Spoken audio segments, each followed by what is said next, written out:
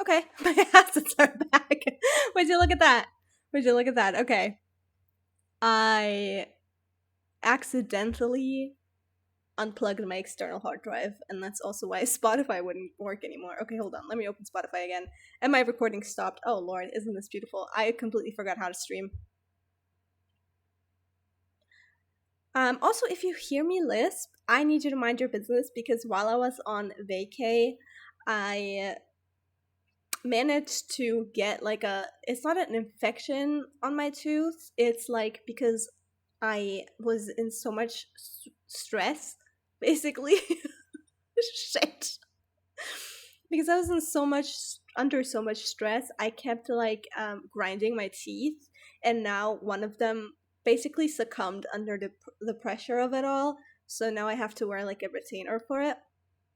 I had to go to like the emergency dentist yesterday. It wasn't fun, and he said that maybe he would have to. Yeah, we would have to make an emergency root canal on Sunday, on the day of the Lord. And I was like, no, thank you. I'll just try antibiotics and ibuprofen. Thank you very much. So I'm on antibiotics and ibuprofen now. It is what it is. Let me start my stream playlist so we can get the show fucking started. Oh Lord, that is loud. Okay. Okay. I took notes, but hold on. I took notes, but I have them on my phone, so I am gonna close VTube Studio real quick, and I'm gonna send the. Being broke is a fucking nightmare. Okay, let me take some screenshots and send it to my Discord.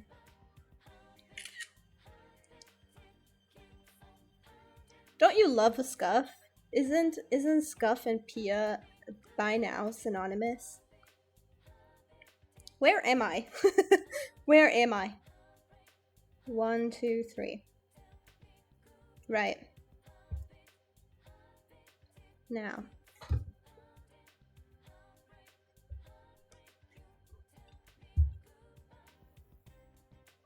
Okay. How about we do you over there? Then have you. No, I don't like this. I don't like this tracking. Okay, there we go. Alright. So now I need to have my notes open. And we get a little bit of story time. Oh my god, I'm so excited. I was so excited to stream when I came back. I came back on Thursday actually. But I just kind of, I don't know why, I was so overworked, and I kind of told myself like just do like just chill for the weekend, you know? Like you can always return to streaming a bit later, and everyone will understand, and no one actually gaffs that much. So I was like, okay, you know what? I'm just really gonna wait until Sunday so I can really miss streaming. But yeah, no. As I said, please don't mind the lisp. I beg of you, please don't mind the lisp. It's from my retainer that I have to wear, and honest to God, it's one of my front teeth, like very front at the bottom. So every time I speak, my tongue brushes my tooth, and it hurts like hell. So with the retainer, it doesn't hurt as much, and I kind of had a choice not to wear it and kind of be in pain during the stream, or have a little bit of a lisp and be able to survive the stream, because I think I'll be speaking for a few hours. Hopefully, we'll see. I do have a 2-hour video queued that we can maybe watch. I don't know. It's the Mujin video. I saw it on Vacay. It was released while I was on Vacay, and I really wanted to wait until I'm back to watch it, even though I followed the entire Vshojo situation live. But it would be nice to like see it compiled, all of it, you know? I don't know. Let's see. I also haven't watched the T1 versus Nongshim game yet, so maybe we'll do that later. depending on who wants to watch what. But anyways, let's get into the story time. Oh my god, I'm so excited. I'm so excited. Okay. So, first of all, I was in a 4-star like resort, like a hotel. And this music is a little bit, wait a minute. Cheery video game music.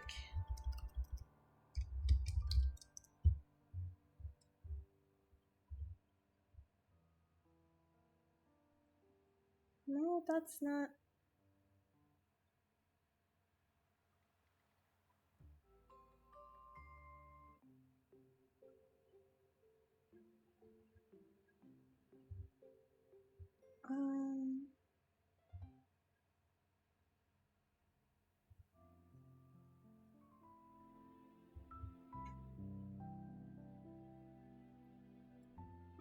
Do I fuck with this? I don't know. I don't think.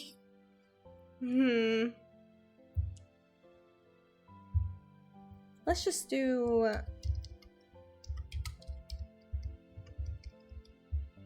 Let's just do this.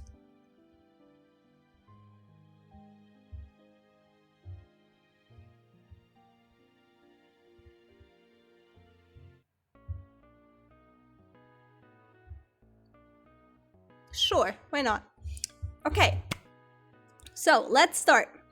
I was in a 4-star resort with my mama. We went together, and it was kind of last minute because I was so burnt out from work. Like, I was genuinely just like a walking corpse.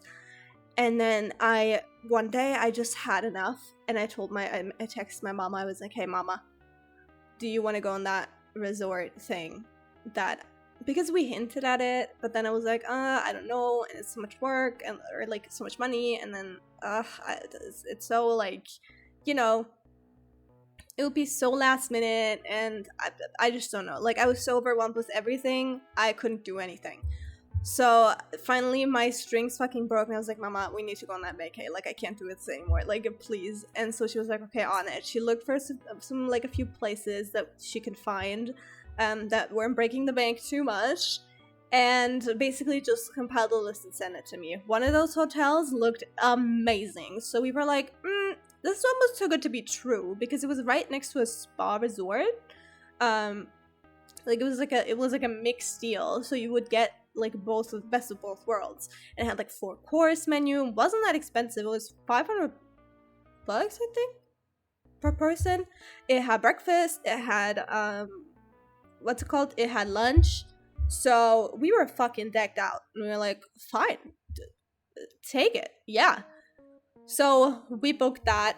I was very excited. It was, in fact, so last minute that my boss was still on vacay while I was deciding this, and so I basically had no one to approve my PTO. But we got it sorted, and my colleague just approved it for me, because he was like, you're dying in front of me. You need to go. And I was like, I agree.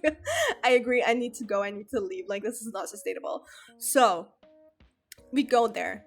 First things first, my mama keeps like looking at hotels after we book it, right? Like, because she just wants to have a gander. She wants to have a look. And then she sends me hotels that are like 1,000 to 2,000 euros per night. And I'm like, wow. I mean, don't get me wrong, the hotels look amazing, and she just sent it as a joke, but I was like, holy shit, bro, like, this is truly everything that you need. But hey, I mean, that's nothing I can ever afford, so we're not even, I mean, it's nice to daydream. Me and my mama daydream all the time what we would do if we win the lottery, so I guess add that to the list. But the thing is, we arrive at this hotel, and everything's way too fancy. I'm not used to it, right? I come from poverty. I'm not used to fancy. It's my first time having like a semblance of money and like doing semi well, where me and my mama can like afford shit. So I'm just like, I'm overwhelmed. I don't know what to do. I don't know how to act. I feel like everyone knows that I'm poor. Like I feel like every time I am in like a fancy establishment or like in a situation that calls for fanciness and like money, I just am like a fucking elephant in a china shop. Like, it's so bad. I don't know how to act. I start acting awkward. It might be the tism. I don't know. I'm just not made for it. So I'm just like, they invited us for like champagne as we checked in, and we were like, sure. I mean, sure. And then like, I don't know. The 4-course meal was so fancy. The room was so fancy. Everything was so fancy. And I was just like, during the dinner, oh my god. Don't get me wrong. I was kind of enjoying it because I never showed better table etiquette and table manners in my life.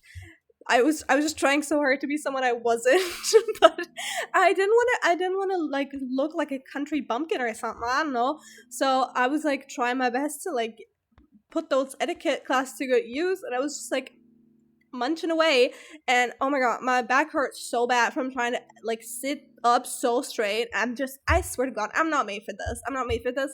By day 4, I gave up the act because at this point the cat's out of the bag. Like, you don't need to act anymore. Everyone's seen through you, because the way we acted, it's not like we did anything, but it's just like, it's so obviously and painfully clear in comparison to the other guests that were staying there that we were not of the same tax bracket. But whatever, we paid for it anyways. Hey, what else do I have? The waiter kind of pissed me off because he was being so like weird about certain things, and I don't know, it just didn't read good service to me, which, you know, I don't let me be the fucking person to judge the quality of service of anything. I mean, we just went over a whole 5-minute spiel on why I'm not that, but I don't know. I just like, he filled up water for us, and I took my glass of water and put it next to him to fill up my side as well, and or like my glass, and he just took the glass, put it back in its original spot, went around the table, and then filled in my glass. And I was like, are you trying to embarrass me right now? Like, you could have just filled up the glass. Like, why did you have to do all of that? And then he kept asking questions when we didn't finish the food, which I just find a rude thing to do. Like, I don't know. If people question other people on whether or like why they didn't finish a certain food, you're immediately on my shit list and you're gonna die in 7 days. That's basically my take on it.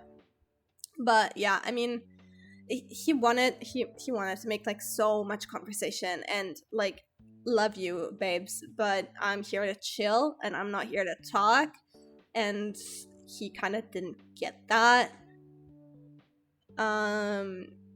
Even though we were mid-eating as well. So that was kind of ox, and then we sat in a different room for like day 3 and 4, I think, and he still didn't get the hint, really. He got it a little bit, but he came up to us again and was like talking to us, because he also spoke Turkish. So he was like, I have never seen Turkish people here, and we were like, yeah, we didn't see them in like the swimming area either. And he was like, yeah, not in the swimming area, they're just not here. So like, this is the first time we've spoken Turkish in a while, and we're like, oh, okay. And I think that's got him excited, which I can understand.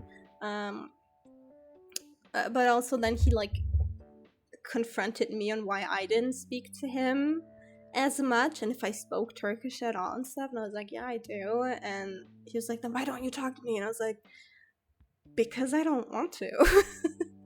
And then my mama had to step in, and she was like, yeah, no, I'm not allowing my daughter to talk to a man, basically. And I was like, you know what, sure. I'll take it, mama, thank you. But yeah, as I said, I wanted to be completely off the grid, which I didn't manage completely, but at least what I did do is I put a time on all of my apps, like all of my social apps, for 0 minutes and 0 seconds. So I was basically, every time I opened them, And let me tell you, the muscle memory for opening like WhatsApp, Twitter, Blue Sky, like everything, is bad. And that's not something I can fix in a 4-day span with a 0-second timer. That's something I'm gonna have to work on. I don't know, a different day, different time. But yeah, no. I was watching a lot of like streams, and I was like watching a lot of videos. Oh my god, my voice. I was watching a lot of videos. Thank you. I was playing a lot of Uma Musume, and no, I didn't finish a single career. Absolutely not. It fucking pissed me off. But I read Percy Jackson as well. That's what I did. Before I went on vacay, I was talking about like, oh, I worry that Percy Jackson's not gonna be enough because I read ORV in like 3 months, blah blah blah. Bitch, do you think I even got through the first book? I got like the complete series on my Kindle. I don't think I even got through the first book. I think I'm at the part where the gang just gets to the underworld. Like, literally is just arriving. They just met Karen. So I'm like, The thing is, I had a lot of other shit to do. I was swimming a lot, and I also got my first massage, which was kind of banger. Like, it was so good. Dude, I think it got me hooked. Like, I never had a massage before in my life, and I was kind of nervous to get one. But my god, it had me hooked. It was so good, and she knew exactly which spots were sore, which I kind of could figure that people can tell. Like, because I'm genuinely so... there is no tighter back than mine. Like, these muscles have never known a day of peace. Ever. So I'm just like, there is one spot on my back that sometimes really riots when I'm like driving or doing like a specific, I don't know, movement, let's say, that genuinely knocks the wind out of my lungs. Like, that spot hurts so bad, and she managed to, I want to say, like 80% cure that spot, and she paid special attention to it even though I didn't even mention it. So I was kind of glad that you could tell, but also kind of not glad that you can tell that much, So yeah, but that was amazing. It was only a 20-minute massage and it cost me like $30, which was kind of nice. I don't know how much they cost normally, but that one was kind of nice. I can recommend it, even though I'm not telling you where I was, but let's see what else I have. Right. I think our hotel used to be a mental hospital, like, no shade, but honestly vibes. Like, I've been in a mental hospital, I've been in the ward, I've done my time, and at first I was thinking hospital, but then I realized that, like, the doorways and, like, the hallways aren't big enough to fit, like, hospital beds, which I guess would also make it not feasible for a psych ward. So I'm guessing what I was thinking was like a getaway kind of thing, like what do you call it in English? In German it's Kur. Kur English. Yeah, Kur. Like a treatment center, like a rehab center, but not for like addiction rehab, just for like, sometimes like for women and children, maybe. I don't know, the hallways and shit just gave vibes. It didn't give vibes of a hotel, you know what I mean? Like, sometimes, like, you can just tell when a building was built for the purpose of this building, but I didn't get the feeling from that. I got the feeling of like a getaway, like a rehab getaway. So, but again, honestly vibes, they did a great job of like repurposing it, if it truly was that. I cannot say that I looked up the history of the place, so this is all just speculation, but I got the vibes and I was vibing with it. So that was kind of that part. Oh, there was a gym, because I said it was connected to like a pool area, and it was connected through like an underground tunnel kind of thing, which was kind of vibes. Like, I was kind of fucking with it, but by day like 2, honestly, the underground way was way more complicated and way more like strenuous than just walking outside. So me and my mom would just like put on our bathrobes and just walk outside to the pool area. So we did that. But the pool area also had like a gym. So I went to the gym there, which I'm very glad about, or like happy about, because I honestly miss going to the gym, but I couldn't go for a while now because, for one, it was way too hot. There is no air conditioning, and I'm heat intolerant severely. And point two, after the heat subsided a little bit, I was so burnt out. I basically did not have the energy to basically even cook for myself. So I'm not going to the gym. But I was like, okay, I'm on a retreat. I'm doing well for myself. I'm gonna go to the gym, and it was very fun. And they had very nice machines that I usually don't get to use because my gym either one doesn't have them, or two, it's in, most likely it's in the area where the men's changing room is, which means it's just flooded with men and there's basically no women there, and I don't like to be around men, so I'm not going there. So I'm not going there, and I'm not able to use the machine, even though my doctor said it would be very good for me. My not my orthodontist, that's not the word. Whatever, fuck it, you don't need to know. Shut up. No, it's showing up. Oh, it's gone. Right. Let me see. Oh, right. I went to the gym, right? And it was just like full of old people. And I was kind of jealous of, like, I was thinking about it. I was kind of jealous of people who have old people gyms. Like, genuinely and truly.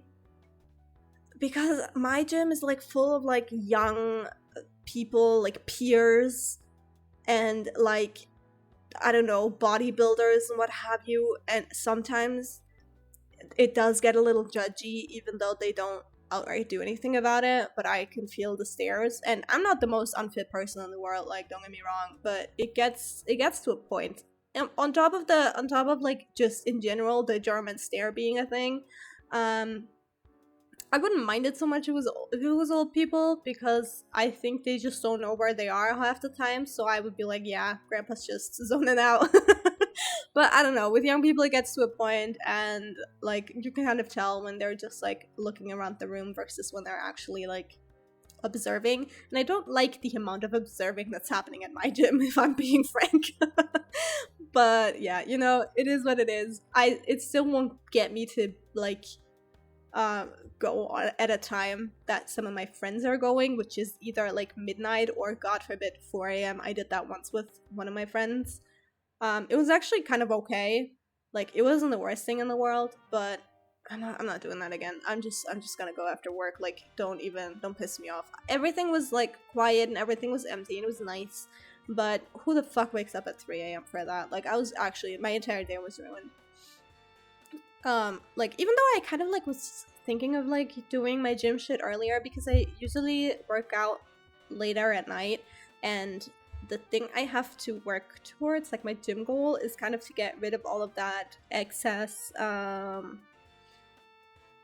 cortisol fat that I had, because I had like a hormonal imbalance and blah blah, and I had to take meds for it, and then I gained like, what was it? What's 20 kg? It's 20 kg in pounds. That in 6 months, which was actually necessary because it's dangerous and underweight, whatever. So yeah, but now I just have like a little bit of excess fat in some areas because of the meds, and I would just like to like lean that out, and in general just build a bit more stamina, because oh lordy lord, smoking for 10 years and getting a PE fucking doctor's note is not the way to go for your stamina in your 20s. Let me tell you, it's really bad. Yeah, I smoked for 10 years. I started when I was 13 and I stopped when I was 23. I stopped once in the middle of that for like 8 months, and then I started again because I started my apprenticeship. And then I stopped again. Yippee! And now I'm, what am I? 2 years? I'm 2 years. I'm 2 years smoke free. Yeah, and I don't plan on starting again. Because that shit stinks. I'm not gonna lie, it stinks.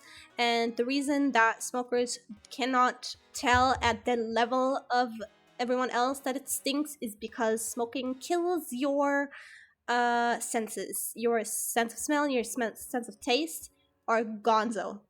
Gonzo. I had to retrain my spice tolerance after I stopped smoking. Because I just couldn't do it anymore. It was too bad. Anyways. So yeah, I kind of want to build my stamina up and also lean up a little bit, or lean out a little bit. So yeah, that's kind of my gym goals. A little bit of a tangent, fucking hell. But yeah, I went to the gym there and it was actually like really nice. The pool area had, I will list, a training pool for like swimming that was very cool that I didn't go into. A normal outside pool that was a little bit warmer, but still a bit cold. Lazy river that was the same temperature as the other outside pool, with provided pool noodles.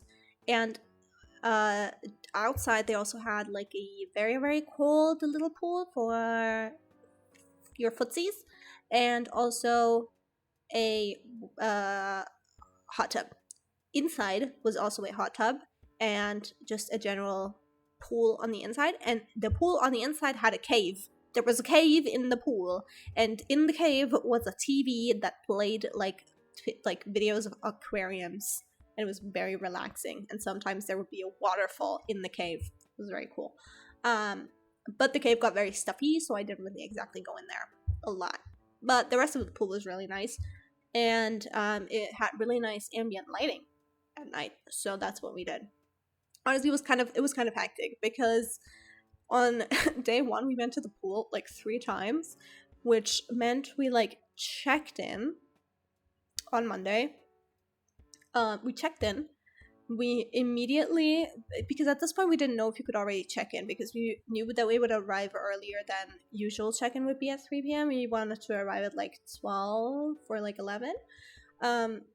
So we were fully ready to just like park or shit in the lobby and take our extra bags that we packed beforehand and just go to the pool before we were able to check in. But then the room was ready already, so we were able to check in already. So we went to the pool, we got ready for the pool.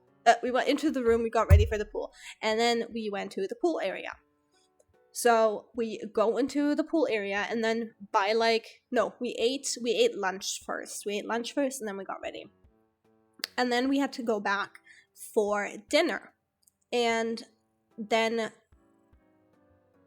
oh, right, we had to go back 3 times because I was like, what do you mean 3 times? Because it was only dinner and then you went back to the pool. No, because guess who fucking got their period the second they arrived? Me. We arrived, I'm telling you, I went to the bathroom before we left, and I was like, honest to God, if I get my period now, then it's GG. But if I don't get it now, I won't get it during this week. Like, forget about it. Like, the universe cannot be that cruel.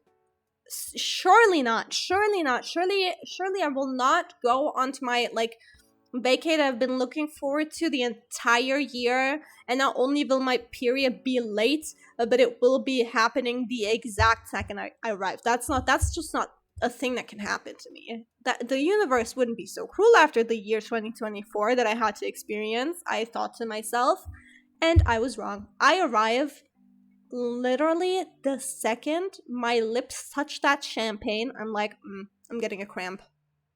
That cramp feels a little bit like a period cramp, but I've had those before, like a week or 2 before, where I had like a little bit of a cramp and nothing happened, to my dismay. But I was like, maybe it will happen again, because again, the universe cannot possibly be that cruel. Wrong. I go up to my room. I got my period.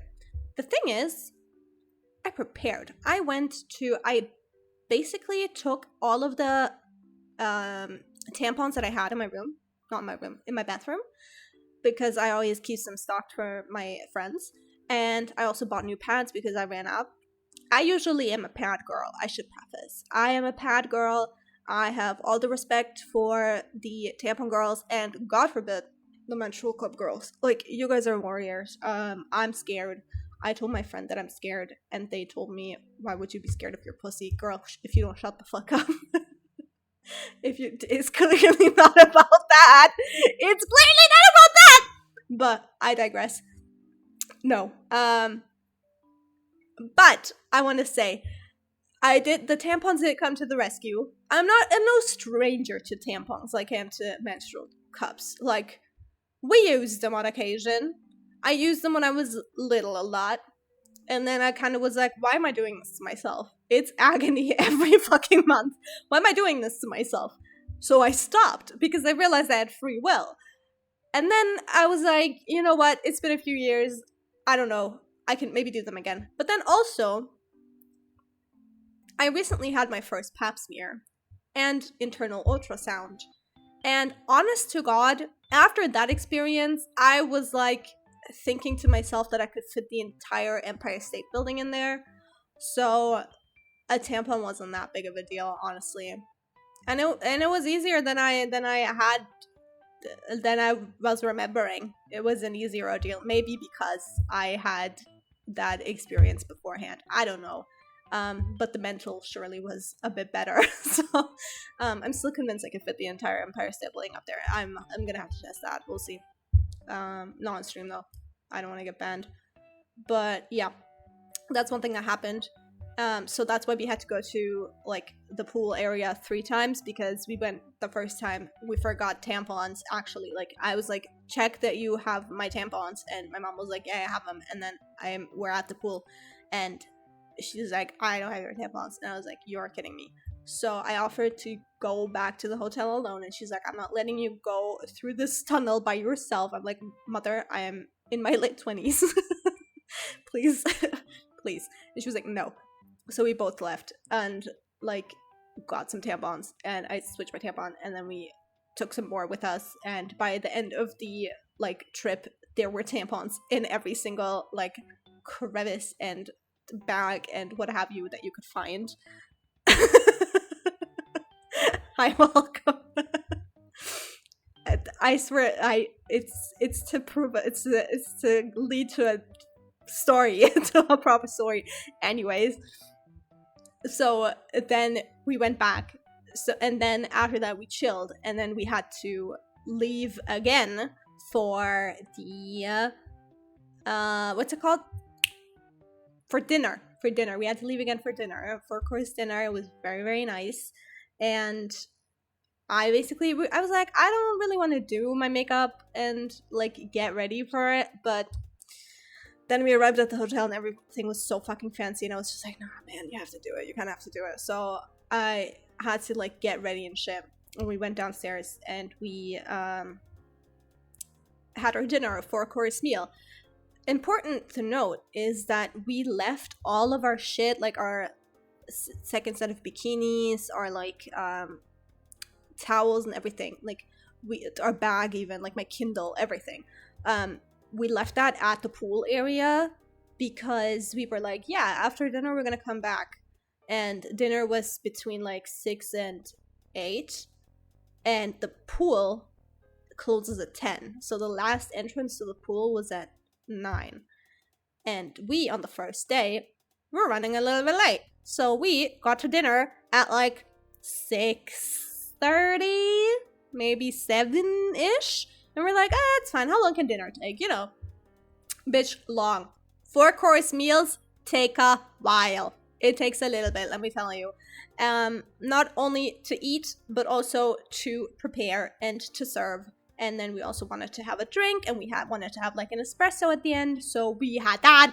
And then by the time we realized what time it was already 8:50 or like 8:45. And I was like, mother, we only have 15 minutes to go back up to our room, change, and get back to the pool area. Mind you, my mama has a bad leg. She can't walk that fast. She has a bad leg and a bad hip, which she both got replaced, but one is still healing, and the other is kind of not the best, not the ripest fruit anymore. So I was like, Mama, do you think you can do it? Like, can you manage? And she was like, I'm gonna have to because our shit is there. And I'm like, well, yeah, but I can, like, I don't know, maybe run over and get it. And she was like, no, I'm not letting you go alone. I'm like, Mama, I'm in my late 20s. Like, please, I'm pushing 30. I can get some towels from the pool area. It's fine. And she's like, no, we're going. She's like, I want to go. I want to swim. I'm like, okay. So we went. We basically ran. We ran through the tunnel, and by the graces of God, we arrived with, like, honestly, a lot of time to spare. Like, we had like 10 minutes to spare. We got everything done in like 5 minutes. To this day, I don't know how, but don't ask me. It just happened. So the only issue was that day, my mama was so tired and she was in so much pain. She had to pop so many ibuprofens, and then when she went to shower, I basically had to, like, drag her out of the bed after her shower to dry her hair or she would get sick. I kept, like, I was on my phone. I was watching either Kenji or Keiso. I don't remember. I was playing Lumus Man. It was every 10 minutes. I was like, Mama, do you want to dry your hair? She's like, no. I'm like, okay, I'll ask you again in 10 minutes. She's like, okay. I'm like, Mama, do you want to dry your hair? She's like, later. I'm like, okay. Like, by the time she dried her hair, I think we got out of the pool at like 10 p.m. something. And then, like, get ready for, like, go back to the hotel, get ready for bed. Like, I had to shower. I had to do all my routines. And then she went to shower. By the time that bitch dried her hair, it was already, like, 2 a.m. Oh, man. But, yeah, no, after that day, she kind of, like, was hardened by hardship, I would say. And she was like, you know what, this is a cakewalk. My leg doesn't even hurt because, like, we swam so much, we walked so much. I think it shocked me into place. I was like, hell yeah, dude, if it gets the job done, like, I don't mind. I'm happy for you. So yeah, that was day one, kind of. But also I realized, like, during my stay, I was kind of happy that it wasn't that long, because I'm not a hotel gal. I'm not meant for the hotel life. I don't think I'm a jet setter. I'm a home sitter. That's kind of the realization that I came to during this trip. Which, don't get me wrong, it was nice, and I did enjoy, like, not having to worry about anything. But I don't know. By day 4, I was like, yeah, I'm kind of ready to go home. I don't know about you. Because we were thinking about the last day, like, checking out and still chilling at the pool for the rest of the day, because that's something we could do, something that the hotel offered. And then we just, like, gave back the keys to the hotel at the end, to the pool area, I meant. So that was kind of the plan from the beginning, arrive a little bit earlier, enjoy the pool, leave a little bit later on the last day, still enjoy the pool. But then by, like, day 3, we were, like, kind of maybe because we overdid it, because we knew we were only going to be there for, like, 4 days. So we overdid it hard, like, really hard. But, like, by day 3, we were like, yeah, I'm kind of sick of this place. Let's fucking go. Like, I don't need to be here another day. I'm kind of sick of chlorine. I'm kind of sick of the pool. Like, if only thing, I would just stay there to, like, chillax a little bit more, but it doesn't have to be in a pool, and I can chillax at home. So let's just go home, honestly, because I was kind of missing home. So that's what we did. We didn't stay for Thursday afternoon at the pool, so we just left, which was, I think it was a perfect amount of vacay to experience. What else do we have here? Right, the period story I already told. Oh, right. I forgot my shampoo. Don't ask me why. I forgot my, like, basically everything for my actual, like, shower care. I just forgot to pack that bag. I got everything else. I got, like, my foot care, I got my skin care, I got my, like, hair care that wasn't shower related. But I didn't get my shower care. So when I picked up my mama, I was like, did you pack some shower did you pack shampoo and what have you? She was like, well, yes, but only, like, a small travel sized amount, and I have a lot of hair. I have a lot of Middle Eastern hair. And so does my mama, even though she's 60. She still has a lot of hair. And me, personally, my hairstylists rue the day that I show up on their doorstep. Like, they hate me so bad because they're like, I, you have too much hair. I'm like, don't tell me about it. So yeah, I was like, yeah, no, that's not gonna cut it. So when we arrived in the hotel room, and I went into the shower, and I saw a rituals bottle on there, and I read the words 2-in-1 body wash and shampoo. I was never that glad in my life to see a 2-in-1. I was so happy. I was so damn happy. I was like, this is the life. This is what people dream about. It was like an angel descended from the heavens in the form of like a blue rituals bottle. It was amazing. It honestly smelled nice. Can't complain. The shampoo quality, I wouldn't really rate that high, but given that it can also clean your ass crack, I think it was the best it was gonna get. So I cannot say that I really was disappointed by the quality. And it was also rituals, which in my head is expensive, ergo it's good. So I don't know, I was only gonna be there for 4 days. I just didn't want my hair to fall out from the chlorine. So if it gets the job done, and my mom took some like conditioner with her, and that like worked, and it's okay. And I took my body lotion with me, so I smelled nice and everything. It wasn't dry and everything. You know, it was nice. It was nice. I was happy to see it 2-in-1 for once in my life. Right. 4-course meals. I already talked about that. I think the first day it was like some. It had one normal antipasti, and then it had a soup, and then it had your main course, and then it had a dessert, and that was your 4 courses.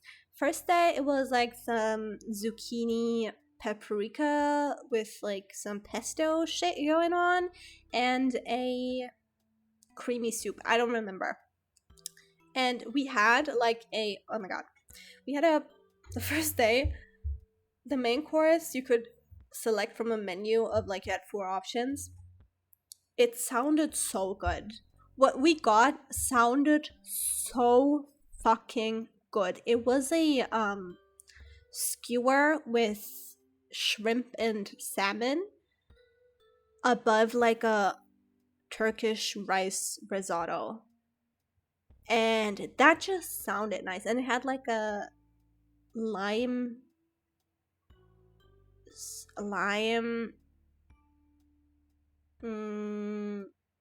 foam something in it. Don't again, it's a little bit too fancy for me. Don't ask me questions, but you get the gist.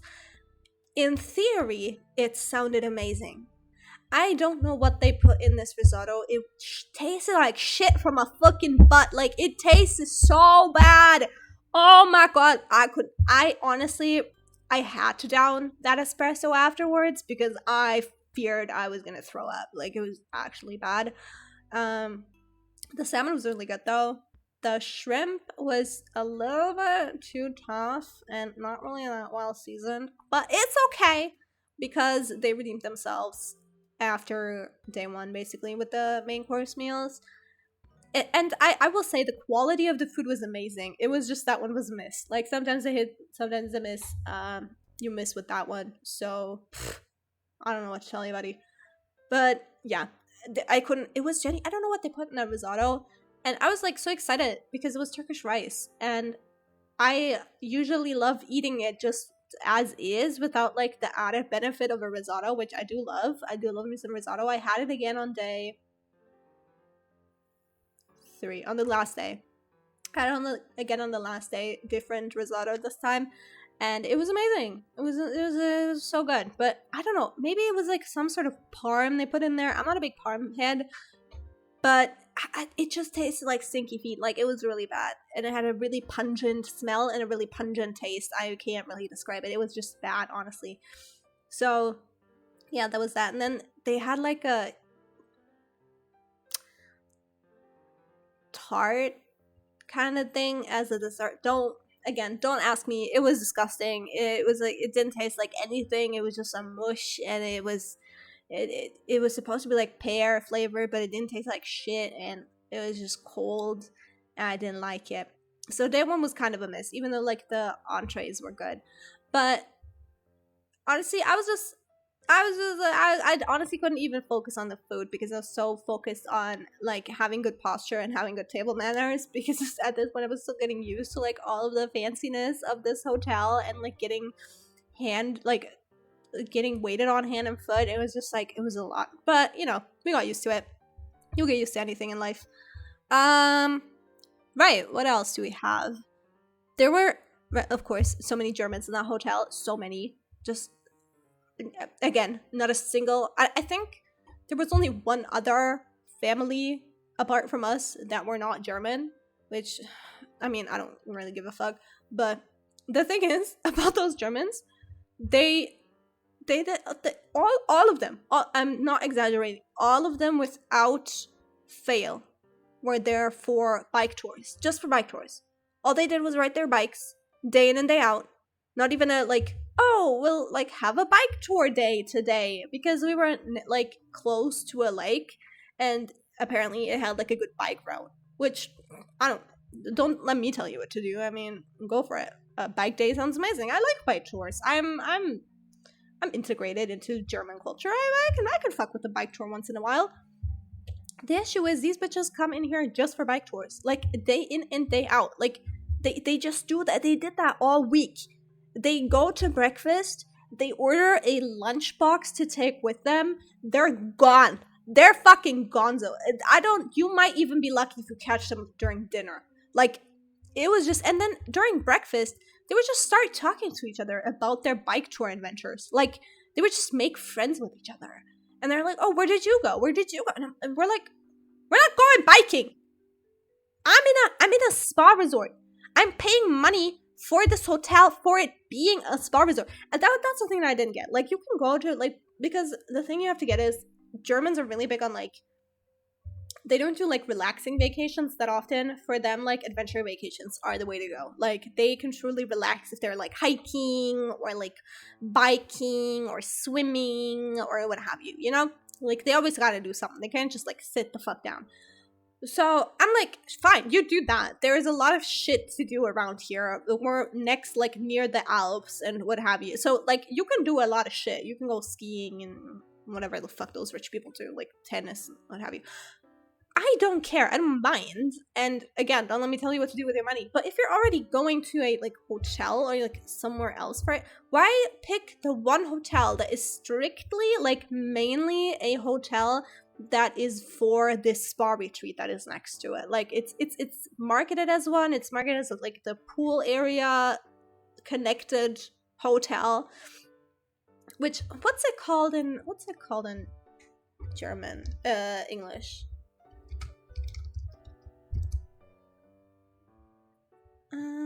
Let's see. Like a thermal bath is what Google is telling me. So, like, you know, it's just connected. Like, this hotel is connected to the thermal bath, and its whole thing is being a thermal bath hotel. So I'm like, why do you pay the up price? Because there are so many, even around us, so many other hotels and like Airbnbs and like other shit that you can rent. If your goal was just gonna be to bike, like, why would you? I guess it happens when you have too much money where you don't gaff about anything. But why the fuck would you do? I'm getting heated. Whatever. What rich middle class Germans do with their money is none of my business. But like, whatever. Right. I, as you could tell from the beginning of this stream, rediscovered EXO for myself. I don't know what it was. I think it was because before I left the group chat, I was talking about like cunty boy group songs, and people were kind of complaining about it. But in general, can I talk about it? Cunty K-pop playlists are an epidemic that needs to be stopped, because half of you have no idea what the fuck you're talking about, and it's getting to a point. And I have to intervene. Like, someone has to speak up, and it's gonna be me, because what the fuck are you talking about? What the fuck are you talking about? IOI, very, very, very. Like, what are we doing in here? do you mean? If it's camp, which, you know, is also a word that has just been so overused to a point where it's lost all meaning. But in my experience, at least, they got the campy playlists right more often than they do the cunty playlists. But I feel like some of you are just replacing the word campy with cunty, and that's not what we're doing. That's not at all how words work, because words have meanings, and you can't just do that. you can't. Sorry, you can't do that. It is what it is. Words mean things, and we have to at least a little bit abide by their meaning, please, and thank you. Yeah, no, and we were talking about it, and like there were just like, especially for the boy groups. I mean, for the girl groups, you can always make an argument here and there, unless it's a song very, very, very by IOI. Like, don't piss me off, don't get on my nerves. But, you know, so we're talking about it, the group chat's talking about it, and like one of them mentions EXO. I don't quite remember why or for what reason or how, but one of them mentions EXO and being like blah blah blah from EXO isn't in there. And that made me think, what are cunty EXO songs? Because I know those gay bitches have some. Because I know for a fact. Because I used to be. Because I was bumping that shit when I was 15, and I know for a fact that some of them apply. But I was like, let me make a list. Let me make a list. So I went down my like EXO playlist, and I was like, let me see. What do we have? Immediately, I'm like Thunder. No, immediately I'm like Playboy. I'm like Playboy. I mean, it's in the name. Playboy. Right? And then I'm like Thunder. I remember Thunder being cunty as fuck, so I open it, like I start playing it, and I'm like,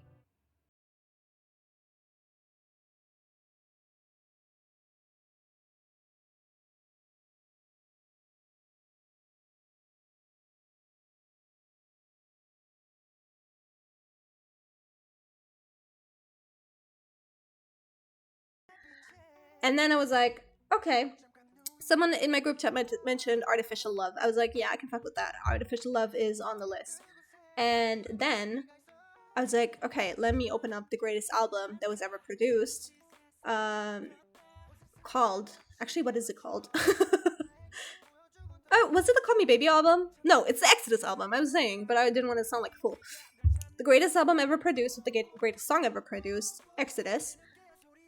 And I was like, let me grab the song. Let me grab Exodus. So I grabbed Exodus. And then I was like, what else? There was another song. El Dorado by EXO from the hit album Exodus. So good. So fucking good. And that basically ended my adventure. But then I was like, I kind of miss those songs. So I added them to my library, to my liked songs, and they've been on rotation for one, my entirety of my like hotel stay when I needed some background music for like literally anything, and two, for when I'm reading my manhwas. Which, let me think, what manhwas am I'm gonna be honest, I finished I don't want to listen to this anymore. I finished The Heroine Turns the Hour, no, the Villainess, sorry. Jesus Christ. The Villainess Turns the Hourglass, and that one was so fucking peak. That shit was so fucking peak that everything else doesn't compare anymore. Like, I think I need to take a break from Villainess manhwa and like transmigration and regression and what have you manhwa, because I don't think anything can get on that level anymore for me. And I've already read the bangers. I've read all the good ones. I got all the peaks out of the way, which leaves me with nothing, basically. But, you know, I'm going through my list of, like, to reads, and I'm looking at their ratings, and I'm seeing, I want to read all of the ones that have, like, a 9 point something something rating. Because they have never done me wrong this far. I have always had a good time with them 9+ ratings manhwas. Like, they don't do me wrong.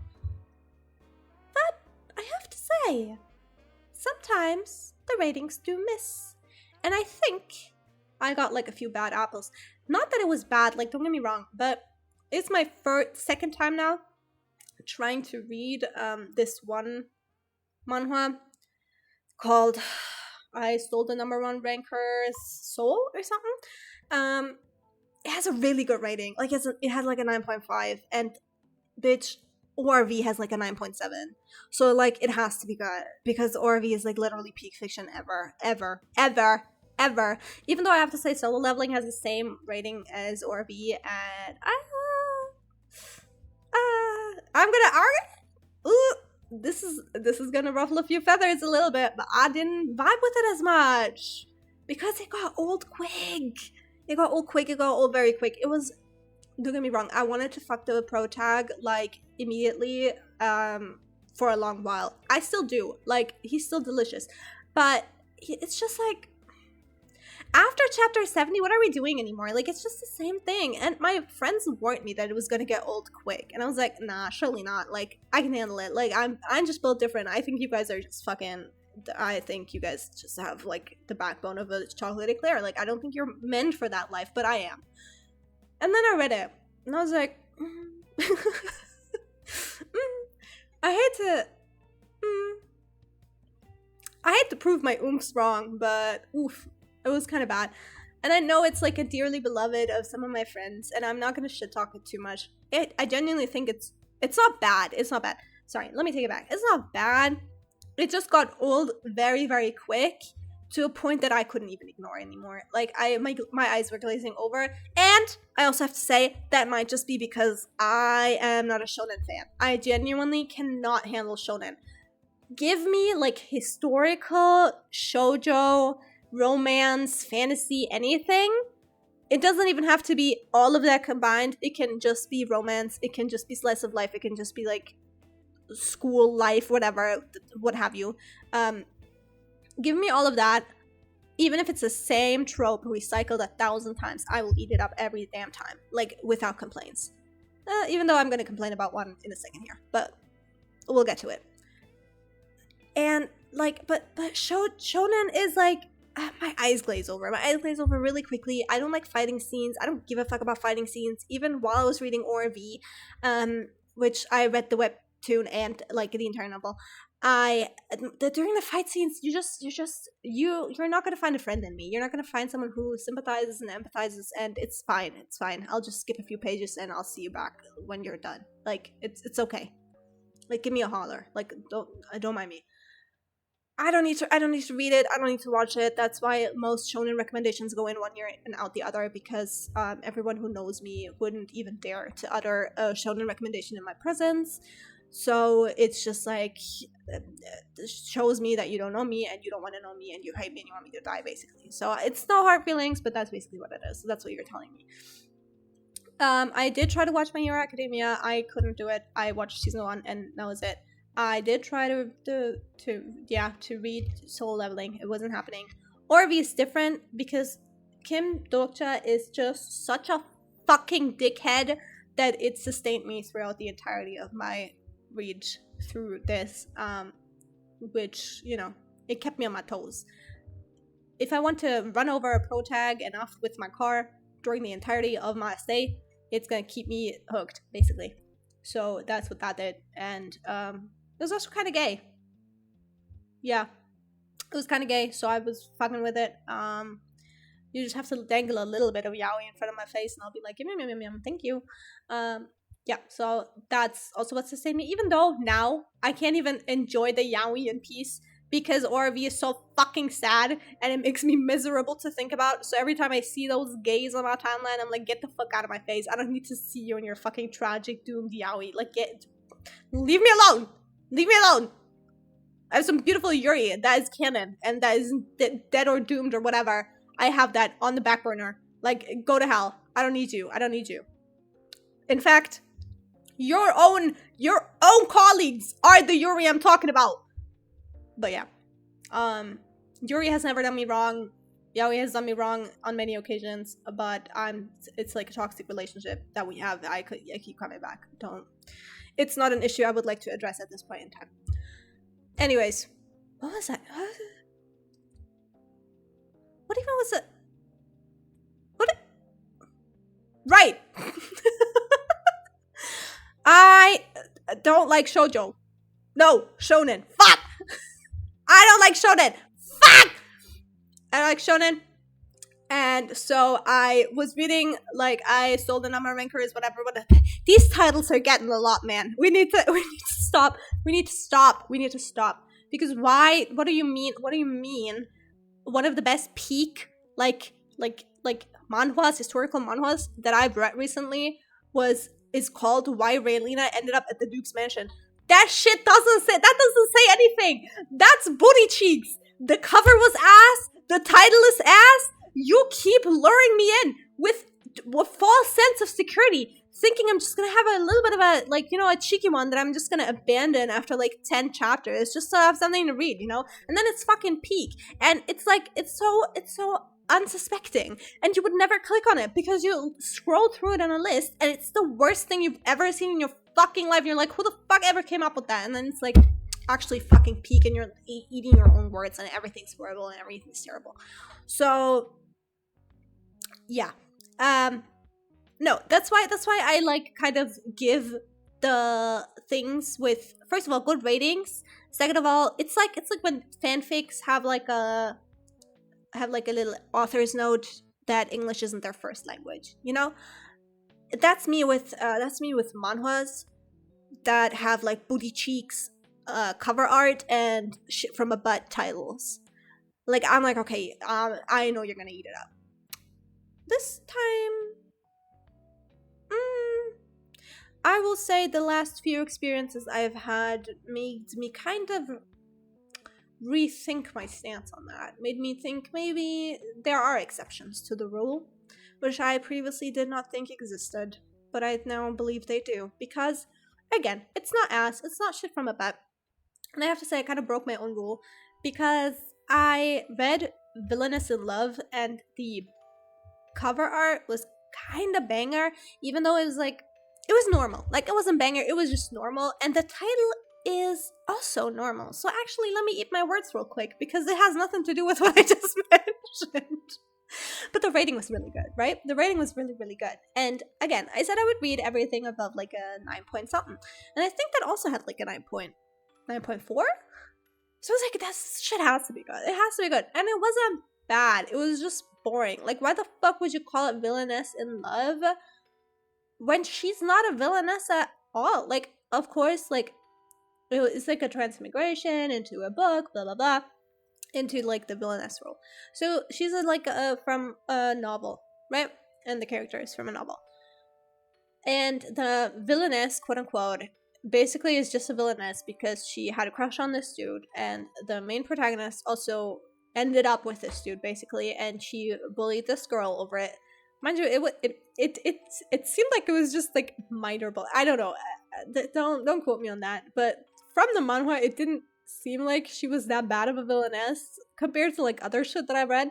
And then she got killed by her ex-boyfriend for it. So I think, to be fair, they kind of glossed over it a little bit quickly at the beginning. But even then, like, during the entirety of the manhwa, she has not done a single thing to this girl that would even hint at her being a villainess. Like, she's just an amazing person. Like, she's just an amazing person, and she's just so cool, and everyone wants to be her friend, and she's just so unapologetically herself, and everyone loves her for it, and she has so many fans. And like, even the main protagonist, who was supposed to end up with this dude she had a crush on in her past life, or like in the novel, like, that dude ends up loving her and whatever, and it's just lovey-dovey. It's okay, but like, it's not a villainess manhwa, I wouldn't say.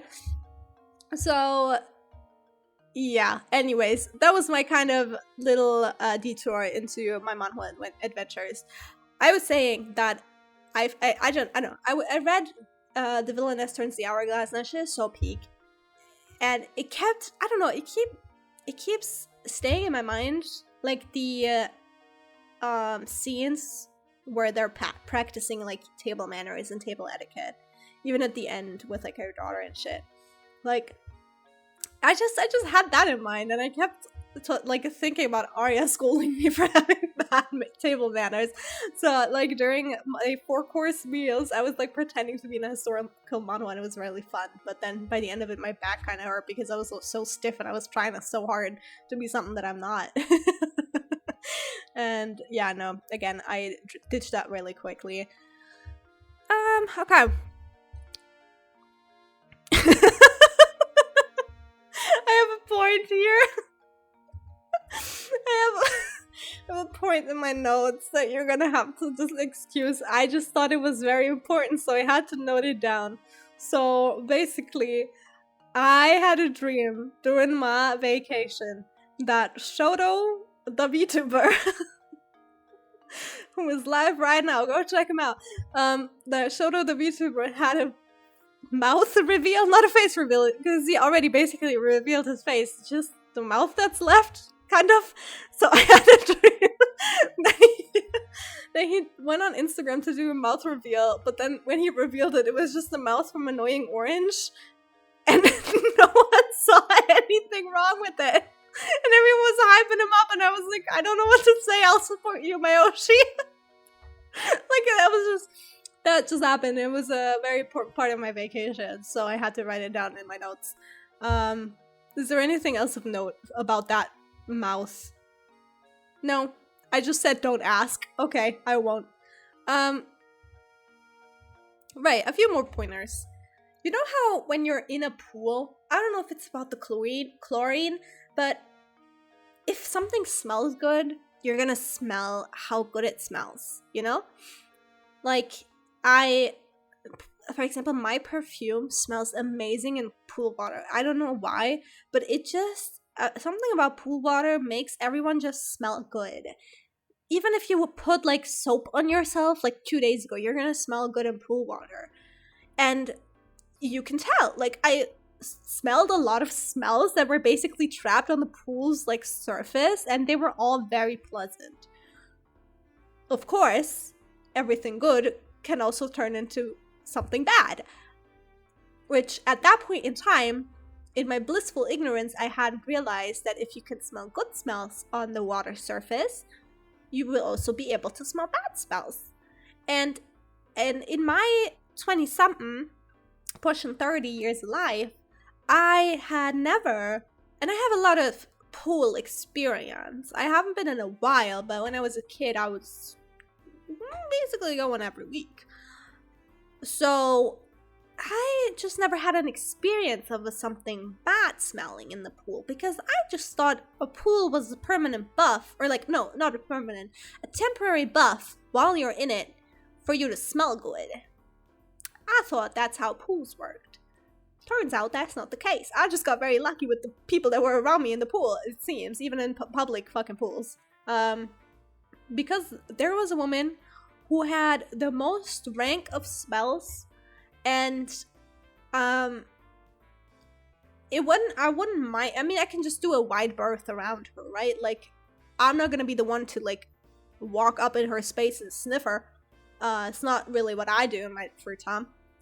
But the issue is, it carried and it lingered, and I didn't like that a lot.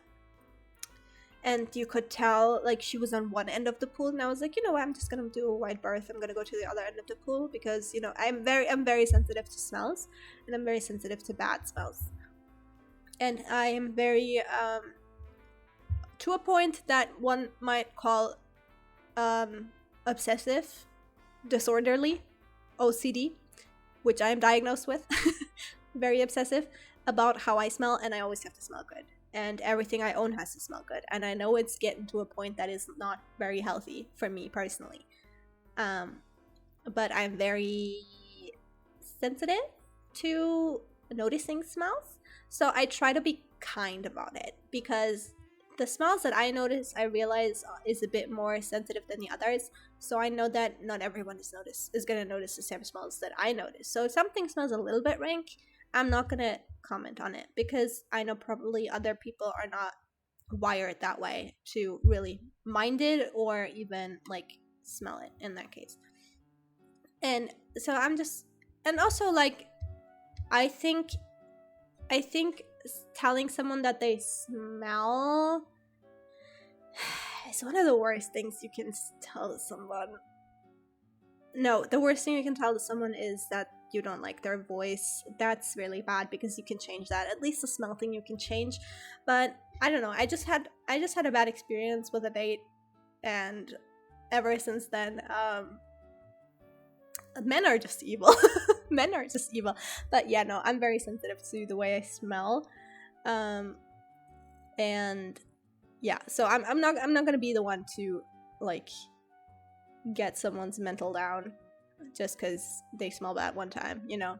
If it's chronic to a point that it's worrying, I'll, you know, say something about it or like offer something to fix it.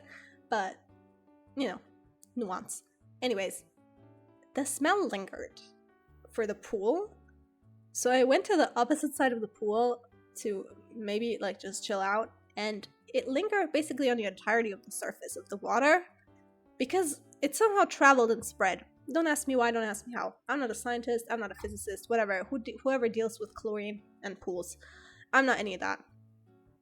But it spread, it lingered, it multiplied, I would say. And it wasn't pleasant, no. And I had to get out of the pool and kind of like reset my nose. And I read some Percy Jackson, and that was fine. But yeah, thankfully there was only one time or like one day where I really had a bad experiences with smells in the pool, but that gave me like a realization that anything can happen in this world, and you can't take anything for granted, and the world doesn't give you shit. So anyways, moving on to the next point, I said I don't want kids because I don't like kids activities. Why I wrote that down eludes me, probably because there were a lot of kids, and I am coming around on the idea of children. I'm gonna say it, I'm not the biggest fan of children. Not in like a all kids should die way that some people are, which is a little bit embarrassing, but I also think that you guys severely overestimate the malice that people who don't like children show to children.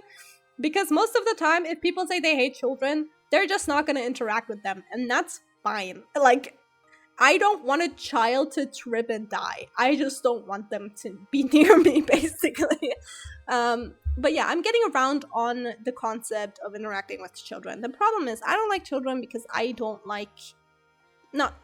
that's a wrong start of the sentence. I don't like children because I don't know how to interact with them. I'm so bad at interacting with them. I don't know what it is about me. Every time I'm face to face with a child, every ounce of like normal human interaction leaves my body, and it's like, oh, Pia, just treat him like an adult. I can't. Okay, I don't know how. There is a mental block in my head.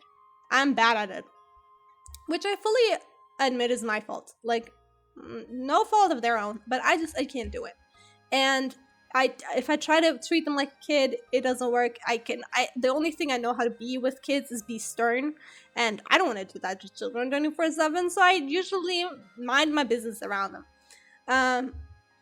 But yeah, I'm kind of getting around on the idea of kids, of like talking to kids, because I got a nephew now, and it's kind of nice to talk to him because it's kind of silly. I mean, he's 6 months old, and I don't talk to him that often because I don't talk to my cousin that often. But he's a cutie. When he comes to visit, I'm gonna I'm gonna eat him up. But yeah, so I'm kind of getting around on it, and also like, you know, having a dog before, like having a puppy before, even though it was not that long lasting. But having a puppy is kind of like having a baby, and that experience kind of turned me into a mother. So I was like, yeah, I can understand how a kid would feel, kind of, minus the pushing the fat head out of my coochie part. But yeah, other than that, everything's basically motherhood. So yeah, after that I was kind of like, yeah, okay, cool. But then I was at the pool, and again, it was like a thermal whatever, and it was like a public thing that was just attached to the hotel. Public people could come there too and just pay for entry. So they did that, and there were a lot of children because it's the summer holidays right now, and a lot of families. And I didn't mind it that much. Don't get me wrong. I didn't mind it. I knew that there were going to be children. I knew that it was going to be loud. That's why I took my noise cancelling headphones with me, and also some earplugs. I came prepared. I just didn't want to speak. I didn't mind about it being loud, you know? I just wanted to mind my own business, which I did. The thing is, kind of I observed, you know? I looked around. I was a little bit bored sometimes, but that's good. Boredom is good to have sometimes when you're burnt out. And you can just look around and see what you can find and see what you can entertain yourself with. So I looked around, and I see all these parents with their kids, and I'm just like, I don't enjoy kids' activities now that I think about it. I don't enjoy um the hijinks and all of the wow have you that comes with like being a child and having a child and having to entertain that child. So and you know, birthday party. I mean, birthday parties are fine, but like everything's so sticky and like children's attractions are so everything's so high energy and I just could not. I can't. I don't really like that. I'm not really the person for that. So I don't think having kids is something that I would particularly enjoy because I don't enjoy anything that comes with having kids. Like I don't enjoy kids stuff. You know, I don't have fun with kids activities, so I wouldn't have fun with kids. Does that make sense? Anyways, next point. Oh, right. That's the last point, and then afterwards it was just my shopping list. There was one point where we were outside and they were doing tests, like chlorine tests of the pool water. And for that, they took like little measuring cups and kind of just like leaned down and took samples from all of the pools. And you know, the pools were full, so sometimes you would have to just like scoot over so they can take a sample. And I was thinking, man, if I pissed right before they took that sample, would that mean that would I fuck up their chlorine? Would I fuck up their like chlorine measurements? Would the pool be more chlorine heavy because I pissed in it? And it doesn't have to be me specifically in this hypothetical. Let's just say anyone who is next to that person who is taking the samples just starts to piss, right? What are the chances that you would fuck up the chlorine ecosystem of the pool? Anyways, those are some thoughts that I thought of while I was thinking thoughts because I didn't have anything else to do.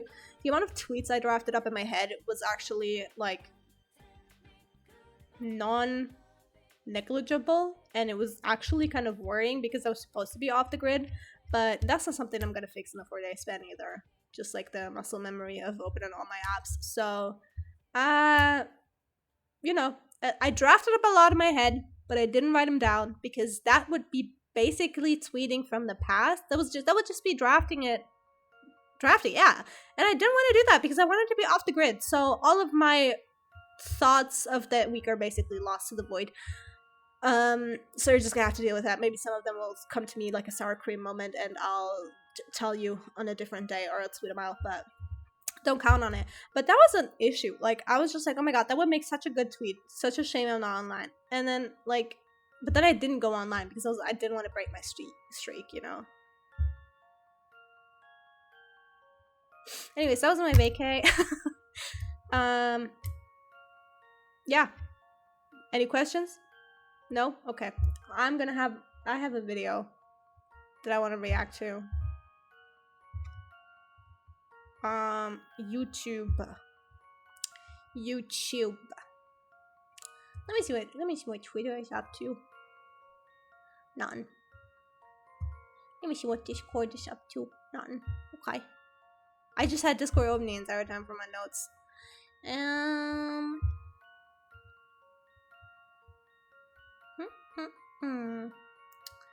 me go to my React Andy screen.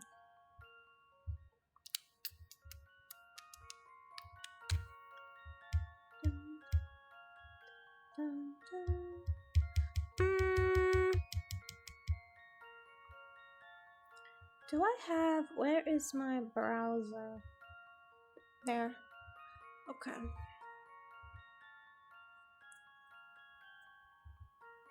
Where is Mujin? Okay. Right. Yep.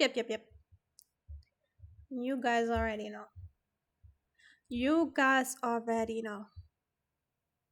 Should that?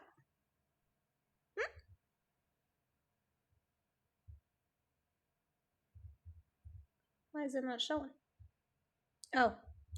Because...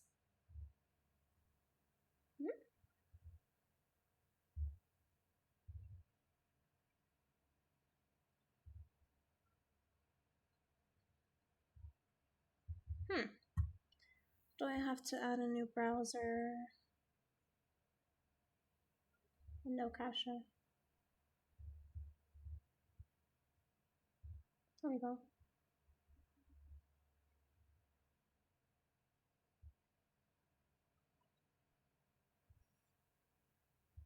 Okay. Window capture. Hi, Mousy. Nope.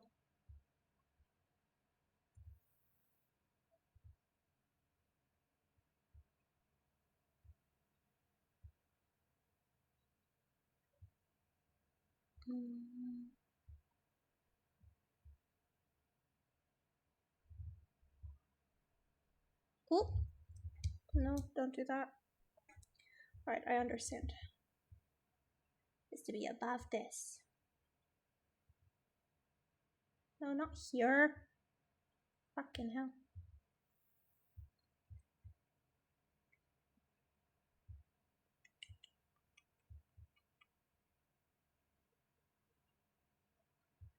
Oh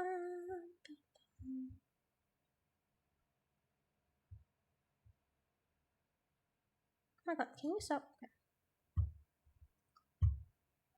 Let's see.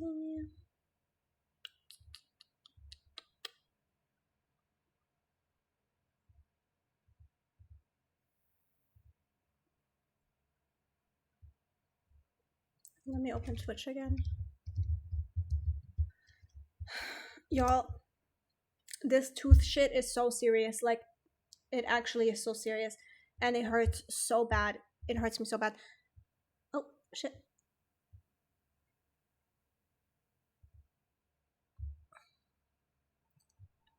How do I get to my stream manager? Create a dashboard.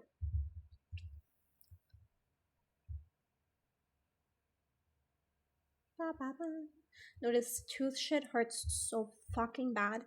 And I have to take antibiotics and 600 ibus, ibuprofens every 6 hours. And I have to wear my retainer basically all the time because if anything touches it, before it was even worse. It was like I could feel my heartbeat and beat in my fucking teeth. But now it's like if anything touches it, it hurts so bad. So I can't even eat anything properly. So I've just been getting by with like some bread and shit. And today I made rice with spicy tuna, and that's kind of okay to eat. So I'm glad I don't have to consume only soup. The issue is I kind of wanted to like get by on yogurt and like porridge and shit, but all of that includes milk, and you're not supposed to have milk with antibiotics, so that sucks. Anyways, let's watch. Oh, wait. Last time we watched this, it was very loud. 2025, Iron Mouse, one of the biggest VTubers on the planet, would suddenly and without prior warning post this video titled Why I Left Vshojo, one of the most iconic and recognizable agencies in the industry that she's been with since 2020, so almost 5 years now. It would be in this video that she reveals to... Okay. Also, I followed all of this live, basically. Like, I watched, or I looked at everything that came out basically from the people involved. And, yeah, I hope this isn't a no-go thing to watch, because people were saying to only watch stuff from the people involved. But I feel like, I don't know, I feel like Mujin is fine because Connor follows Mujin. And also this has a fundraiser in it, which I'm always happy to help the Immune Deficiency Foundation. To the world for the first time ever that Vshojo had stolen over $500,000 from her that were meant to go to a charity. Something that even a comic book supervillain wouldn't think of doing. But it only got worse from here. Soon enough, you'd have previous and current talents of Vshojo, as well as some other very prominent VTubers in the industry, reveal to us how Vshojo was behind the scenes, how they were mistreated, and how this once iconic company was nothing more than a facade, hiding behind it an extremely toxic and disastrous man. Like, that was actually fucking crazy, because the amount of times I was on the Vshojo website to see, like, about their open auditions, and like Googling like how to get into it, uh it's actually crazy. Like my heart really goes out to everyone involved, and not even just the people in front of the scenes, but also the people behind the scenes. Like there were so many people that got signed and just left in the dust. Management that was leading it. But some of these crazy revelations, these bombshells, That is a beautiful, sorry, that is a beautiful stream background. Like those are beautiful assets. Holy shit. that these VTuber talents were telling us occurred years ago, making us revisit past controversies and incidents that this company was in and see it from a completely different perspective now with this new added context. This is why, in order to truly understand the depth of this catastrophe, I had no choice but to go back to the absolute beginning, even before Vshojo was founded, even Lord. talking about the origins of its CEO, Gunrun. And this 2-hour video is the result of that. We're going to be going through all the major lows and highs of Vshojo, all the That's way to its crazy. very violent and sudden death. I say this with no The thing about Mujin videos is this bitch goes into detail. Like he really of like if you think you have seen all angles of something to be seen, his video drops and you see so much more. And you're like, how the fuck did you even find this, bro? exaggeration. This is the biggest VTuber related controversy in history, and it's not even close. So without further ado, let's talk about it. Yeah, The I mean, dot-com crash was it broke mainstream. It broke mainstream because you don't fuck with Iron Mouse. You don't do that. a catastrophic financial incident that took place in the US around the year 2000. Sorry? You see, the World Wide Web had been introduced in the early 1990s. Sorry? And early adopters would quickly understand What this was are we gonna doing change life here? as we know it. So all of a sudden, the word internet held a lot of weight. I mean, No fucking way you're going back to the origin of the internet to explain Vshojo to me right now. Obviously, it's gonna have to do with internet. We're on the internet. We're virtual YouTubers. Oh my god! this Don't was tell going me. to change the world. So obviously, if a company was Please, going please tell me that. Please tell me this is actually connected in a way that isn't just you're on the internet watching this right now. to operate on that internet, then it was going to be a part of this new world order that stands to be very profitable. This is when investors would decide to throw stacks of cash at any company claiming to operate on the internet. There was truly no need to dive into any specifics about how they were operating, their costs, and how they planned to make money. Just the fact that they were on the internet meant that they were going to be successful because this was going to change the world. Soon enough, the word internet would lose all meaning, becoming a buzzword like AI is in 2025. If a company claims to have AI in their product, then their stock skyrockets in a day. It's ridiculous. Which I hate. I hate so much. I hate AI so viscerally, and I do mean generative AI, but it's boiled over to a point where I just have to hate all of AI to the point where something claims to have AI in it, even if it's just a coded bot basically, or just a script, like just basic functions of a website, then I'm already like so turned off and I don't want to use that product or service anymore. And I don't understand why I have to pay a fucking up price when I have to buy a new phone because no phone comes without integrated AI anymore. And you pay like so much extra for that bullshit. Like, why? Why? And so, Anyways. after years of euphoria and investing in anything internet related, investors would realize at the end of 2000 that many of these businesses weren't even generating any revenue. They literally had no way to make money. So everyone started panic selling at the same time, causing the bubble to literally burst. Oh, The majority of these the crash of 2001. The other one. The non-September one. companies went extinct and very few survived. This would actually be quite similar to what happened with live streaming websites, although on an extremely smaller scale and not affecting any global financial institutions. I mean, have you ever heard of the website BattleCam? No? Well, that's normal, but don't bother Googling it because it doesn't even have a Wikipedia page. But at the time when it was founded in the early 2000s, it had a proper community and a sizable amount of streamers, competing against each other in challenges in order to win cash prizes. What the hell? And while the majority of things related to this website were lost to history, one of the only things we still have left is a clip of Keemstar crying when he was shown a picture of how bad his balding had become. And speaking of Keemstar, in this now very infamous clip, he would start off his What the rant hell? saying, "F this, I'm on Block TV with my hands up," referring to yet another streaming website that was lost to Son, the history. In the Jumbotron. early 2000s, there were so many of these. But unfortunately, 99% of these websites would cease to exist, and many would be lost to history, except one in particular. Justin.tv. Oh lord. It was founded in the year 2007 and was named after its founder, Justin Kan. But initially, you couldn't even stream on the website. Only Justin could. Its entire purpose was centered What the around hell? Justin and him live streaming his entire life. iCarly.com. He called it life casting. Today, we call it IRL streaming. And when I say that he would stream everything, I mean it. I mean, this is him sleeping right here. And during this interview, he's literally live with his apparatus that he made himself. Eventually, this trend of live casting would catch on, and Justin TV would allow anyone to create an account and broadcast themselves live to, well, a group of strangers. And as the platform continued to grow beyond anyone's expectations, Not too much now. Not too much now. I just had a very visceral feeling of like, I don't know, like a fourth wall break, basically. in 2011, it would come up with a decision that would change everything forever. The creation of Twitch.tv, a separate website from Justin.tv that was not only centered on just live streaming, but more specifically centered on live streaming video games. But early on, after Twitch.tv had been created, the best way I could describe how the website functioned. Do you guys, showing my age right here, do you guys remember when Discord took off? Because I remember it was TeamSpeak, TeamSpeak, TeamSpeak, TeamSpeak. Everyone was on TeamSpeak. And then, because TeamSpeak was bugging out the entire time, I was watching my comfort streamers and I started hearing whispers of a new website, of a new app.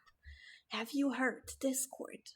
It's basically TeamSpeak, but it has like more features, or like it doesn't bug out as much. Everyone give Discord a try. So everyone gave Discord a try. And now being on Discord is also just like, or like being on VC, it's just like synonymous to calling, which is crazy to me because I hail from a time of TeamSpeak. Was more like a Discord server, in the sense that everyone kind of knew each other. Everyone knew who the most prominent streamers were, but more importantly, Twitch staff was very approachable. They'd always be in someone's chat, making the streamers feel like they were really part of a community. And at the time, what really differentiated Twitch Watching this on live on Twitch.tv doesn't feel really good to me. I don't know. I feel like they're sending Twitch snipers to my house and home, ready to. If you see a laser dot on my fucking forehead, just say a few prayers, okay? from other websites was their global emotes. You could use these in any streamer's chat and you wouldn't have to pay a single thing. But what was really interesting here is that many of the early emotes were inside jokes that only people on the website would understand. One form of these inside jokes was creating emotes out of Twitch staff in funny pictures, like this one right here by the name of Anele. This was one of the earliest employees at Twitch. And another emote that you'd find that was based on a staff member as well was the gun run emote. I see. What made this emote special is that whenever you saw a streamer encounter some sort of technical difficulty, the chat would start spamming it as a way to summon Gun Run himself, the staff member that the emote was based on. He was seen as a genius who understood live streaming like no one else. In fact, when Business Insider went to Twitch to visit their office and create an article on the people who work there, the first image you're greeted with when you click on the article is Gun Run himself, sitting on his desk, smiling. This is how Business Insider would describe him, saying, Justin the Gun Run Ignacio went from esports fanboy to streaming guru by the time he was 21. Twitch hired him out of college to help run thousands of simultaneous video streams and orchestrate the tech for its signature tournaments. In 2013, Forbes named Ignacio in its 30 under 30 That's games crazy. list. So yeah, I no feel big like- deal. Again, this time not showing my age, I've never heard of this man before in my life. Before the Vshojo thing, I never heard of this man in my life. Like, you might as well be fucking flop in my eyes. I don't care, and I don't get paid to care. But also, like, who are you? Who are you? Forbes 30 under 30? Surely not, right? But then again, I don't know shit about, like, popular culture. Like, pop culture references elude me. I don't know shit about fuck. I have only watched Mulan ever in my life. That's the only pop culture thing that I will get. This guy was just kind of a And K-pop. Genius. He'd be single-handedly helping Twitch run these massive streams of hundreds of thousands of viewers watching tournaments from Dota 2 and League of Legends, for example. And additionally, he was in the Forbes 30 under 30 list for 2014, which is a list made up of 30 people who are under the age of 30 that have been a huge influence in their respective industry. Not bad for a 21-year-old. But if that wasn't enough, he was also taking Justin Khan's vision to the next level, creating a backpack filled to the brim with technology that could withstand streaming IRL at high resolution with no interruptions. He called it the Gunrun IRL backpack. Overall, as time would go by, Twitch and its staff would get a lot of attention. Forbes would be calling it the ESPN Am I crazy? of video Have I games. seen that backpack in like con streams from a lot of people? It seemed unstoppable. Or is it just a knockoff? So much so that even Amazon took notice and eventually bought the website for $970 million on August 26, 2014, making its founders very rich, but also ending its tight-knit culture centered around staff and streamers, transforming it into a very corporatized company.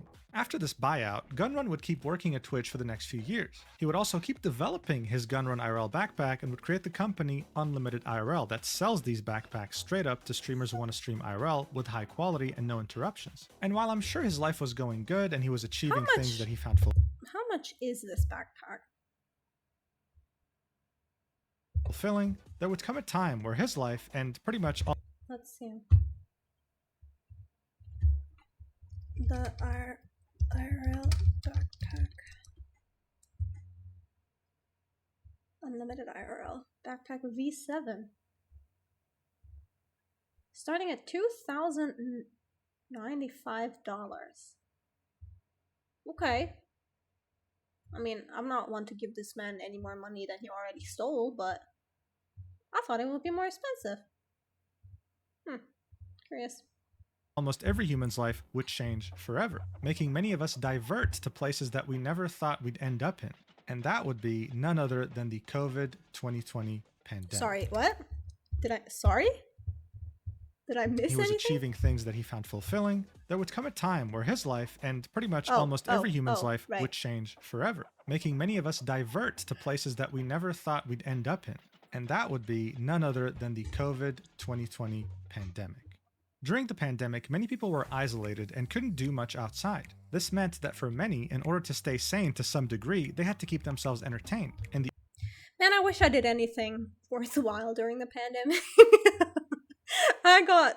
I spent my time playing Animal Crossing, Persona 5 Royal, and getting really into Final Fantasy and making the mistake of being a part of Final Fantasy 7 Twitter. That's what I do in my life. Oh Lord, was it a time. Final Fantasy 7 Twitter was kind of like, it hardened me in a way that nothing else ever could. I wouldn't go there with a gun. It was bad, but it was actually like, it builds character. It builds character. When you see people get called out through their AO3 bookmarks, and you have one big group chat, one big unmoderated Twitter group chat with basically all of the big shots of Final Fantasy Twitter, and you have like a weird culture of people online obsessing over other social media users. Beautiful. The amount of ex-oomphs I have that are basically cartoon villains. Like, I'm not even kidding. There are stories out there that I cannot tell on stream basically ever, because if they hear this, they're gonna know us about them. But these people are nightmarish. Like, they're ghoulish. There is some impish delight happening in these individuals' heads when they basically ruin people's lives.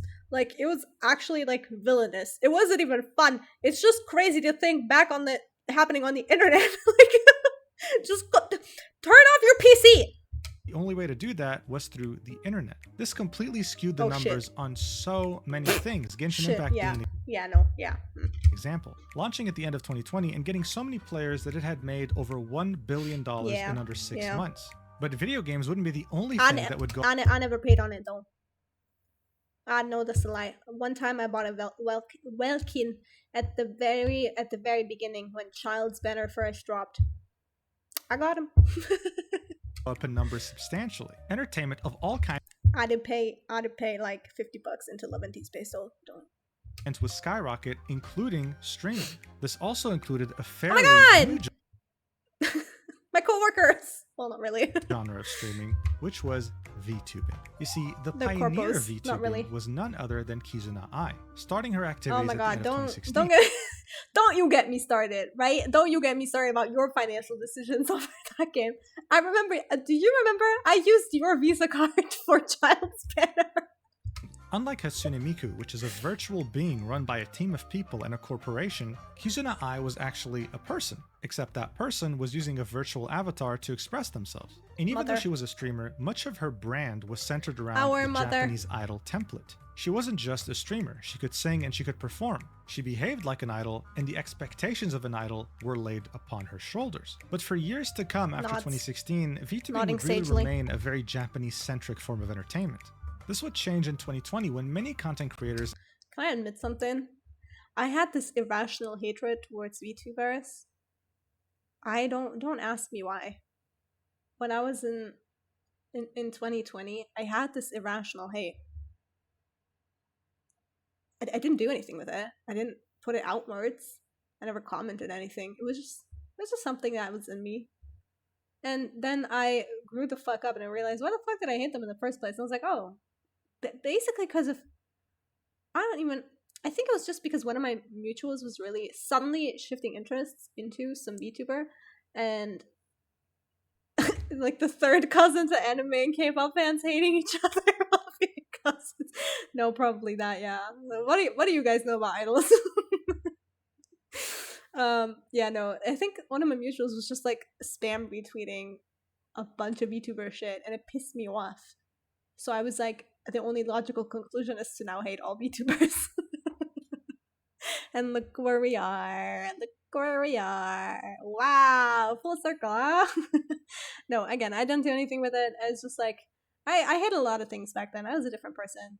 The beginning of my 20s was not a pleasant time for anyone. and, well, many people in general would start using VR chat in order to combat isolation. Seeing so many people express themselves through avatars would make the idea of a VTuber way less weird than it used to be. This would contribute to how VTubing would start to all of a sudden blow up beyond proportion. But of course, the ones that would benefit the most and the quickest would be the two biggest VTuber corporations on the planet, both based in Japan and already possessing a big established talent roster. They would go by the names of Hololive and Niji Sanji. They were absolutely dominating streaming in ways that people could have never imagined. Yeah. And to give you an idea of just how much VTubing had blown up, when Niji Sanji first went public on the Japanese stock market, I remember seeing art of Luca and I was like, who is this twink? And then because I thought it was like a Kave knockoff. Yeah, it was that bad. And then I saw it as a VTuber and I was like, what? Don't piss me off. I thought it was beautiful Kave fan art. At what point does Plave come into this? I don't know, BFF. I don't know if they will. I'm gonna be frank. I don't think Plave have anything to do with this. it was valued at But hey, who knows? $1.1 billion. Yes, a VTuber agency valued at $1.1 billion.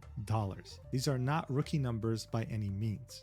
VTubing was very hard to ignore at that point. So much so that even popular streamers that would have never delved into this before saw the potential and tried to do some VTubing themselves, trying to snatch a piece of that pie. Look, it was safe to say that by that point, there was global demand for VTubers. It wasn't centered on Japan anymore. And while that was really exciting, it also kind of came with a problem.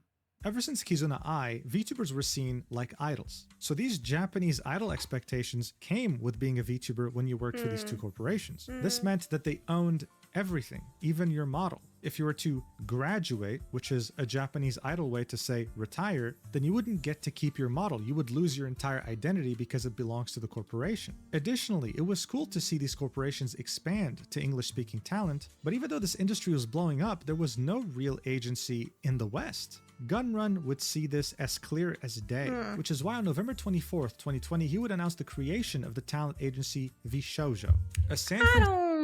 I don't know if I like this. I didn't know about the origin stories of Vshojo being like this. I honestly thought it was made by VTubers for VTubers. Like, that was my ignorant thought. Like, that was my ignorant belief. Cisco-based VTuber talent agency. Probably because of their, like, talent first bullshit approach. Not bullshit. Not talent first being bullshit, but their way of doing it being bullshit, because that just simply wasn't true. But I always thought that it was kind of like, you know, people that are in the VTubing fear and knowing how the culture works. Just making a agency for established individuals to continue doing their shit. with its main goal being centered around talent But now, freedom, allowing any now we know it was just some tech dude. talent that chooses to leave the company in the future to retain their full IP and model, as well as their brand in general. He would co-found this company with Mountain Dew, who was a content creator, and would Ugh. I didn't know that he was a co-founder. I guess I don't know what CFO means. I guess I don't know what CFO means. This guy turned out to be a creep or a weirdo as well. hold the post of Chief Marketing Officer at Vshojo, and Daniel Sanders, which would be their third and final co-founder. He would hold the position of Chief Operating Officer and would sometimes act as the Chief Financial Officer. Now, what really made Vshojo special was the fact that their founding members were already very well established. Yeah, that's crazy. I think shortly before everything blew up and went to shit, I went on their website again and I saw a silver veil. Jesus Christ, this retainer is making my life a living hell. Silver Veil was one of the founding members, and I was very shocked by that. In the VTubing community as independent VTubers. This was completely different from corporations like Nijisanji and Hololive, with every talent starting from scratch with a new identity when they were hired there. Here you had 7 very prominent VTubers carrying over their identity into Vshojo and having their already substantial communities follow them. The founding members were Nyaners, Zentreya, Iron Mouse, Silverveil, Project Melody, Apricot Fruit, and Hime Hajime. A few months later, they would also add Veibe to their roster, another independent VTuber with a substantial community. This wasn't just another VTuber agency. This was one that had the potential to not only revolutionize the VTubing industry as we knew it, but to also compete head-to-head with the big two, which were Hololive and Nijisanji, without being a Japanese corporation. And I mean, why wouldn't they? They had the genius Forbes 30 Under 30 CEO, and they had top-tier talent, some of the best in the industry. I'm gonna say the model is it like the industry model of this isn't a dumb idea. It's not a dumb idea to basically just give individuals who are, you know, as in the VTuber space, being indie is just being by yourself, basically. I mean, you can have people on your payroll, but just giving those people a corporation to back them with like just small pay cuts. Like, the business model is amazing in theory. It normally should have been smooth sailing from here, but unfortunately, barely a year after being established, Vshojo would face, especially recruiting people that have already established fan bases. Like, that is, it's just easy. It was supposed to be easy money. Like, I truly don't know how they fucked up to the scale where they how is this possible? How are your spending habits this awful that you fuck this up? Because you had everything. a monumental controversy that would significantly stain its reputation in the VTubing industry. Nuxtaku is a content creator turned VTuber that heavily benefited from the VTuber boom of the pandemic. He was one of the first independent VTubers to ever reach 2 million subscribers on YouTube, and his most successful content would be centered on collaborations. Outing myself right here. I'm a newbie VTuber fan. I only know the big names, kind of. But this one, sorry, dude, you're new to me. But hey, good for you. Anime critiques, and of course, Mr. Beast style content in which he would donate to people on Twitch in order to get them to do challenges. His rise to fame was very quick. He practically knew everyone in the VTuber industry, and he had a very mutually beneficial relationship with Vshojo talents, collaborating with them on many occasions, and by that point be making content with them quite regularly. However, on October 20th, 2021, to everyone's surprise, he would tweet this out, saying, "Someone is trying to dox VTubers by masquerading as Vshojo. I can't say more at this time, but please share this around and be careful. They tried to dox me, but I sniffed them out and gave them wrong info, so don't worry about me. I spoke to the CEO of Vshojo and I'm trying to untangle everything. I'll update you when I can." That's crazy. You see, Vshojo's domain was vshojo.com. That's what they used for their emails. But there was someone impersonating Vshojo staff sending emails to VTubers under the vshojo.org domain, hoping to gain their trust and doxing them, uncovering their real names, addresses, and eventually swatting them. Now, Nux was already quite popular. He would have many people try to dox him, he already knew what to do. Unfortunately though, that doesn't apply to everyone. A smaller VTuber by the name of Saki Nightshade would tweet this out around the same time, saying, "Today may have been the most exciting day I've had in a couple of years. Holy fuck, my emotions are off the charts right now, what a day. Unfortunately, I don't think I can elaborate, which makes me extremely sad." She then goes on to say, "Alright, so what I can say is that I've been contacted for something amazing, and if all goes well, it could be truly life-changing. If that doesn't answer questions, I'm so sorry, I'd like to not say anything else about it." Is that how you spell truly? Sorry. Is that how you spell truly? Because this is not the first person that I've seen on my timeline to spell truly this way. I just wonder. So that person, posing as Vshojo staff under the vshojo.org domain, had sent an email to Saki saying, "We want to recruit you to Vshojo," raising her hopes up and demanding personal information, which she gave. The day after, she would tweet this out, saying, "Well, the group of people who've targeted Nyaners and leaked her info earlier have my info and sent the cops to my door earlier. They're threatening to do more. Other than the threats to leak my info, they aren't saying much else. I guess I should have figured it'd be too good to be true. Oh well, not much can be done." And we can see Nux in the replies saying, "DM me please." So that was the situation. Very messy, very tricky, and very nasty. And Saki gave out a very important piece of information. The group of people targeting her were the same people who had doxed an important member of Vshojo, Nyaners, earlier, leaking some of her personal information, but at this point we didn't know just how much. 11 days later, Nux would tweet, "The last 10 days were the most insane of my life. No words could describe how appreciative I am of you and the friends I've made here. Can't wait until I show you everything. I'm changing the game, boy." Teasing something that was in the works. Over the next few weeks, he would keep teasing something that was I've never heard of this. This is crazy. That's what I mean. Like, there is always another angle that you will never have known about or guessed if it weren't for those videos. about to release. And on November 22nd, almost a month after he had received that phishing email, he would tweet out, "Recently, there was a group of doxers that have been harassing VTubers and swatting them by impersonating Vshojo. We spent the last month tracking them down. Please share this video." With the video being titled, "I caught a swatter that doxed 12 VTubers, myself included." In it, he would talk about how the email scam worked, how Saki Nightshade was affected, and then would go on to give us information that we didn't know about, which is how 12 VTubers got doxed when we only knew of 2, and how Nux had gained footage of the doxer in a call with a bunch of friends because one of those friends happened to be a Nux fan and was willing to backstab the doxer. And finally, he would specify that doxer was facing jail time, and if anyone had the same idea of doxing VTubers, they would end up in handcuffs as well. Additionally, when the video was initially posted, Vshojo themselves, their official page, had replied saying, "Thank you Nux for working with us, we've added our own response to the events," specifying that during this, no information was breached from Vshojo, and that the fake domain was taken down. It was never going to be used for harmful things ever again. Overall, it seemed like Nux had taken the time to make a detailed video of the events, and that Vshojo as an agency not only approved of it, but was able to get through this thanks to this cooperation.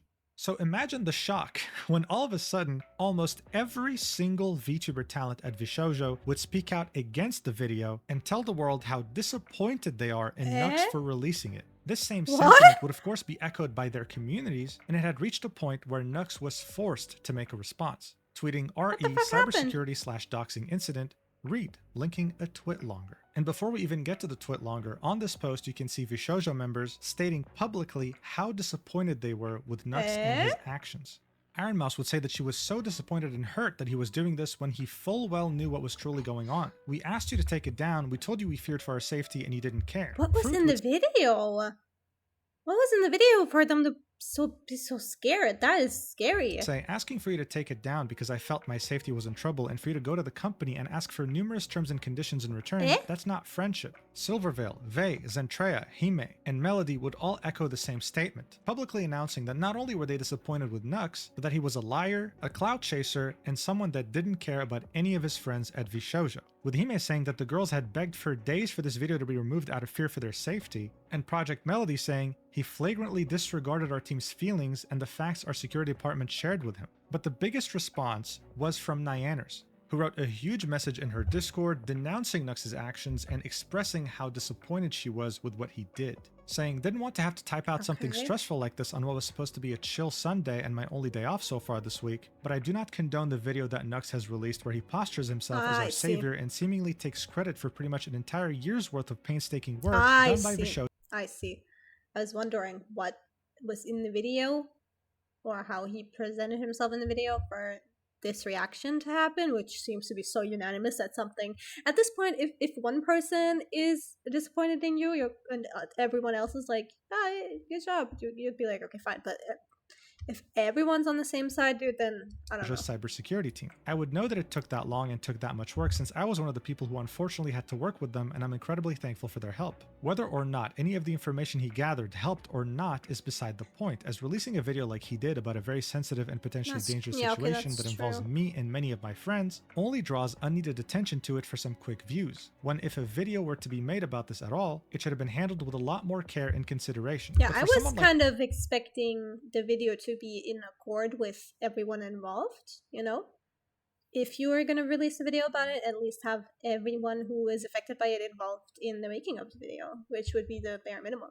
Nux, who has consistently used my friends for clickbait views and has done things like try to bait my friend into watching the Logan Paul Suicide Forest video on stream and secretly recorded a private call with another one of my friends without permission and then okay, no, you're a scumbag. I'm glad I didn't hear about you. What the fuck? Use said call to make a video. It's clear that our safety or feelings about any of this is not the priority. The past year was hell for me due to the situation, and it's straight up painful to see it being used in a video like this that doesn't treat the issue carefully at all. A video that he was even told not to release since it could potentially be harmful to us and many other VTubers who were targeted. Especially if you're being told beforehand to please not release it. Like, you have to respect that. You can't just go and tell someone else's story when everyone involved, or like the majority of people involved in that story, do not want it to be told and do not want it to be told this way. Draws even more attention to it, so I have to choose between sitting quietly and seeing him receive pats on the back for coming to our rescue when his video could encourage even more harassment, or calling him out and hoping he retracts what he said and takes the video down before it gains more traction. If you wanted to actually protect people, that's also the thing I was like thinking about while watching this right now, is like, if you would draw attention to the fact that people have been doxxed, you know, that, and then people are just gonna want to look it up. And it sucks because people can't mind their own fucking business, and if they find something or not is just going to be dependent on if people have the human decency to not spread it. But I guess you won't, because if you already have people impersonating an entire agency to get this information, then you're not going to find the goodwill that you're hoping for in these people. So that, especially for people of this scale, like, just don't even bring attention to it in the best case. Like, I can understand now why they begged him to not release this video if they haven't, as I said, haven't been in accord with making of the video and be agreeing with what's in it and it being published. He could have made a general PSA video about how to keep your information safe online, or warn people about things like the fake Vshojo email situation in a way that didn't reveal a ton of unneeded sensitive information. I mean, his own shit got doxxed, right? Like, he can talk about that. He can talk about his own experience and give like a cursory like glance, like just a warning that like Vshojo impersonators are out there, and like to be careful and always triple check before giving out your info and shit. Like, I don't know. Again, I thought that people involved would have given or worked with him on this video, but talk about your own shit, man. Why are you all up in other people's business? What the fuck? Paint himself as a hero. He doesn't care about helping us. If he did, he would have listened to several of our concerns when it came to how he treats people and uses them for content. This video ultimately makes things worse for us. Anything for views though, I guess. My heart goes out to anyone else who was, dare I say, you should have known. It should have been clear as a viewer of this video when they said Mr. Beast style videos. Yeah. Put the fries in the bag. Yup. Was affected by any harassment, and please be careful with giving out your information online.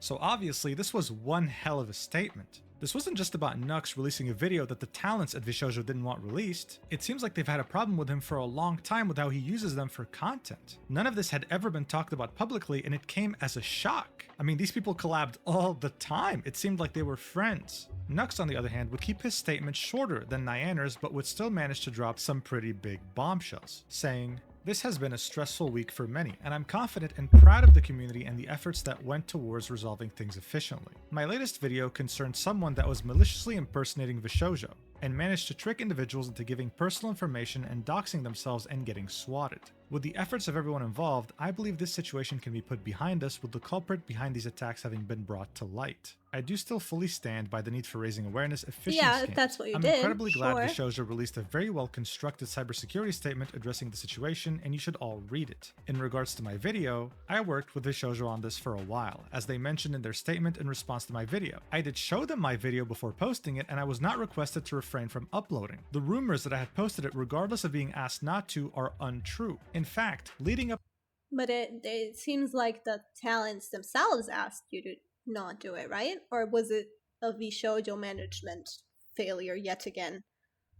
to the events of posting it, I was a part of a 4-hour conversation with their chief cybersecurity officer, overseen by an executive of Vshojo and one of the members Because this of seems the to be group. like a running theme of just things being brought to management and then dying with management. Or like not the managers, the direct managers of the talents, but as soon as you try to like bring it to a higher level, it just kind of fizzles out, and that sucks. I sincerely apologize if my actions have caused any undue stress on anyone. It was not my intention. I was only hoping to contribute to keeping the community safe. With every statement someone would make during this incident, things would somehow make less sense. But regardless, for now, Nux did mention that Vshojo released a very well constructed cybersecurity statement addressing the situation. It was actually released just a few hours before this twitlonger, and it would be after they stealthily deleted their reply to his initial video tweet. But that's not all. This new cybersecurity statement had a completely different tone from that first reply.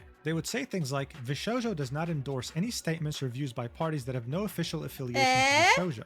Adding, the methods used to attack the other VTubers were confirmed to be unrelated to phishing and impersonating Vshojo. As mentioned before, the fake domain was created on October 14th, 2021 and survived for less than a week, and the other VTubers incidents happened outside of this time window. As mentioned before, thanks to partners, Vshojo confirms there are only 2 victims of this campaign, referring to both Nux and Saki Nightshade. Things were getting very weird. It's like they were completely discrediting the person they were congratulating when the video came out. But things only got weirder from here. After Vshojo had released their official cybersecurity statement, Nyaners would have this to say in her Discord. Vshojo was forced into making a statement on the matter after asking him repeatedly not to release this video. They had to issue corrections to the video since he would not, and there were several inaccuracies within the video, and had to word the statement carefully to not anger his large following and make us a target for even more harassment. I feel especially backed into a corner as I'm afraid to say anything even more publicly than I already am because I know it would invite more hate. I'm exhausted of pissing people off and having them hurl threats and shit at me and my family members constantly, so saying anything about this is scary for me. It sucks and I don't know what to do. Nux chose to release the video knowing that Vshojo did not want him to and told him it was a horribly bad idea. Myself and my family members experienced heavy harassment pretty much all year, and the entire situation had to be kept a secret, and I had to continue on as normal, acting happy even when I was terrified so that I would not draw more attention to them and encourage them. Now he releases a video making everything public like this in a way that is careless and dangerous to many people. It's mind-boggling to me. It's like making a video about how to make a bomb and showing it to a bunch of 12-year-olds. I don't want anyone to go and harass him or threaten him in any way. Please do not do anything like that. I just wanted to be able to finally say something because Cat's out of the bag anyway, and I'm also tired of sitting and watching him do fucked up things to my friends. Dude, so what far, the you fuck probably is are in this confused as hell, video? That's normal because everyone was at the time. Okay, How yeah. is it that the official Vshojo account had given its stamp of approval to Nux and thanked him for working with them when the talents were so clearly against the idea of a video? Something simply wasn't adding up at all. Something was missing, a big piece of the puzzle, and no one really knew what the hell it was. At this point though, Nux as a target was fair game. According to every Vshojo talent, he had done something horrendous. So of course, just like with any cancellation, other people started piling up on him, talking about their bad experiences with him. And very few people actually took a step back and said, hey guys, listen, maybe we're going a bit too far here. Maybe we don't have all the facts. The situation was getting so critical that Nux had to release a formal apology. But in this apology video, he would show Discord logs between him and the cybersecurity expert that Vshojo had hired, Phoenix. He would reveal that these logs were in a group chat with one of the Vshojo girls and Gunrun, the CEO. In these logs, you could see that Nux was working on a video and Phoenix was fully aware of it. But instead of telling him, please don't post this, you're putting our talents in danger, he would be sent a draft of the video and he'd say this, Not trying to downplay or anything, I really appreciate that you were providing info at 7:03. Do you think you'd be willing to blur out the word blank from the screenshot for the purposes of denying them notoriety? To which Nux said,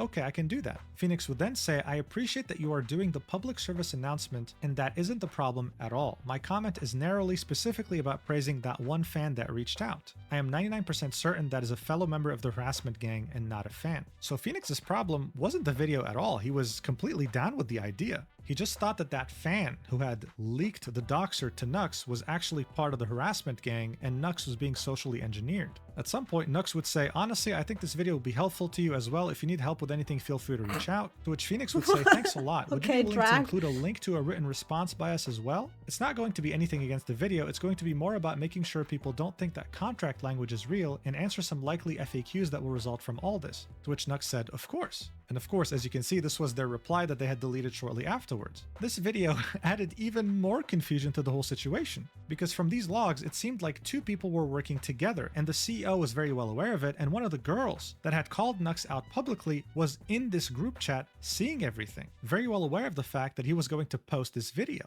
And thanks to Fruit leaking her DMs with Nux at some point on Twitter, she would accidentally reveal who that Vshojo talent was, and it would turn out to be Project Melody. In these DMs, we can see Fruit and Nux arguing, and at some point Nux says, I'm not sure what you mean. I had a group chat with Melody, Gunrun, and their head cybersecurity guy, and I showed them the video beforehand. They had a few notes, which I changed before uploading, and they asked me to link a statement they would write in the description. But that's so weird. As you saw earlier, Melody had posted a tweet calling him out, saying, I'm hurt Nux posted his doxing vid. He flagrantly disregarded our team's feelings and the facts our security department shared with him. I trusted and defended him only to feel secondary to getting clicks. If he meant to raise awareness to protect streamers, he would have corrected it. But she, as well as Gunrun and Phoenix, were in a call with Nux for 4 hours. This wasn't just confusion anymore, someone was lying here.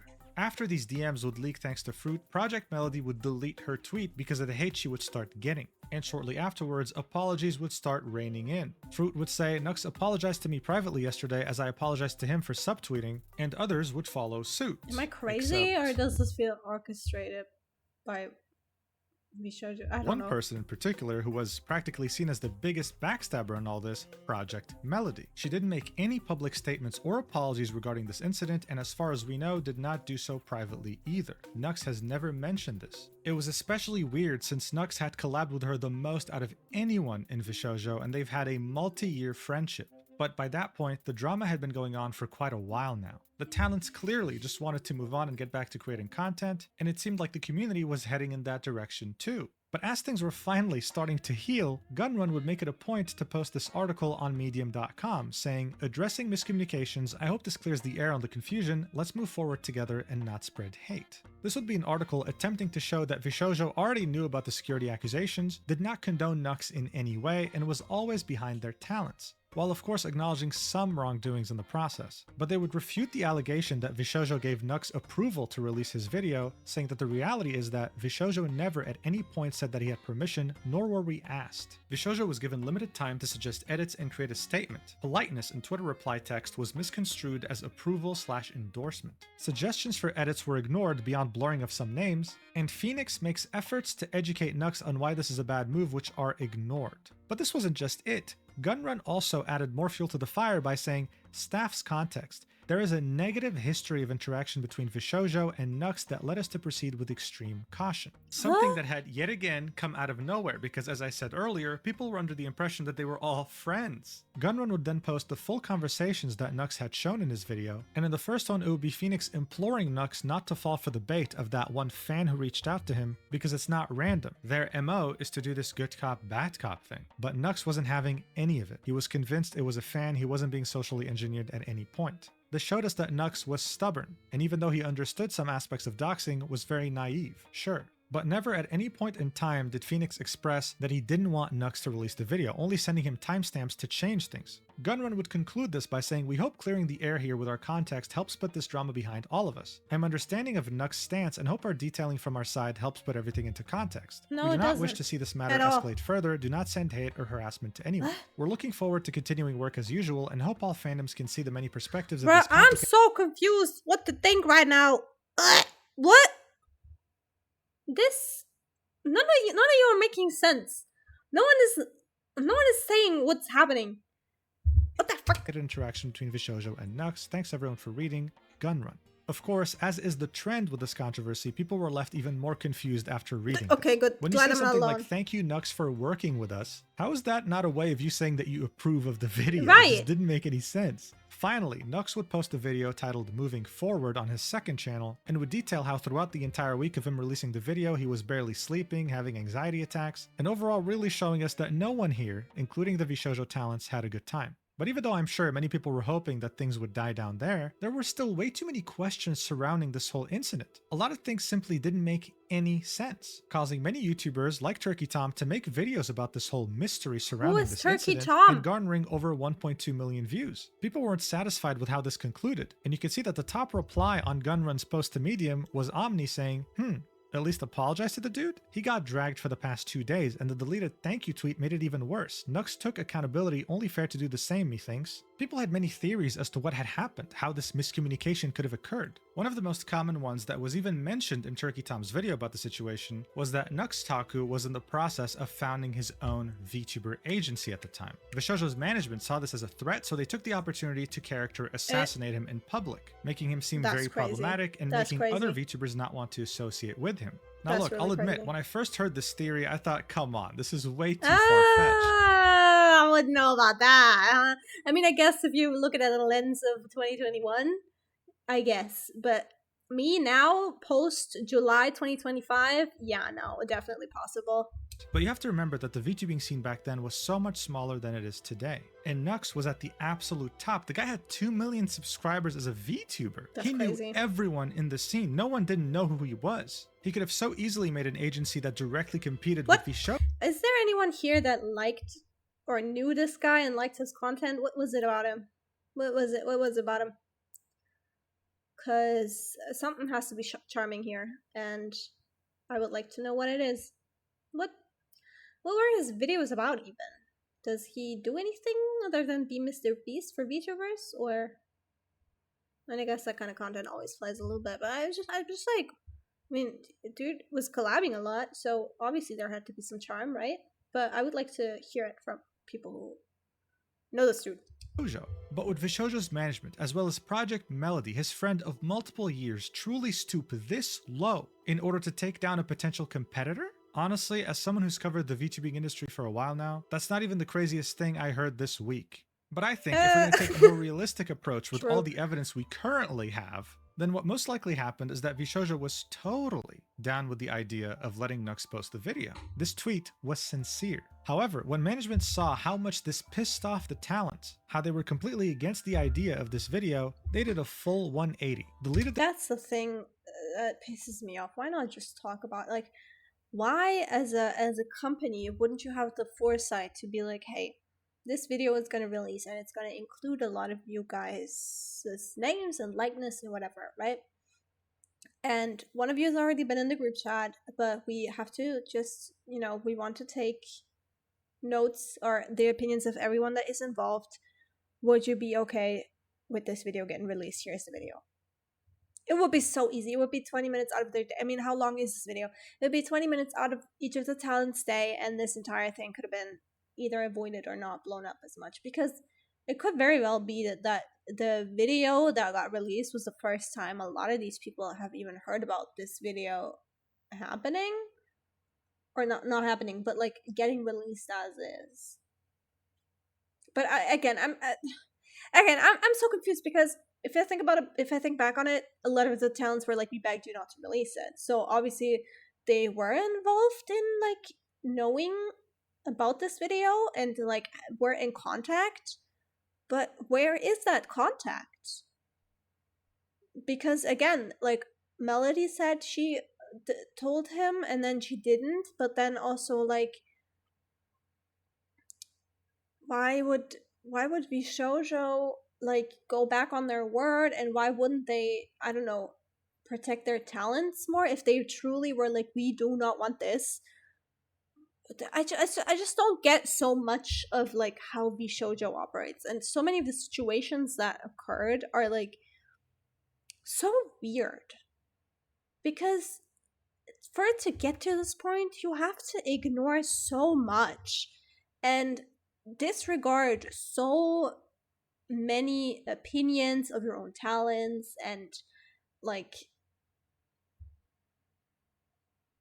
I don't know, goodwill from them and their own like expertise and what there's just so much that has to go wrong to get to this point, and Vshojo managed to somehow take off the wrong choice every time. The tweet and backstab Nux into being the fall guy so that they wouldn't piss off their talents. When reading Nianer's messages, it seemed like she had a very Like, yeah, no, I'm confused.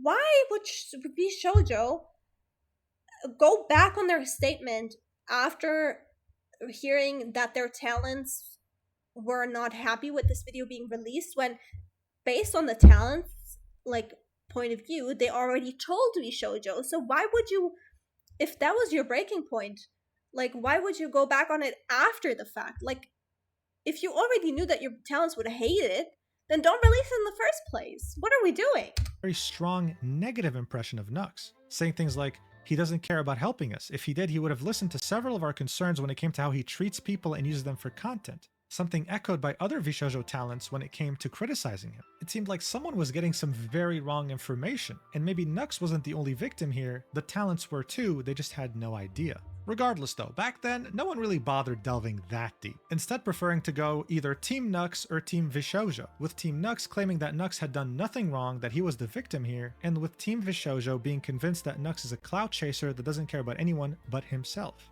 The whole thing would truly stain Vshojo's reputation and show them as unprofessional. How could they ever compete with the likes of Hololive when they never had such weird petty drama? How could they compete with Nijisanji when none of the talents would ever dare to make a public statement criticizing another VTuber like that? Maybe talent freedom was a mistake. With just one controversy, Vshojo had gone from hopeful contender to that's a bit crazy. I mean, calling Vshojo unprofessional, yeah. The company itself, yeah.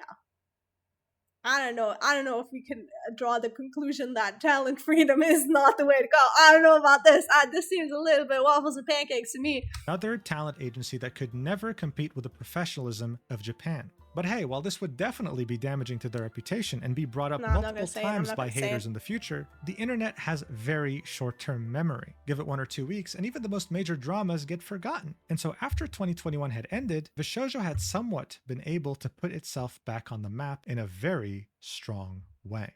During 2022, Iron Mouse, a VTuber under Vshojo, would grow so quickly that even the mainstream outside of the VTubing community was made aware of her existence. On February 1st, 2022, she would hold her first ever subathon, streaming for 30 days straight and garnering over 171,000 Twitch subscribers. That equates to over $850,000 before Twitch takes their cut. Articles like this were being written about her, saying that she was breaking all kinds of Twitch records. God, that model is so gorgeous. That model is so gorgeous. Point, you'd see people who did. Oh my god, Mousie's. I don't even know if it's the most recent model. No, I guess. I don't know. The one that she used on her stream today. The last stream that she. Oh my god, that one is so pretty. That one is so gorgeous. The eyes of it, the face of it. Oh lord, it was so pretty. I was just staring at it the entire time. Didn't even know what VTubing was, hearing about Iron Mouse's success. And if you didn't, well, Vshojo made it a goal to make you hear about her and every other talent in the roster, enlisting Crunchyroll to interview every single one of them while having them talk about their favorite animes of all time. But that's not all. When it came to VTuber-related awards, the Vshojo girls were dominating, with the Streamy Awards having 5 nominees and 4 of them being from Vshojo. That's not all though, because the Streamer Awards would have 4 nominees and 3 of them would end up being from Vshojo. They wouldn't win that year, but it was still very notable. But regardless, the efforts of these talents, including Iron Mouse's very successful subathon, the Vshojo girls being nominated practically everywhere, and Vshojo's efforts to make marketing a priority, ended up being somewhat of a success, because the CEO was able to raise over $11 million for the company. More specifically, during seed funding led by Athos Capital with participation from GFR Funds and Green Bay Ventures. Whatever that means. Yes, Vshojo, a VTuber talent agency, had somehow secured an 8-figure funding round from venture capital. Am I supposed to know what that is? Please say no. Please say no. A form of private equity and a type of financing that investors provide to startup companies and small businesses that are believed to have long-term growth potential, okay? Infamously known for wanting to get their money back no matter what, and also Well, I got news for you, buddy. Known to invest in companies with long-term growth potential. They didn't just invest in anything, which made many believe, well, shit. Vshojo must be doing something right compared to other agencies because wow, that's very impressive. And Gunrun, of course, with this announcement showed huge confidence, saying VTubers are the future of the content creator industry. Adding, since the medium is built upon animated personas, it is more accessible and scalable than being a traditional creator, especially as the technology becomes more widespread. With the funding from Anthos Capital, we are now in a better position to support and grow talent. I have to say, VTubing is beautiful in the way that you... I'm sitting here without pants. Without pants, my hair is frizzy, my glasses are dirty, and I'm wearing my retainer. And no one gaff, because Pia here looks gorgy. So, yeah, it is beautiful. And I can just hop on and just do shit. Otherwise, I was playing with the thought of becoming like a YouTuber when I was in like 8th grade, you know. But then I was like, people are gonna recognize me. It's gonna suck. It's gonna suck so bad. If someone recognizes my voice, then fucking go ahead. I don't give a fuck. But you know, if your face is out there and then you're in public and it's awful. It is awful.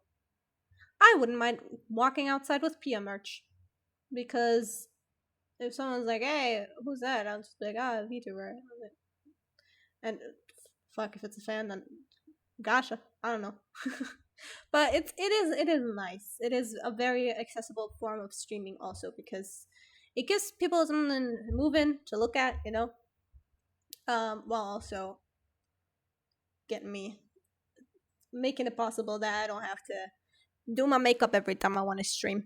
In this market with more innovative technology, extensive promotion, and the ability to assist with content creation and distribution. So this money was going to go towards specifically growing their existing talent roster, pretty much any VTuber's dream at the time. And speaking of VTubers, a few months after raising $11 million, Vshojo would add 2 more talents to its roster, marking their first major expansion since recruiting Veibe in 2021, adding both Keisan and Amamiya Nazuna to their roster. And what made these talents special is that they were based in Japan and spoke Japanese most of the time on their streams, showing us that Vshojo wasn't just interested in English speakers, they were interested in this talent-first approach globally, with Gunrun saying that this expansion will break down barriers in VTubing. And it kinda did.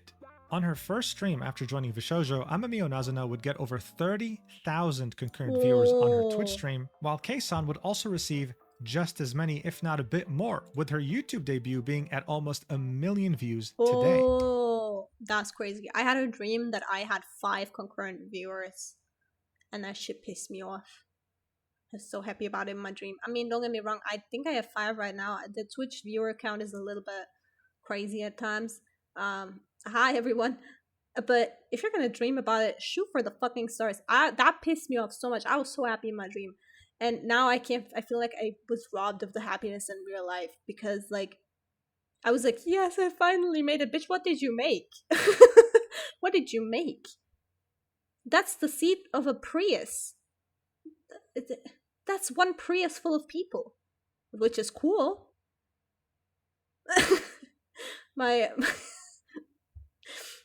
my 5 followers who aren't Cherry and my 40 followers who are Cherry. Yeah. Running theme. No, that shit pissed me off. That really did piss me off. Like, next time I dream about my VTuber career, it better be a fucking million trillion.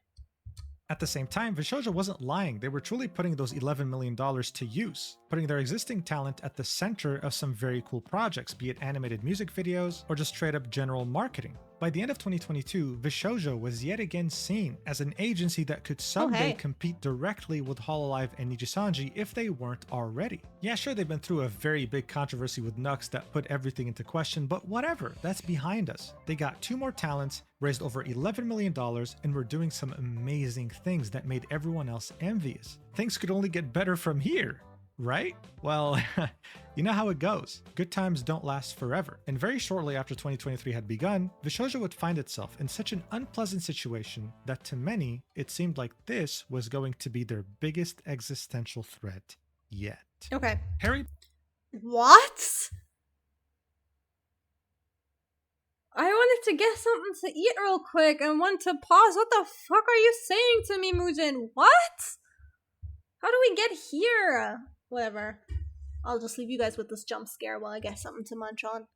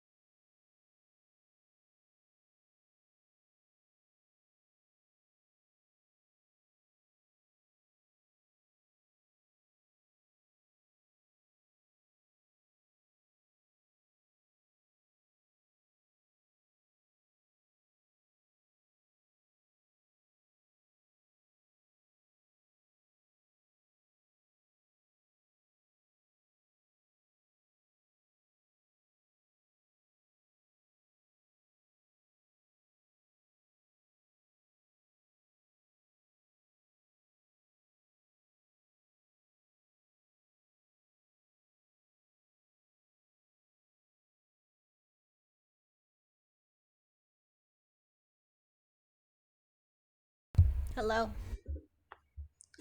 I got me some spicy tuna with rice.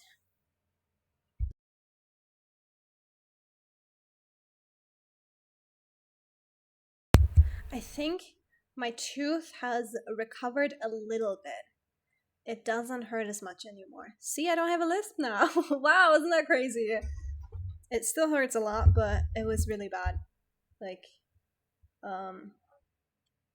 yesterday. Potter is a series of books that needs no introduction. It's critically acclaimed across the world. The same can be said about the movies that were based on those same books. This of course resulted in having a very large and extremely passionate fan base all across the globe.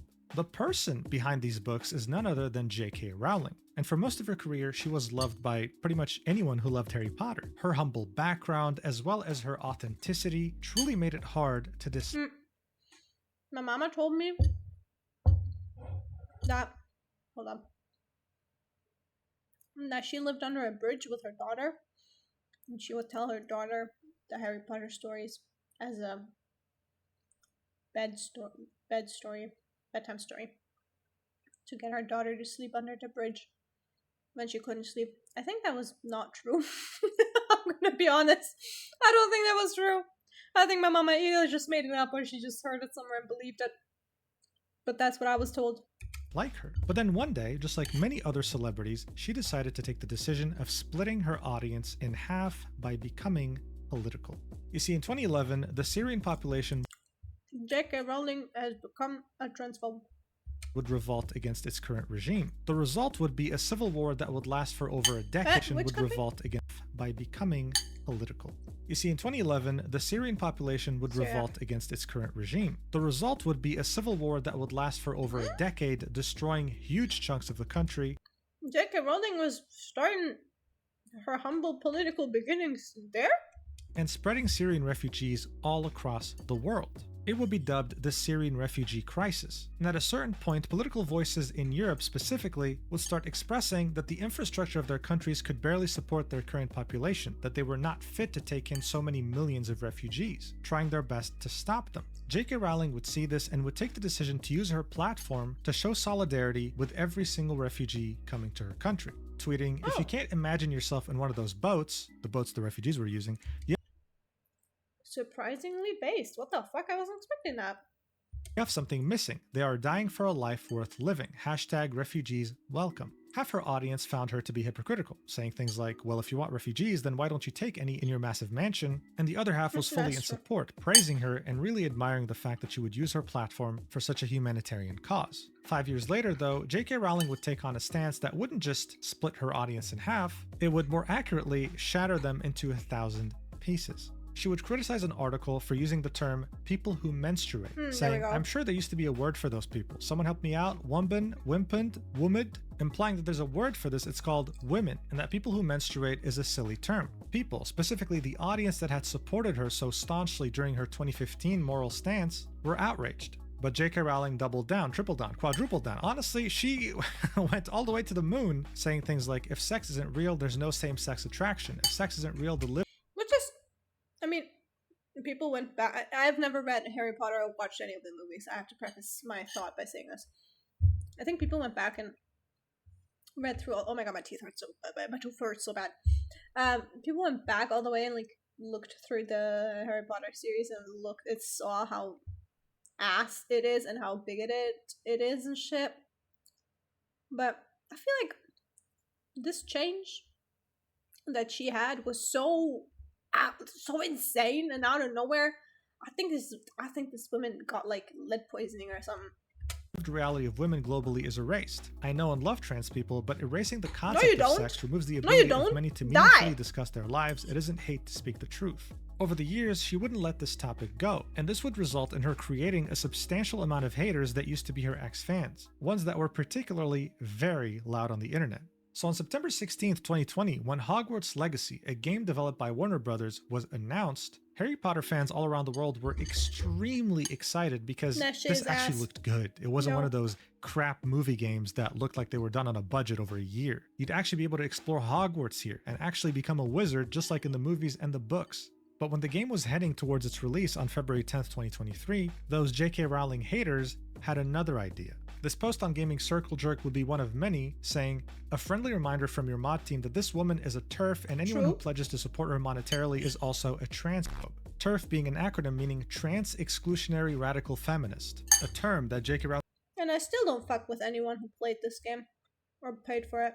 Had used openly in order to describe her beliefs. This post was made by a mod of the Gaming Circle Jerk subreddit and drew over 4,000 comments. This wasn't the only subreddit or community that echoed these statements. And so when the game came out and actually had an astounding success, those people boycotting the game shifted their attention to the people who bought it. More specifically, people who were making content about it, helping spread the word about how good of a game it was. This is when the Hogwarts Legacy harassment campaign would begin. And you had people like this individual make an entire website where I'm sorry, what the fuck does that have to do with Vshojo? I forgot for a second what we were watching. Like, don't piss me off. You could put the username of a streamer and it would tell you if they played that wizard game. This was taken to the absolute extreme. And here's just one example. The channel Girlfriend Reviews features a couple playing games, and the chat was harassing them so much throughout their playthrough. I said I don't fuck with anyone who played it. I meant like, if you know what's happening with her, but you still can't get rid of your love for Hogwarts to the point where you're willing to spend money on it again. That the girlfriend in I don't expect everyone to know everything that happens all the time. Question started crying and ended the stream. Bear in mind, this was a streamer who had a donation link to a charity that helped the LGBT directly, but these fanatics made no differentiation. And one of the people who had suffered the most from harassment and other disgusting things in relation to her playing the game was none other than the Vshojo talent Silvervale, being absolutely harassed to tears just for having played the game. Here's a clip of that in which he describes what she's been going through just for having launched that game on stream. Watch. And harassment and doxing and people doxing my friends and like much horrible, vile things, all from streaming a fucking video game. So this wasn't just harassment, this was doxing, attempts. Like, if you don't fuck with it, just either say your one-liner, being like, yucks, and then leave, or don't say anything at all and leave.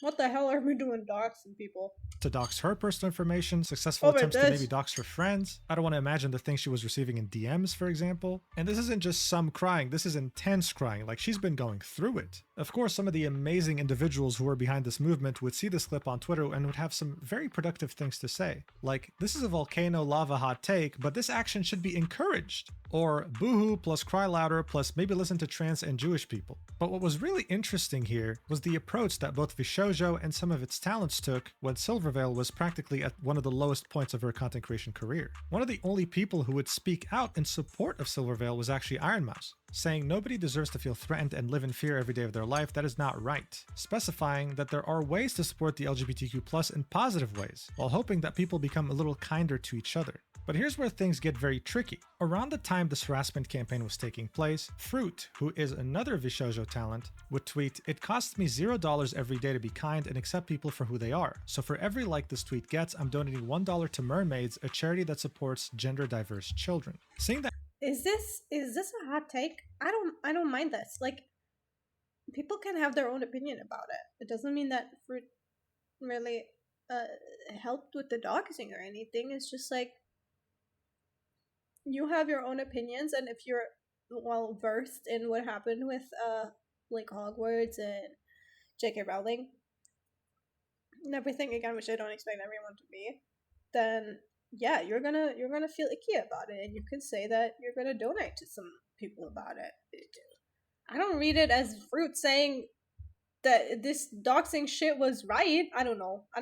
I wouldn't put this up there with the quote retweets that we saw like a minute ago. But I also agree with what Mouse is saying, obviously. But I don't know. No one, except for Iron Mouse, had said anything about Silvervale being harassed, and this was the closest thing that Fruit had said about this situation. People immediately assumed that this was Fruit subtweeting Silvervale, giving her sort of a middle finger, so to speak. Now, of course, Fruit would quote tweet this tweet. Okay. Yeah, as I said, like, it's just people being stupid and jumping to conclusions. Tweet 12 hours later and specify, "My twin brother means the world to me more than anyone. It means a lot to me to support and protect people like him any way I can. If there's a better transgender supporting charity to donate to, I can just switch. It's not that deep." So yeah, Fruit probably saw everything going on surrounding Hogwarts Legacy and decided, you know what, instead of hate, let's just donate. Let's just use money to donate to this cause. But of course, by that time, it was too late. People had already made up their mind about this tweet. VTuber fans are so miserable in a way that I've only seen in K-pop spaces, which is impressive. And it made many assume, oh, wait a second, is there trouble at home at Vshojo? Are the talents not all friends? What else are they hiding from us? And what didn't help at all is that during this time period, Vshojo had said nothing. They were in complete and utter radio silence. They had not come out in support of Silvervale. They had not commented on Fruit's tweet. And it made people start questioning, why is Silvervale even in an agency? Because right now it's as if she's an indie VTuber being harassed all alone and not. That's true. If it gets to the point of doxing, you would want your management to step in. Like, at some point we have to, like, the Fruit thing I don't give a fuck about. Because that one's just a off-brand comment. Who cares? But the doxing situation, that's when you would think that having an agency would benefit you in any way, shape, or form. But apparently not if it's Vshojo. Not having the support of anyone, including her own agency. Because in the end, she was a Vshojo talent. And her being harassed like this was ruining her reputation in some way, which also in turn ruined Vshojo's reputation and the talents within it. In fact, regarding Silvervale, the only thing we'd hear would only be a couple months later in a shock announcement that no one was expecting.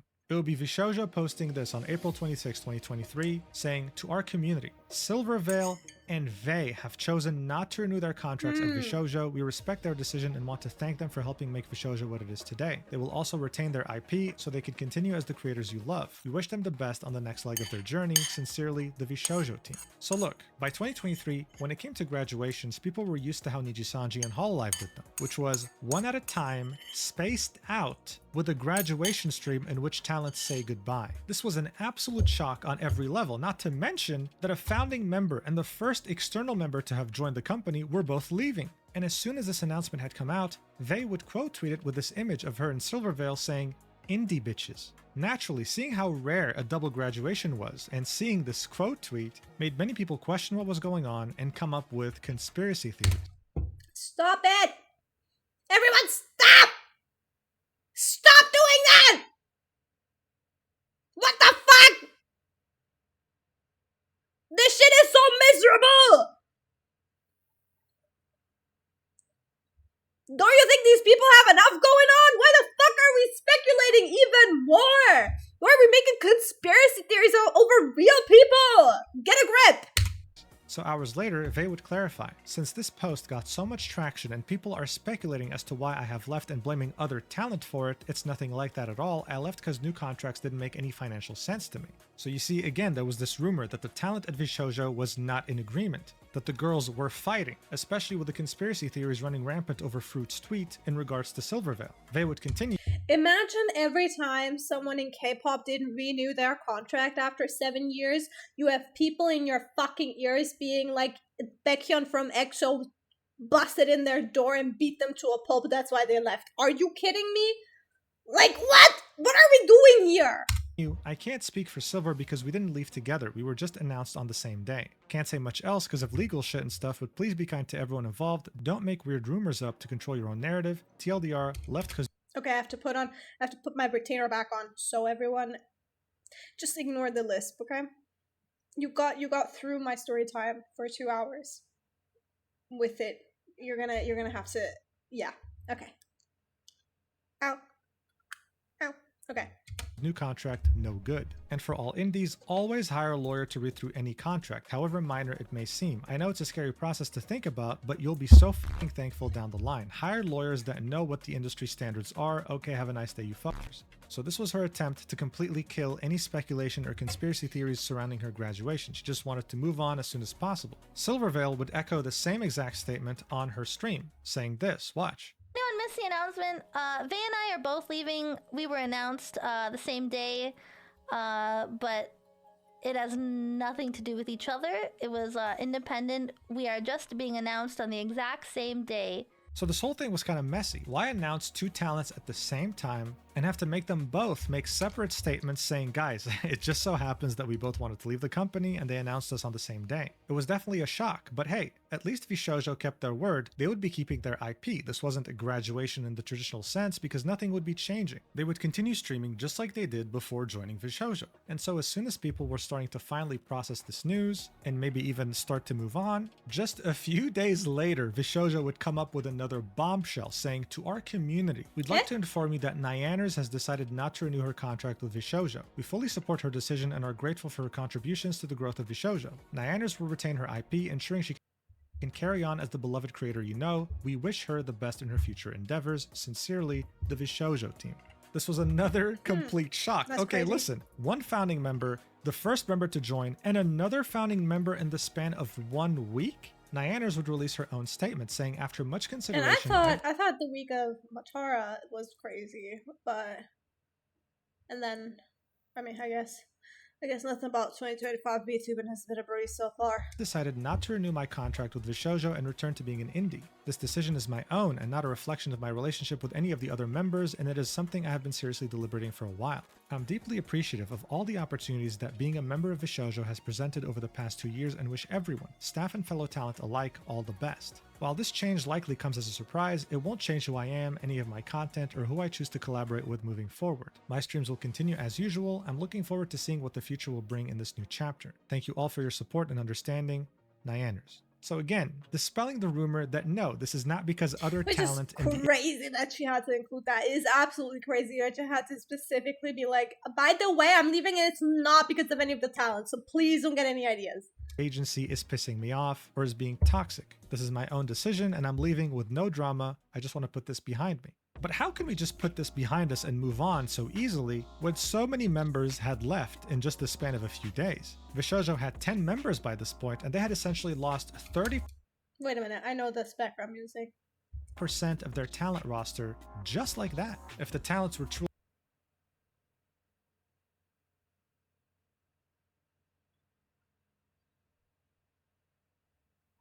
happy, then that wouldn't have happened. So what the hell was going on?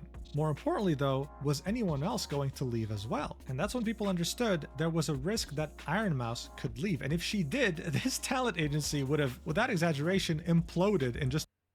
What's the melody? My K-poppies in chat, what's the melody? What is this melody? I know it's a K-pop song.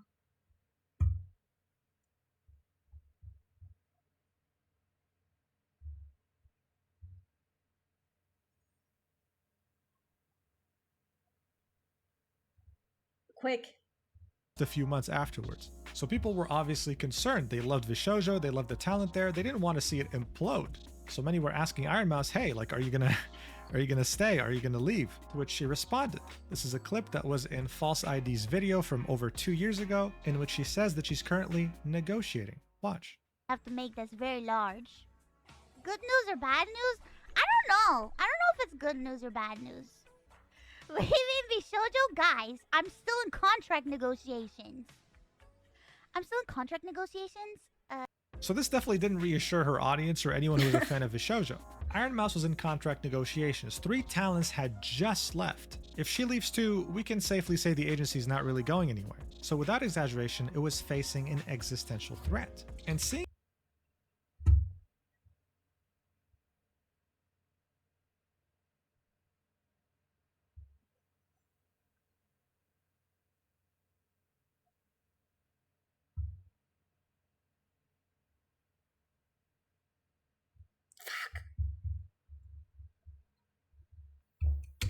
how often people would see VTuber agencies establish themselves then literally fall apart within a few months, the same fate awaiting Wait. Vshojo.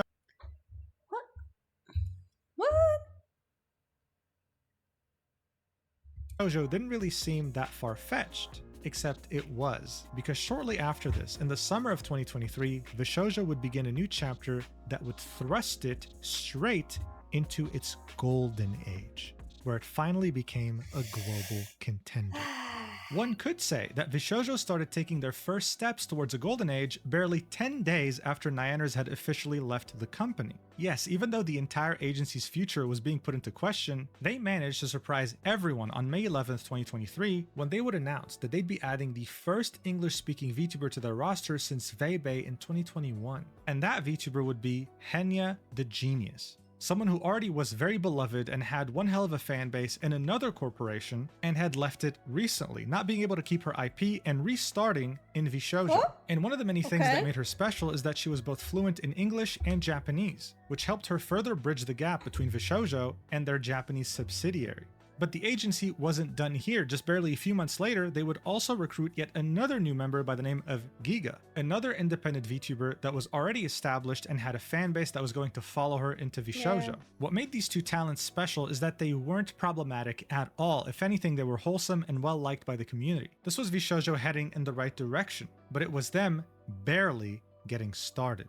You see, at the time, one couldn't simply ignore just how big Nijisanji's English branch had gotten. Just like their main competitor Hololive, they had established some very well-known household names in the VTubing industry, and with them came very passionate and sometimes rabid fan bases that would do anything to show their love to their idols. In other words, they bought any merch you threw at them, okay? They were money printers. So when some talents started to all of a sudden start leaving Nijisanji around the end of 2023, Vshojo would take notice and take full advantage of the situation, announcing the recruitment of a new member very shortly after Giga. This time, it was Kuro, an ex-Nijisanji VTuber that had a very loyal fan base and had an established identity in the scene. But they were on a I don't roll know. because barely 2 weeks afterwards, Can we just say this?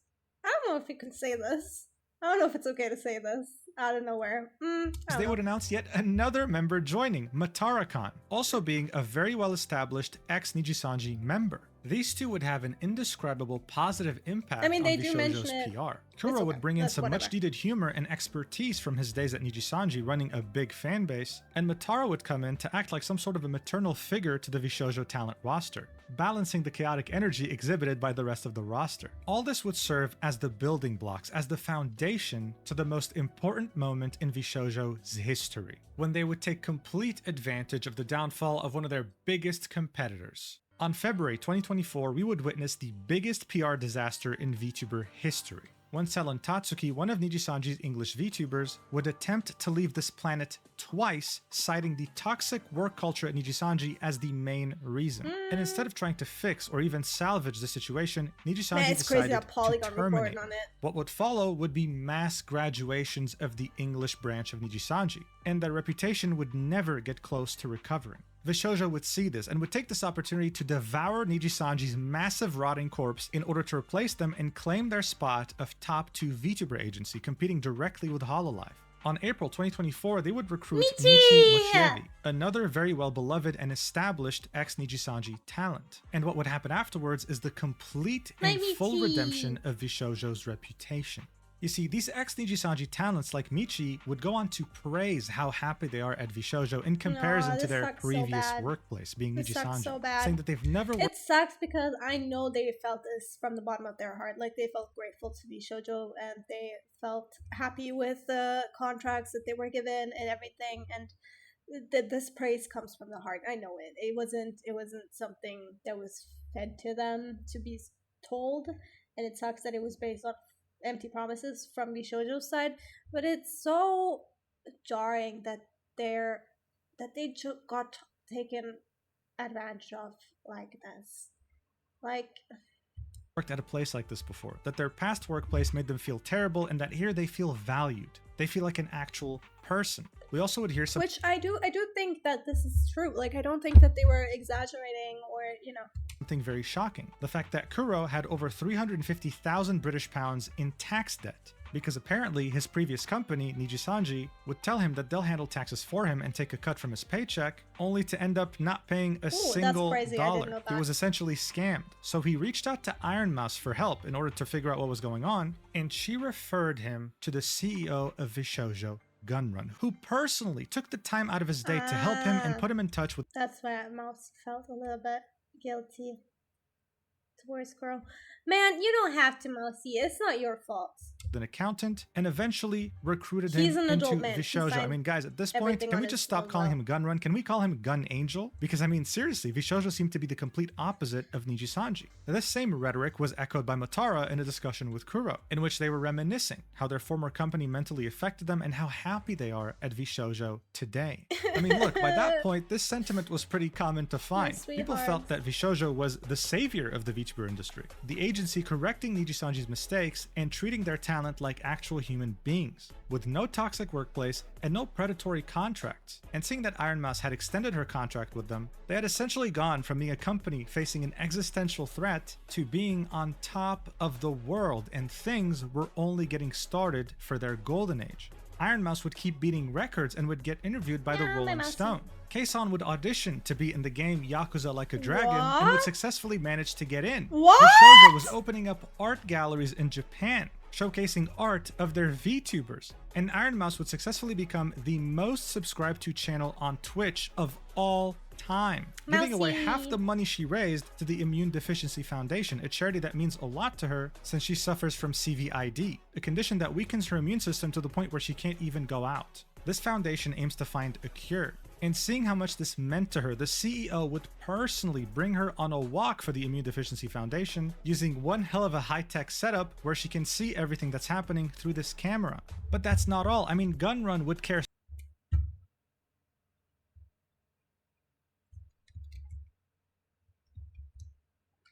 Let me just finish it. So much about his talents that he would personally accompany Iron Mouse when she would win the Best VTuber Award in the Streamer Awards at the end of 2023. And if that wasn't enough to impress you, then maybe their global marketing campaigns would, plastering the faces of all their talents in Japan, more specifically a metro station in Shinjuku. I mean, guys, by this point, everyone, whether big or small as a content creator. This one was fucking crazy. Okay, wait, let me rewind. I was busy pasting the link. Oh my god, hi! Hello! Welcome! We're watching something. We're making our React Andy Dreams reality. Welcome, welcome! Hope you had a nice stream! Thank you for the raid! Did you play Genshin? Did you?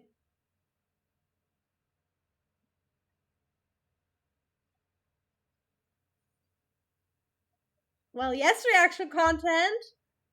I want to be a React Annie so bad. So now I'm doing it.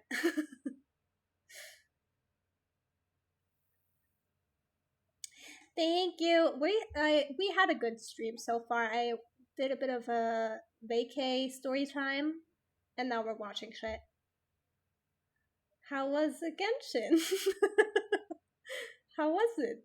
Did you pull or anything? It's okay. I forgive you. I'm gonna play Honkai Star Rail soon on stream, so I have no leg to stand on actually. So don't let me do too much, okay? Keep me in check.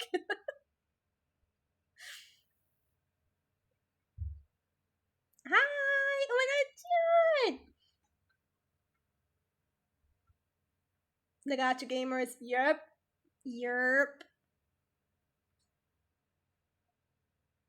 Personally, Everyone, strap in. We're watching this.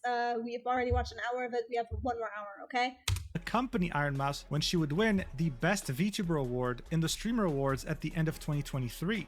And if that wasn't enough to impress you, then maybe their global marketing campaigns would. That's what I meant to say. This one is fucking crazy though, isn't it? Because they spent so much. Like, someone did the price breakdown of these. What was it? Fucking station. How much they cost?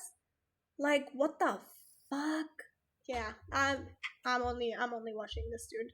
Cause don't look at this. I'm not subscribed because this is my Pia channel. This is my business channel.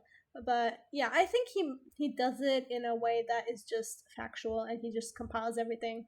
So I like that, because I don't like speculation and shit. Their talents in Japan, more specifically a metro station in Shinjuku. I mean, guys, by this point, everyone, whether big or small as a content creator, wanted a piece of Vshojo. The idea of joining such an agency that held their talents to such high regards and would give every talent a manager to handle day-to-day tasks while they would focus on what was important to them simply sound I have not yet figured out what commands do. I'll get to that. Don't do anything. Don't do exclamation mark whatever. Okay? We don't have shit in here. Get used to it. Amazing. It seemed that this talent freedom approach was truly working, and Vshojo knew exactly what they were doing. But hold your horses. I mean, this success does come with a price. Yes, there is such a thing as suffering from success, and Vshojo was about to find that out. Seeing that everyone wanted to join them, many were wondering what had happened to the audition form that was posted back in 2021. Was that simply to recruit an already established independent streamer like Vebe? Many would start making a joke that Vshojo was nothing more than a glorified Nijisanji retirement home. That, or they would just hire friends, that they were a nepotism-centric company. No, I wouldn't say that. I like the concept of it being invite only up until they open auditions. Which, I mean, if you do have the money, it would be the next logical conclusion. But as we heard Giga say, they did not. But it wasn't a bad, like, being invite only was actually kind of good. This criticism didn't reach the company, it would reach the talents directly, causing someone like Zentreya to reach a breaking point. With her tweeting this out during July 2024, saying, "Heartbreaking and disheartening to see so many people pushing the idea of Zen friends only when each person I found had to work their way to the top regardless. I have other friends who don't want to join who are working their asses off and doing amazing things. I even pushed management to open auditions again finally after so long and to scout for new and upcoming people to mesh with. I wanted to meet new people and let the others get a sense for them as well and see who would fit into the puzzle. Then I came to a realization that even if we bring in a new person, people will claim we focused on new people instead of helping others who are halfway to success, or other larger creators be a part of something fun. Either way is a loss. I just wanted to do right and help smaller and up and coming as well as the potential to bring someone on the rise. Management and Gunrun are working their butts off to do all of this, and now I feel as though I made a mistake in doing this. Who knows? But I hope you all still try because I started from the bottom too and I put in the work." This tweet was made in reference to Vshojo finally reopening applications after 3 years on July 10th, 2024, a day before Zentreya's. I mourned the loss of this model for so long, you guys have no idea. I needed my goth boy back so bad. Like, it wasn't even funny anymore. Tweet. And putting aside the fact that some talents were literally getting harassed over this was actually a net positive for Vshojo. You had droves of undiscovered talented VTubers, established VTubers, big, medium, small VTubers, all wanting to join your agency because goddamn, you guys were doing a great job. I mean, this post alone had over 5 million views, over 1,000 replies, with some very big independent VTubers commenting on it. If you hadn't noticed yet, this is what a golden age looks like. And around 5 months later, Ama Lee, who is a very well-established voice actor, VTuber, and singer, would make the announcement that she was joining Vshojo. She was one of my first VTubers, because Sayu was my first VTuber. Sayu really was my gateway drug. He got the ball rolling, and then I got introduced to Monarch, and then I got introduced to Joel, and then I got introduced to, like, other VTubers that weren't particularly in their friend group, but that he offhandedly mentioned. I was like, let me check out this VTuber thing, because I just liked Alejandro, because I liked his voice roles, I liked Yuri, I liked Sino. And I was just like, yeah, you're a cool dude. Let me just watch your shit, and then Vshojo. This was, of course, now we're here. huge for the agency, but at the same time, Amelie noticed that there were some replies that were fairly negative about her joining. Feeling the need to specify, this reveal has been in the works for almost a year and a half. And just to clear up any confusion, I was not a part of the auditions, but I'm so excited for the future debuts of new members. This is simply how badly people were clawing at the chance of joining this agency. She had to actually specify this. But Vshojo had made an entire subsidiary in Japan, not just for Kei-san and Amamiya Nazuna. They had very big plans for the country in which VTubing originated in. At the end of 2024, they teased 4 different Japanese talents joining their roster, this time under a wave or a team called Vshojo Nova. And by the beginning of July 2025, they would unveil it, launch it alongside Universal Music Group. This wasn't just yet another VTuber wave, these were superstars in the making. I mean, at this point, maybe Gunrun saying back in 2020 that Vshojo was going to be a new era of VTubing wasn't so far-fetched. Not only were they on top of the world, but now they were considered a direct competitor to Hololive and someone who had very easily outdone Nijisanji. The sky was the limit, and if this company became worth $1 billion in the coming years, no one would have been surprised. But you see, speaking about money, how did they make it exactly? You see, this was a question that would start to be asked as early as 2023. Agencies typically took a cut of sponsors, donations, subs, and merch from talents in order to sustain their business. But Vshojo would only do so, as far as we knew, whenever they brought in a sponsor and whenever there was merch on the line, never taking any of the donations or sub money of their talents. I personally got the chance to speak with someone notable in the content creator industry, and they told me that Vshojo for them was a red flag since 2023, truly wondering how this company even functioned and made money. This Redditor right here.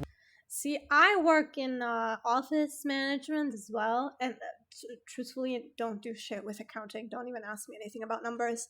But I was like thinking when I heard like, yeah, they just keep merch and they keep like their own sponsors. I was thinking like, yeah, that's enough, wouldn't it? I mean, look at the size of those creators. Wouldn't that be enough?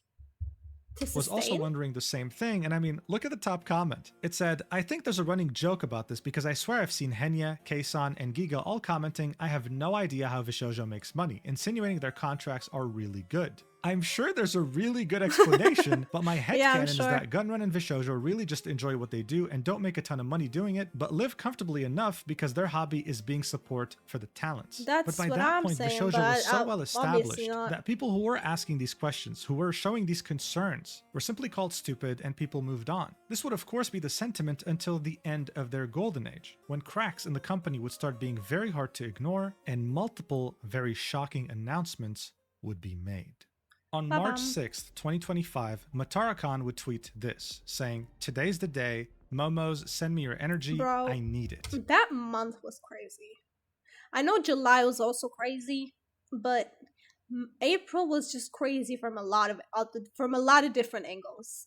July was like concentrated nightmares, but April was like, and you get a car, and you get a car, and you get a car. Like, it's so bad.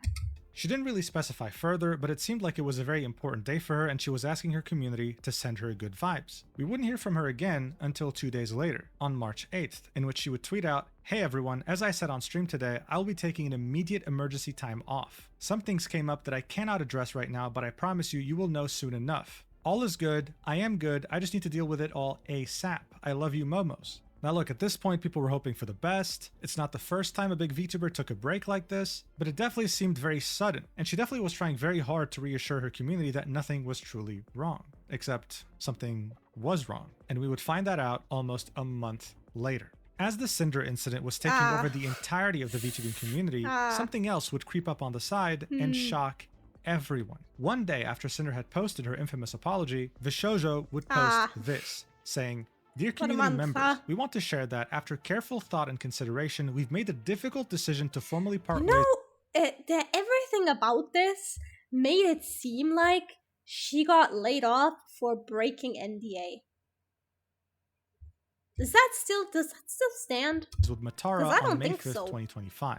We're genuinely grateful for everything she's brought to Vshojo and wish her the best moving forward. Goodbyes are never easy, and we understand many of you deeply care about Matara as we do. The best way to support us both right now is with kindness, understanding, and respect for everyone's feelings and privacy during this transition. We're committed to our incredible talent, community, and the values we share. Thank you all for your empathy and continued support. To say that people were absolutely shocked by this is an understatement. Yeah. As I said, up until that point, Matara was seen as the motherly figure of the entire talent roster. She'd be someone with an opinion that was highly valued in the company We love and you, would, throughout Matara. many occasions, sing the praises of Vshojo. So why the hell was she graduating and why was it so sudden? Well, here's what she had to say about it. Vshojo made the decision to part ways with me on March 6th. Because after that, I'm sure he's gonna cover it too, but after that she said on stream that she chose her wording very carefully of this tweet, which made it, yeah, obviously, like, she got let go, like she got fired. That's not that a strong word, but you know what I mean.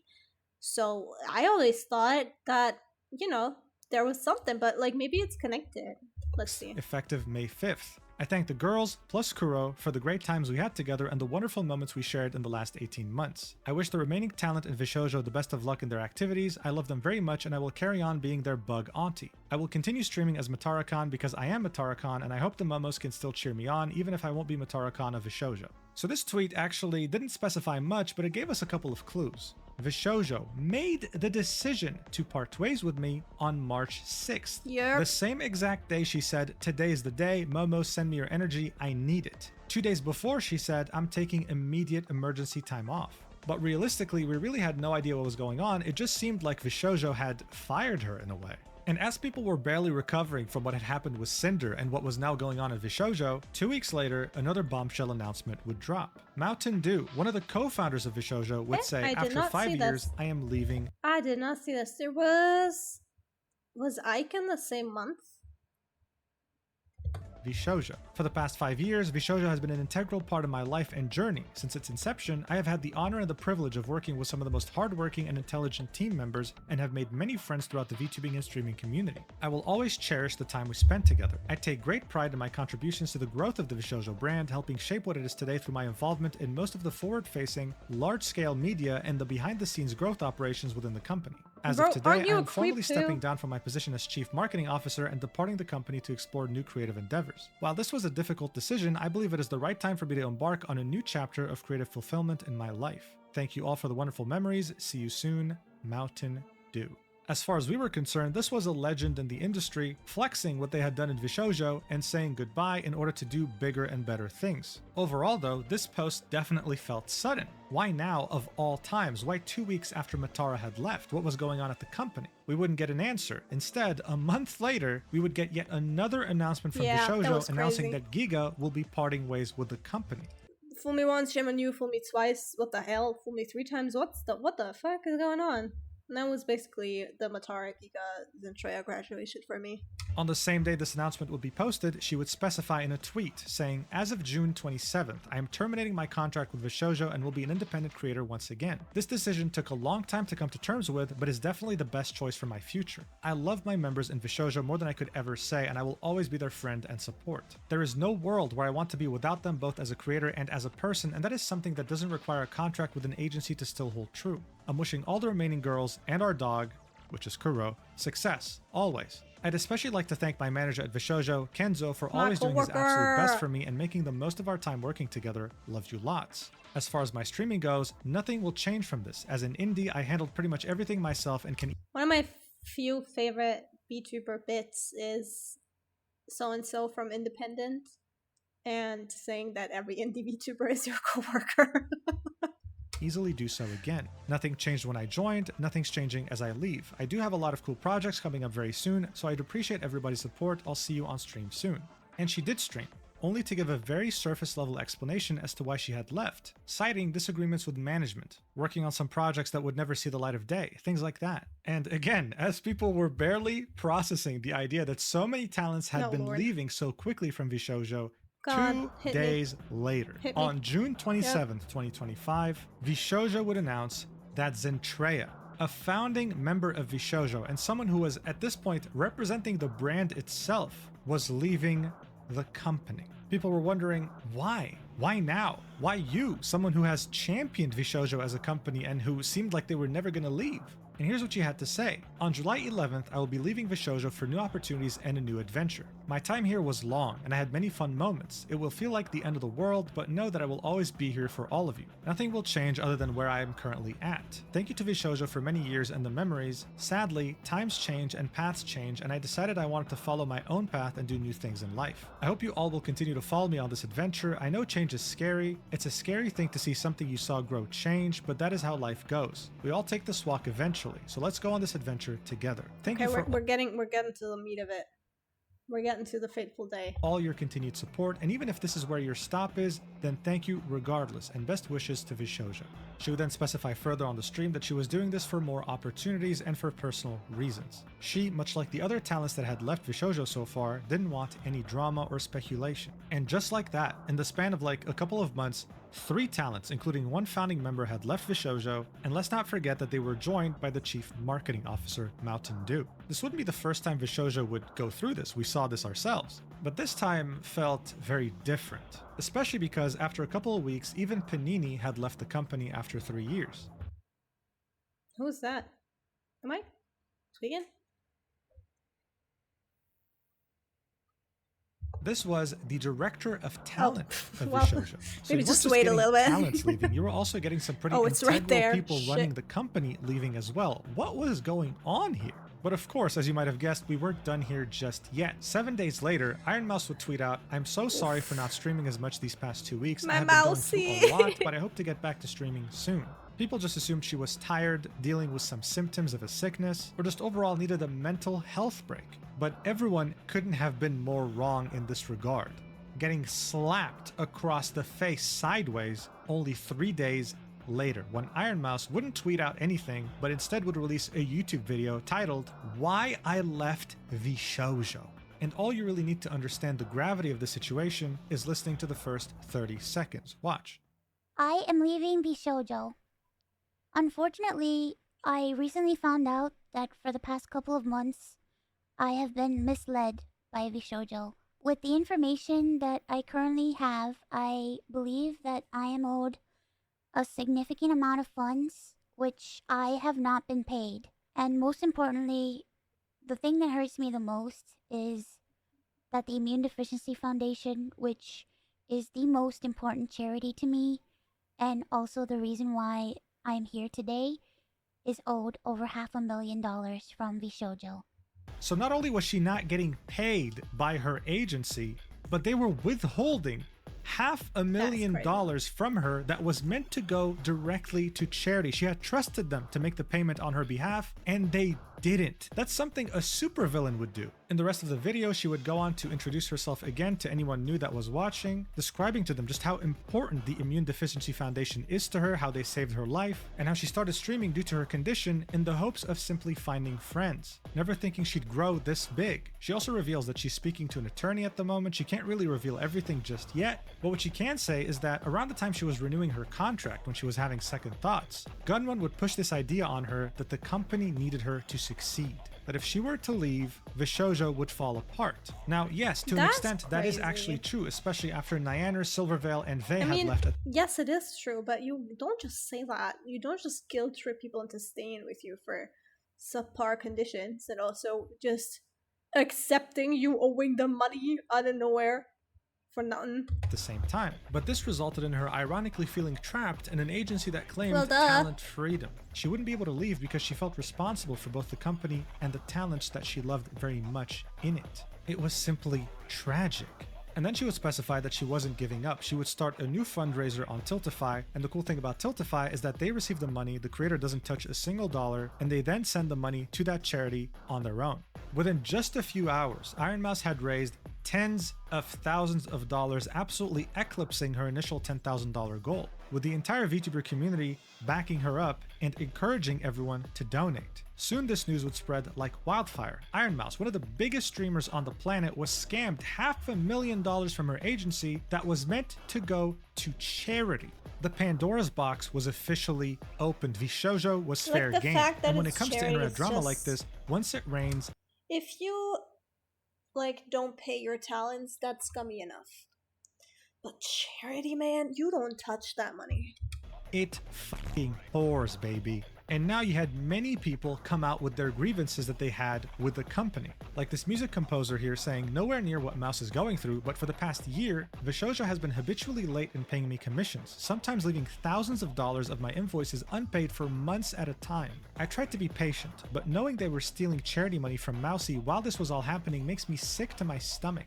Another music artist would quote tweet this and say, I have thousands of dollars of unpaid work from them too. Had to chase people down just to make sure my friends got paid. They even hire someone to help with music stuff, but I ended up managing everything while they got paid for my work. This had gotten to a point where it was so ridiculous that Iron Mouse had to make a statement saying any artists/musicians that worked with me through Vshojo and never got paid, please contact me ASAP so I can get you paid. I'm so sorry. It turned out that the financial problems of Vshojo weren't just related to talents, they were related to everything. Isn't it crazy that they had to each make their own tweet? Like, hey, if you're an artist, like, and you're not paid, like, hit me up. And then they had to, like, not had to, but they were kind enough to pay all of the artists out and, like, even pay out group commissions and stuff for each other. Like, that Vshojo, like, the agency commission is, like, a group thing. Like, that sucks so much. That just sucks so bad.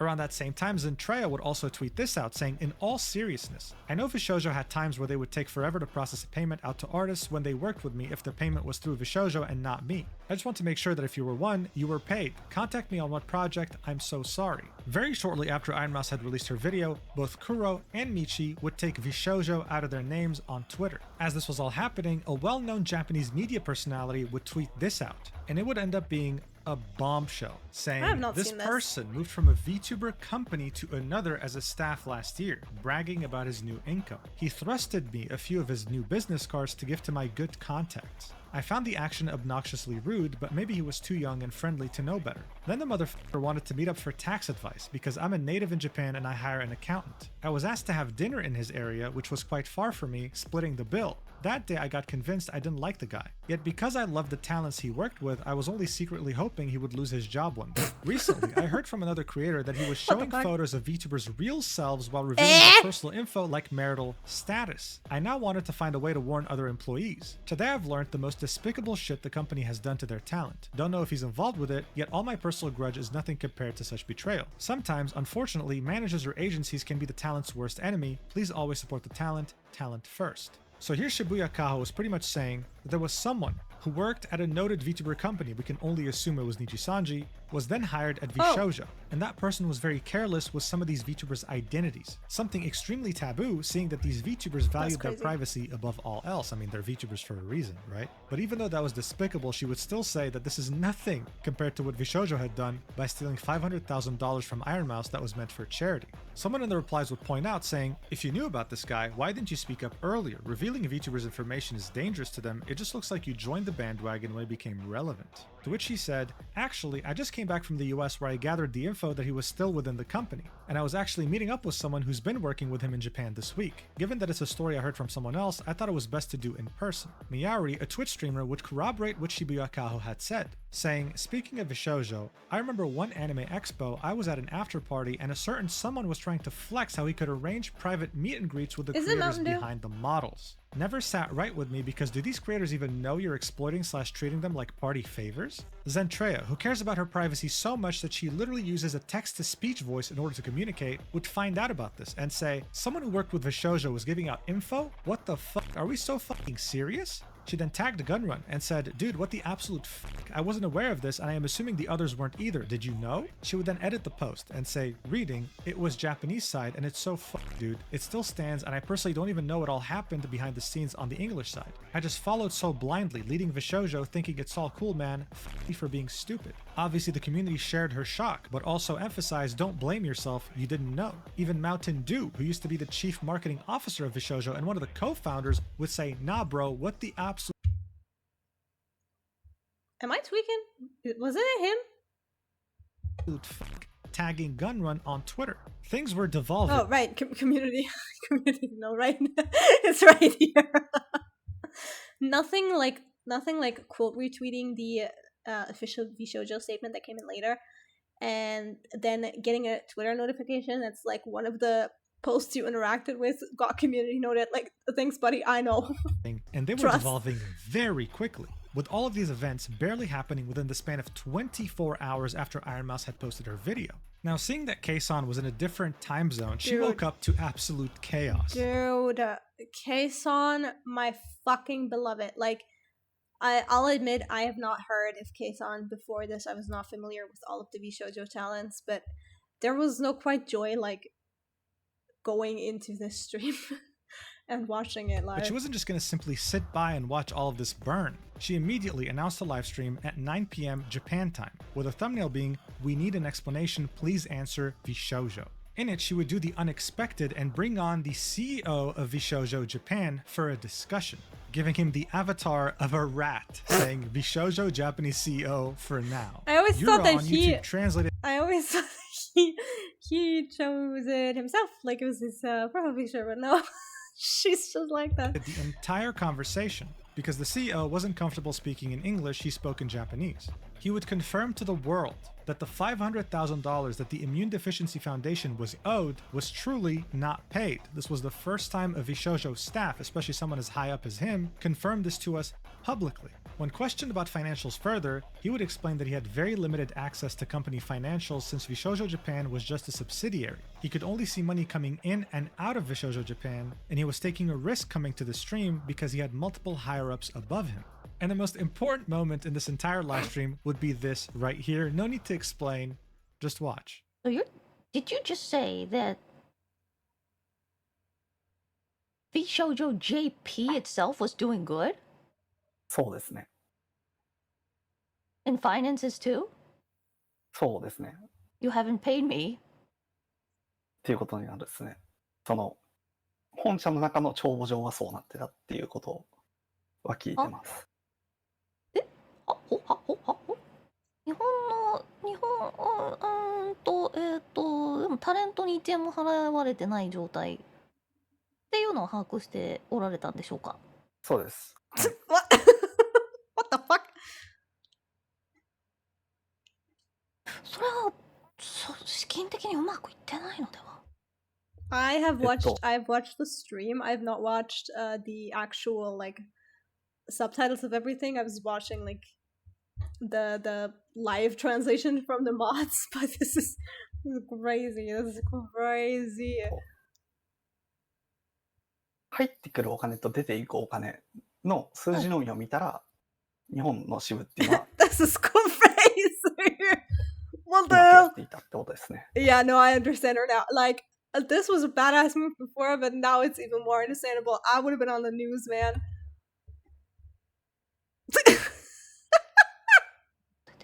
Look at her face. 出ていこうかな。入ってきたお金。I quit Vshojo today. はい。はい。Vshojo 辞めます今日。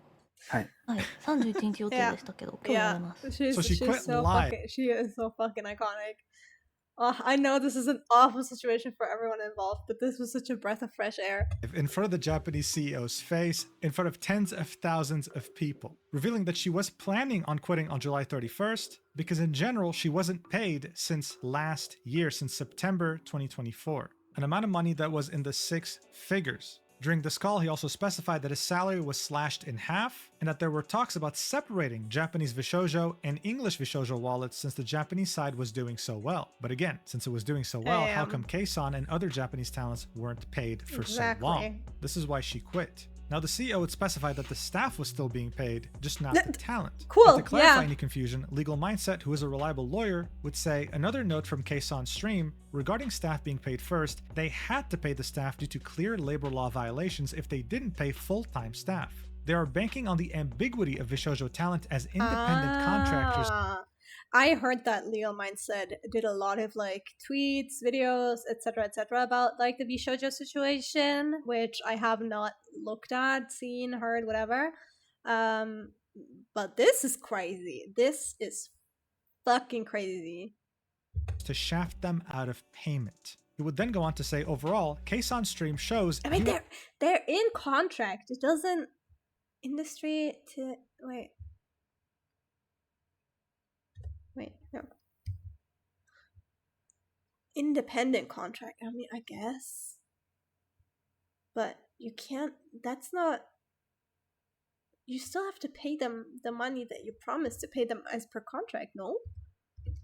US Vshojo leadership aiming for bankruptcy as a solution to discharge unpaid payments to the talents Yeah. as independent contractors. Now is the best time for VTubing industry to challenge this insanity and establish that VTubers are true employees. So now we just went from them stealing $500,000 meant for charity to not paying their talents to try to legally squirm away from paying their talents money that they're owed. As this entire chaos was unfolding, Michi would go live to talk about what was going on. She would briefly go over how we got here, how she started VTubing as a way to hang out with friends, and eventually she would end up at Nijisanji and it wouldn't really end well. After Nijisanji, she'd be at a point in her life where she had picked up bad habits again and had a lot of baggage. So she was very grateful to Vshojo for giving her a second chance, for saving her essentially, making her trust them fully. This is why she would sing their praises so much and so often. And that hurts so bad because, as I said before, they truly did sing those praises like genuinely. They believed what they were saying. It wasn't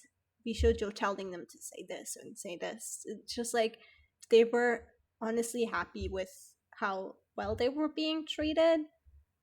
Just for all of it to end up being empty promises. Man, that sucks so bad. She says she feels embarrassed by now that everything has been unfolding. Finally, she announces that she's officially quitting Vshojo and that they also owe her a significant amount of money. She then says that of course there are other things, but she can't discuss them right now due to legal reasons. Amelie would join Michi in announcing that she will be terminating her contract with Vshojo effective immediately and will be returning to being an independent VTuber and content creator. Kuro would also go live to talk about his experience, and he'd say that the first year at Vshojo was amazing. The contract was amazing, and it was a complete difference to the first company he worked for, which was Nijisanji. He would then say that the second year got more weird, more disjointed, less collabs between the talents at Vshojo like the first year, and overall, the vision wasn't as clear as it used to be. To him, Vshojo began being a company with a lot of empty promises. But the reason why he and other talents didn't leave is because they would have many meetings with Gunrun and important staff, explaining their grievances and being promised that things were going to improve. And they trusted them. Unlike other companies they worked for, they had the CEO listening to everything they were saying, telling them that don't worry, we'll take everything into account.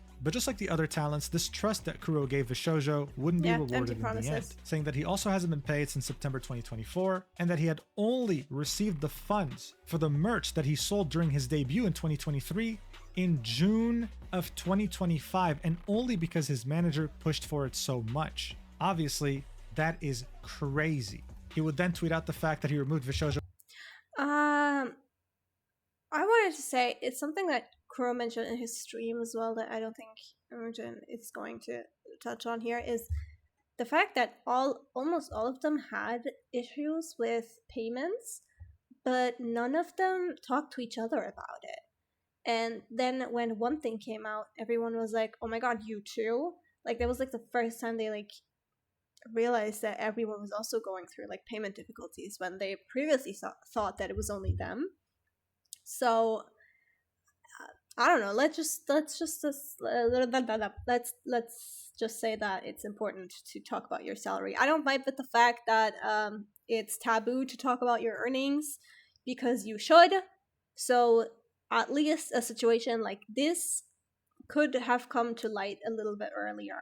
Like, it just benefits the people up top if you don't talk about how much you're being paid, if you're being paid, if your payments are being late, like just in general money. Start talking about money. I'm being serious. Like, I will never ever withhold my salary from my coworkers, because what if they get severely fucked over and I get severely fucked over? Like, we have to know these like numbers so we can know what is going on in the company, and also to have like a point of reference from his name, and would lose the Vshojo logo on Twitter, saying, and there it goes, how do you do, fellow indie VTubers? Hime Hajime would then join her fellow talents and say, I can confirm I have also quit Vshojo. These past few years I got to meet and befriend some amazing people, but I can no longer be part of the company. Henya the Genius would then go live to talk about her perspective, and here's what she had to say. Just 5 minutes before the stream, she found out that her birthday merch was never shipped. Merch that her fans paid for. They never received it. Her manager and her attorney are now handling the situation, and she'll update her fans when she can.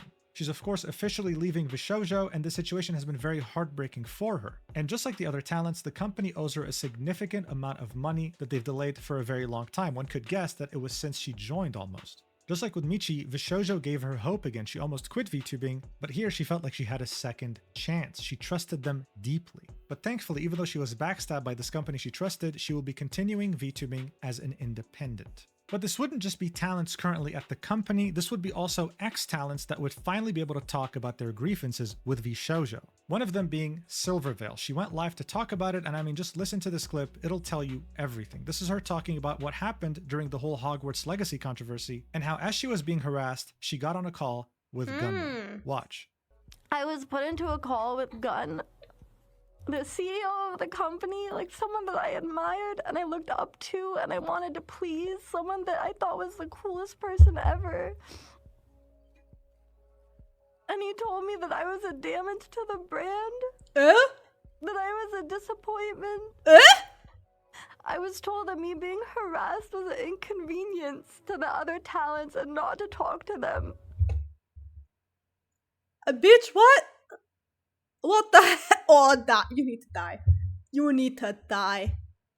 Oh my god, you need to die right now. Gun run, I mean. Optics were more important than their own What the talent's hell? well-being. And I was suspended from streaming. They said it wasn't a suspension because they weren't that kind of agency, but what else do you call being told not to stream? Oh wow. Yeah, as she was dealing with the harassment campaign, instead of the company supporting her, making sure she was okay, the CEO got into a call with her and called her a disappointment. Gunrun was essentially siding with the harassers and doxers. After that, of course, she wanted to leave. Vey wanted to leave too for her own reasons that she would reveal later. But they would only allow them to leave together at the same time to make it seem like it was a joint decision and not an individual one. They couldn't complain because it turned out that their contract had no exit clause, which is, I think, pretty much illegal. And Nyaners, who wanted to also leave, wasn't allowed to leave with them. She had to graduate separately. Now you think, why is it that Vshojo wanted Silvervale and Vey to graduate at the same time? Well, that's simple, because after they left, they would start talking behind their backs to other talents, as well as the brands, artists, and business partners that they had worked with. Vshojo management would make it their life's mission to slander both Silvervale and Vey to make it seem like they were problem childs. Silvervale had such a sucky year. Like, girl, you need a 3 months vacay on the house. Everyone pitch in. Like, the reason why they left and the reason why they got into so much controversy was their problem, not Vshojo's. It was disgusting. But even after leaving, Silvervale wasn't done with the trauma of Vshojo. She said that the threat of Vshojo suing her haunted her for a very, very long time. Because at some point, before she even graduated, she had mentioned in her Discord that she was stressed and needed to cancel the stream. Her lawyer was immediately contacted by Vshojo after she had posted that message, and they threatened to sue her if she just hinted that she was leaving or was unhappy at all at the company. She constantly felt watched and felt like she had to be very careful of what she said at all times. This wasn't a company who put talent first or valued talent freedom. This was a dystopian, nightmarish agency. People felt so sorry for Silvervale because she's had to keep this to herself for years, not able to ever talk about it. She said this was the first time she felt like she could start to heal now that she was able to talk. But the bombshells here weren't over, because she would then tweet this out saying, "My heart goes out to all the communities affected by this recent news. I know that it's surprising and heart-wrenching for a lot of people. There's a lot I wish I could say, but I signed a pretty aggressive NDA. They made my mom sign..." What? Bitch, your mama? What's my mama got to do with this? Leave her out of it. What the hell? Imagine quitting your job and they're like, your mama gotta sign this. Bitch, I'm 30. What do you mean? All I can say is that it's been bad for a long time, and I warned everyone as much as I could. It was so much worse than you could imagine. The VTubers make the agency, not the other way around. To take advantage of those who trusted you is vile. Never derive your value from an agency. Believe in yourself and your content, because you're worth so much more than you can imagine. They made her mother sign an NDA. That's how badly they treated her, and were also scared of her. That's not funny. It's not funny. It is though. Fuck. What the hell? Like, I feel so bad for her. But what the fuck? What the? Your mom? Girl, leave the mom out of it. Just you're going to hell. Legal mindset You're going came to in hell. clarify, yeah, making your mom sign is not going to hold up. Okay, Truly good, showing us at how least. ridiculous this all is. But this if is you thought crazy. That was bad. Nyanners would then go live to reveal to us even more very disturbing details. Vshojo wasn't good with payments as early as 2023, owing her almost 6 figures worth of payments. She would then reveal that part of the money she was owed was for a sponsor stream in which she literally got swatted. Someone doxed her and sent police at her house. She had guns pointed at her. But even though that happened, she would then continue streaming because she was doing a sponsor stream and didn't want to disappoint the agency. Guess what? This shit can't be real. This shit cannot be real. This is what you hear.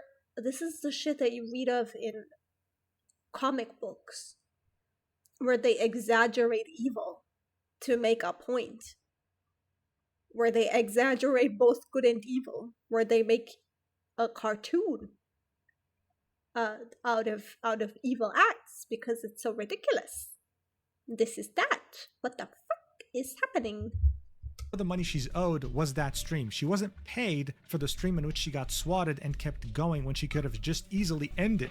After leaving Vshojo, within just a few months, she had made more money than she had ever made under the agency. The same thing applied to Silvervale. Since the first contracts had no exit clause, the only way Nyanners, Vay, and Silvervale were confident enough to leave was because Vshojo at the time had an expired business license. Before leaving, though, she was still in the process of renewing and brought in a lawyer to review the contract. As she was doing this, she was guilt-tripped by the staff. We can only assume this was the CEO, saying things like, wow, she's so heartless, she's talking to us through a lawyer, which is ridiculous, by the way. Having a lawyer review a contract should be normal. It is normal. Which is crazy because if I remember correctly, like for some of the talents, Vshojo was encouraging them to look, like to review the contract with the lawyer.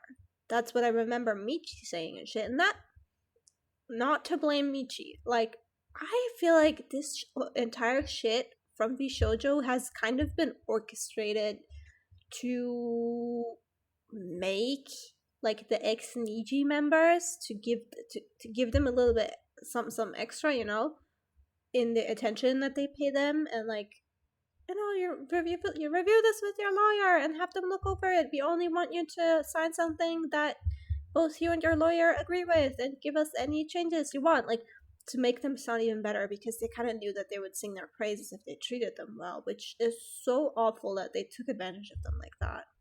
Her lawyer would then audibly be horrified during the contract call, sighing and saying some of this is ridiculous, some of this isn't legal. We would then get further clarification on the graduations of 2023. Vay comes in the chat and specifies that part of the company's terms for her exit was announcing her and Silver's departures at the same time to avoid panic. Vay also didn't get paid for any sponsors from 2021 to 2023, and she needed to hire a lawyer to pester them 24/7 in order to get her money, which makes her believe that Vshojo had used other talents' money in order to pay her. In the end, Nyanners thought that she was genuinely going to take all of this to the grave, never being able to clear her name. But when the Iron Mouse situation had unfolded, she finally felt like she was safe enough to talk to everyone about this. After that stream, she would tweet out, "I'm so sorry, I'm still sick, so I gotta take today's stream off, but I wanted to express how thankful I am to everyone for all the support. Not just for me, but for everyone who's had to deal with this painful situation. It's heartbreaking they had to go through so much undue stress caused by the people they trusted in. I wish them all the best, and I know they'll go on to keep doing amazing things and have many brighter opportunities awaiting them. It was scary, but I'm immensely grateful and relieved to have finally been able to speak out about a lot that has weighed on me for the past 2 years. It was an incredibly difficult time for me that left me..." I'm gonna be so honest, no secret is safe with me for 2 whole years. Like,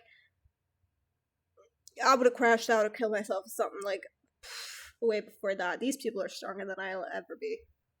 Feeling so isolated and mentally burnt out for a long while. I know many others have felt the same way, and my heart goes out to them. To be met with the overwhelming amount of understanding and support from everyone when I thought I'd never be able to talk about this or have any kind of closure has helped me so much. Thank you for hearing me out and being so chill. It means the world to me. It's been an awful time for a lot of people, to say the least, but I hope that on the bright side of things, all of this coming to light can create meaningful change going forward. Seeing the VTuber community come together like this to lift each other up has been so nice to see. Please send the former Vshojo talent and everyone affected by this all the love you can, and please donate to the Immune Deficiency Foundation. Thank you guys for everything, and let's look forward to way more fun times in the future. Nyanners and Silvervale were finally able to clear their names, and Vay was able to chime in as well. Many people felt very bad with how they perceived them and were there to show them support. But it wasn't just talents and ex-talents of Vshojo that had something to say.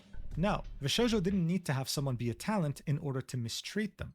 In the summer of 2024, Vshojo would open their applications again. And since Amelie needed a year and a half to join, it was safe to assume that this was going to be the same amount of time required for a new talent to join as well. What the hell was happening to them as this entire company was crumbling? Well, they would decide to also speak out. I know some people have noticed that I've been spotty with streams lately, and the reason is actually because I was supposed to join Vshojo this year. A lot has happened, and after over half a year after signing, I requested to have my contract voided. It's crazy. I won't go into detail, but it was an opportunity that I was very excited about, and I'm sad that I won't be able to bring you everything I had in mind. I'm sorry for all the delayed projects and ideas I excitedly talked to you guys about, but I'll be working on them by myself slowly. To the few people at Vshojo I was able to talk to, thank you for giving a chance to a bug like me. I hope everyone who hears about this news, even if you don't know me or watch me, can still send support to the Vshojo girls, both existing and my gen mates. I'm sorry things turned out this way. Thank you to my bug bros and friends for always supporting me and being there for me. You guys are the reason why I'm strong. Let's keep having fun, okay? She would, just like Haruka, link the Tiltify for the Immune Deficiency Foundation.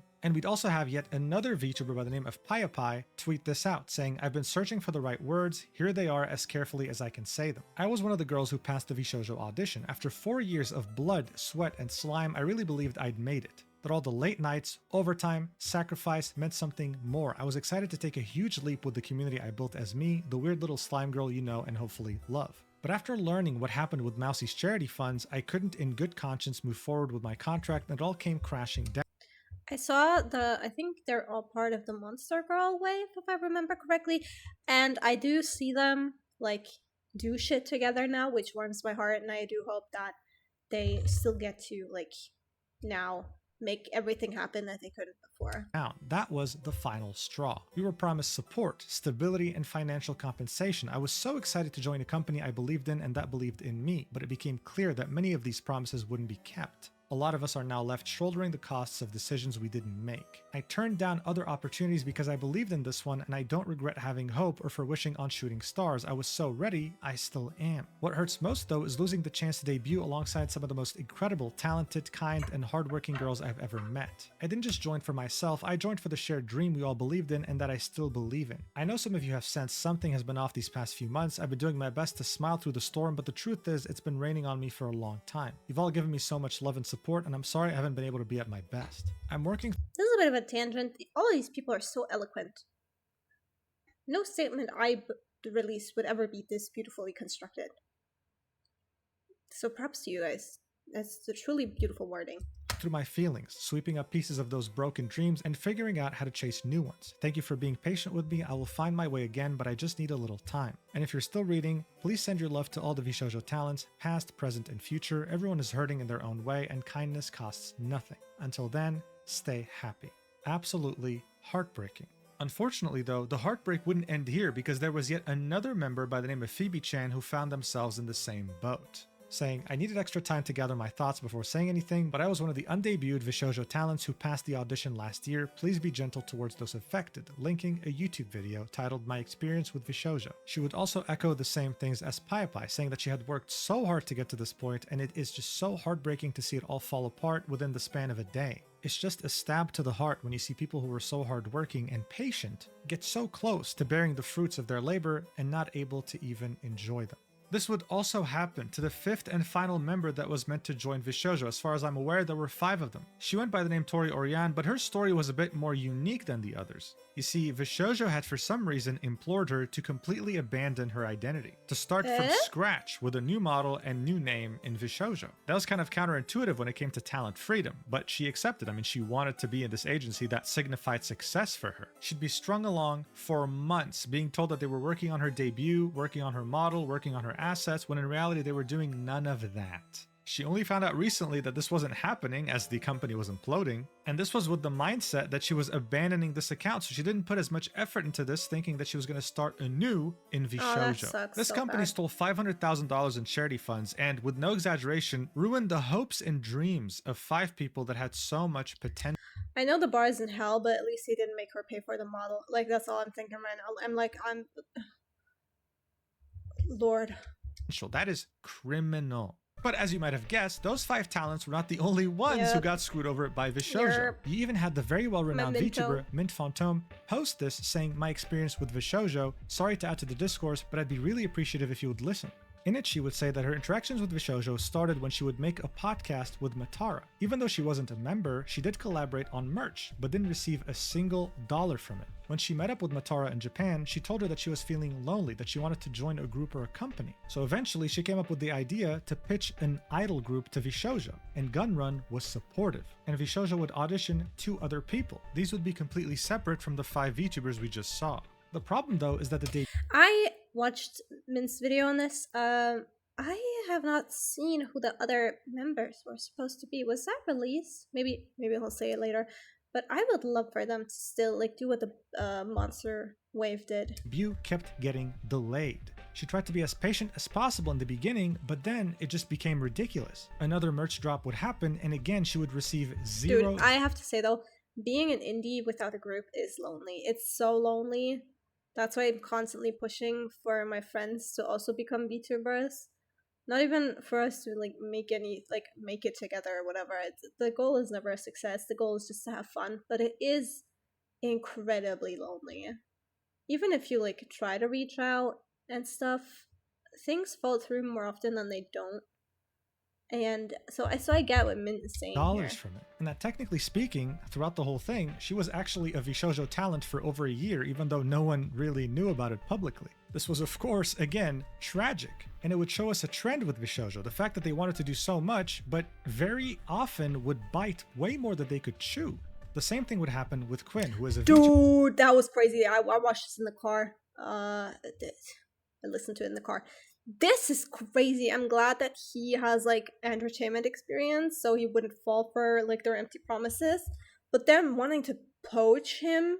That used to be at Nijisanji that also happens to stream with Facecam. Vshojo would tell him that they're interested, that they really would love to sign him on, but eventually would just ghost him. This company's higher-up management was ran by complete clowns who didn't really know how to run a business, and more revelations would come out. For example, Shoto, who is a very big VTuber, would say, "Fun fact, I was contacted for an opportunity to join Vshojo back in 2023, and I'm very glad it didn't go through. Please support Mouse and support the Immune Deficiency Foundation, y'all." To which Sayu, yet another very big VTuber, would say, "You too? Damn," and retweet. Shy Lily, who needs no introduction, would say, "Good thing I trusted my gut feeling when Vshojo tried to recruit me. Their contract was riddled in red flags and basically legal robbery. This makes me sick to my stomach. Please, if you can, support Mouse and the Immune Deficiency Foundation." And even more tragically, Sayu, who used to be at Nijisanji and was treated horrendously by that company. I'm talking, she was doxxed and harassed and everything, and Nijisanji did nothing, effectively what Gunrun had done to Silvervale, would get in contact with Vshojo as she was stepping out of Nijisanji. At that point, she had lost all hope, but Vshojo had given her renewed hope. She pitched an idea to Gunrun, saying what if she left and several others left, and they would make a gen of ex-Nijis in Vshojo. He liked the idea, wanted to listen to more things she had to say. She felt like she was finally validated for the first time in her career. And Gunrun, the CEO of Vshojo, would tell her that he wanted to help and that this sounded like a plan, saying that the only thing he was waiting on was for her and Nijisanji to finalize their graduation. After she'd go through an absolute nightmare and finally get rid of that company, she would reach out to Gunrun again and would only receive a surface level response. No fucking way. I did not know that. That is just new levels of evil. Effectively ghosting her. She had lost everything in Nijisanji. She had lost complete hope. Gunrun gave her some hope, and she had lost that too. All in Oh, Gunrun, you're gonna die in 7 days. Oh my god. the span of just a few months. It turned out that Vshojo wasn't this next level, new era VTuber agency. It was run by a manipulator who couldn't run a business better than a kid. And speaking of that manipulator and how he founded Vshojo, I wasn't fully honest with you in that regard. It didn't really pop out of nowhere in 2020. No, it was actually a work in progress, and it was only revealed in 2020. And according to Project Melody herself, it began with Gunrun DMing her on Twitter. She was exclusively an adult content creator who streamed on adult sites, but he wanted to know if she was interested in streaming non-adult content on Twitch. Watch her say this herself. I debuted on a different site. That was the only thing I wanted to do. And then Gunrun reached out to me on Twitter the day that I was closing DMs. Like I was going to click delete, and then he was the top. And he said, hey, I love what you're doing. Anime is awesome, and, you know, hentai, and I like your vibe. If there's anything I can do to help, let me know. And he's like, have you been on Twitch? Would you consider that? And I'm like, hell no, I won't. And then... So that's a pretty interesting piece of history. She was technically the first ever founding member of Vshojo. But here's God, can I just say, Giga's model is so cute. I love all of Giga's models so much. two more interesting things. The first one being that she thought this was going to be a LootTuber agency, full of people that make adult content like her. And the second interesting fact is that initially she acted as the talent manager. You'll see this for yourself because she explains this too. In the back of my mind, I thought it was gonna be a YouTuber agency. But then I accidentally ran into Mouse, and I heard her talking about seeing someone on a train, and then she sang Ave Maria, and I said, her right there, she is the one. Yes. Now, of course, she's half joking over here, but it's interesting to see how much of an influence she had on the early days of Vshojo, even before they came up with the name of the agency. And again, I'm not making this up or exaggerating, she said this herself on her stream. Take a look for yourself. Originally, when we started VSJ, before we even went with the name, the concept kind of was thinking a talent agency, but for more people like me. Because we're like, clearly lewd tubing will eventually happen. We didn't have a word for it because it wasn't a thing. And yeah, exactly, that would be really neat, is a lewd tubing group. And I'm sure it will eventually happen. But oh damn, that would be a cool avenue. Yes, but very quickly we realized, like, I mean, that kind of like isolates us, and there's a lot of cool people out there, just like people hidden amongst it, because there wasn't that many English-speaking ones. It was almost entirely Japan-based, and so LootTubing was more obscure. It was a neater concept to build something that's more general and. So she was the first founding member. She was also the talent manager who decided to pick Iron Mouse and the other founding talents. And the reason why I'm pointing all this out is because all roads lead back to the Nux controversy. Take a look at what he had to say once Nyanners talked about her swatting as Vshojo was imploding, well, right now. Watch.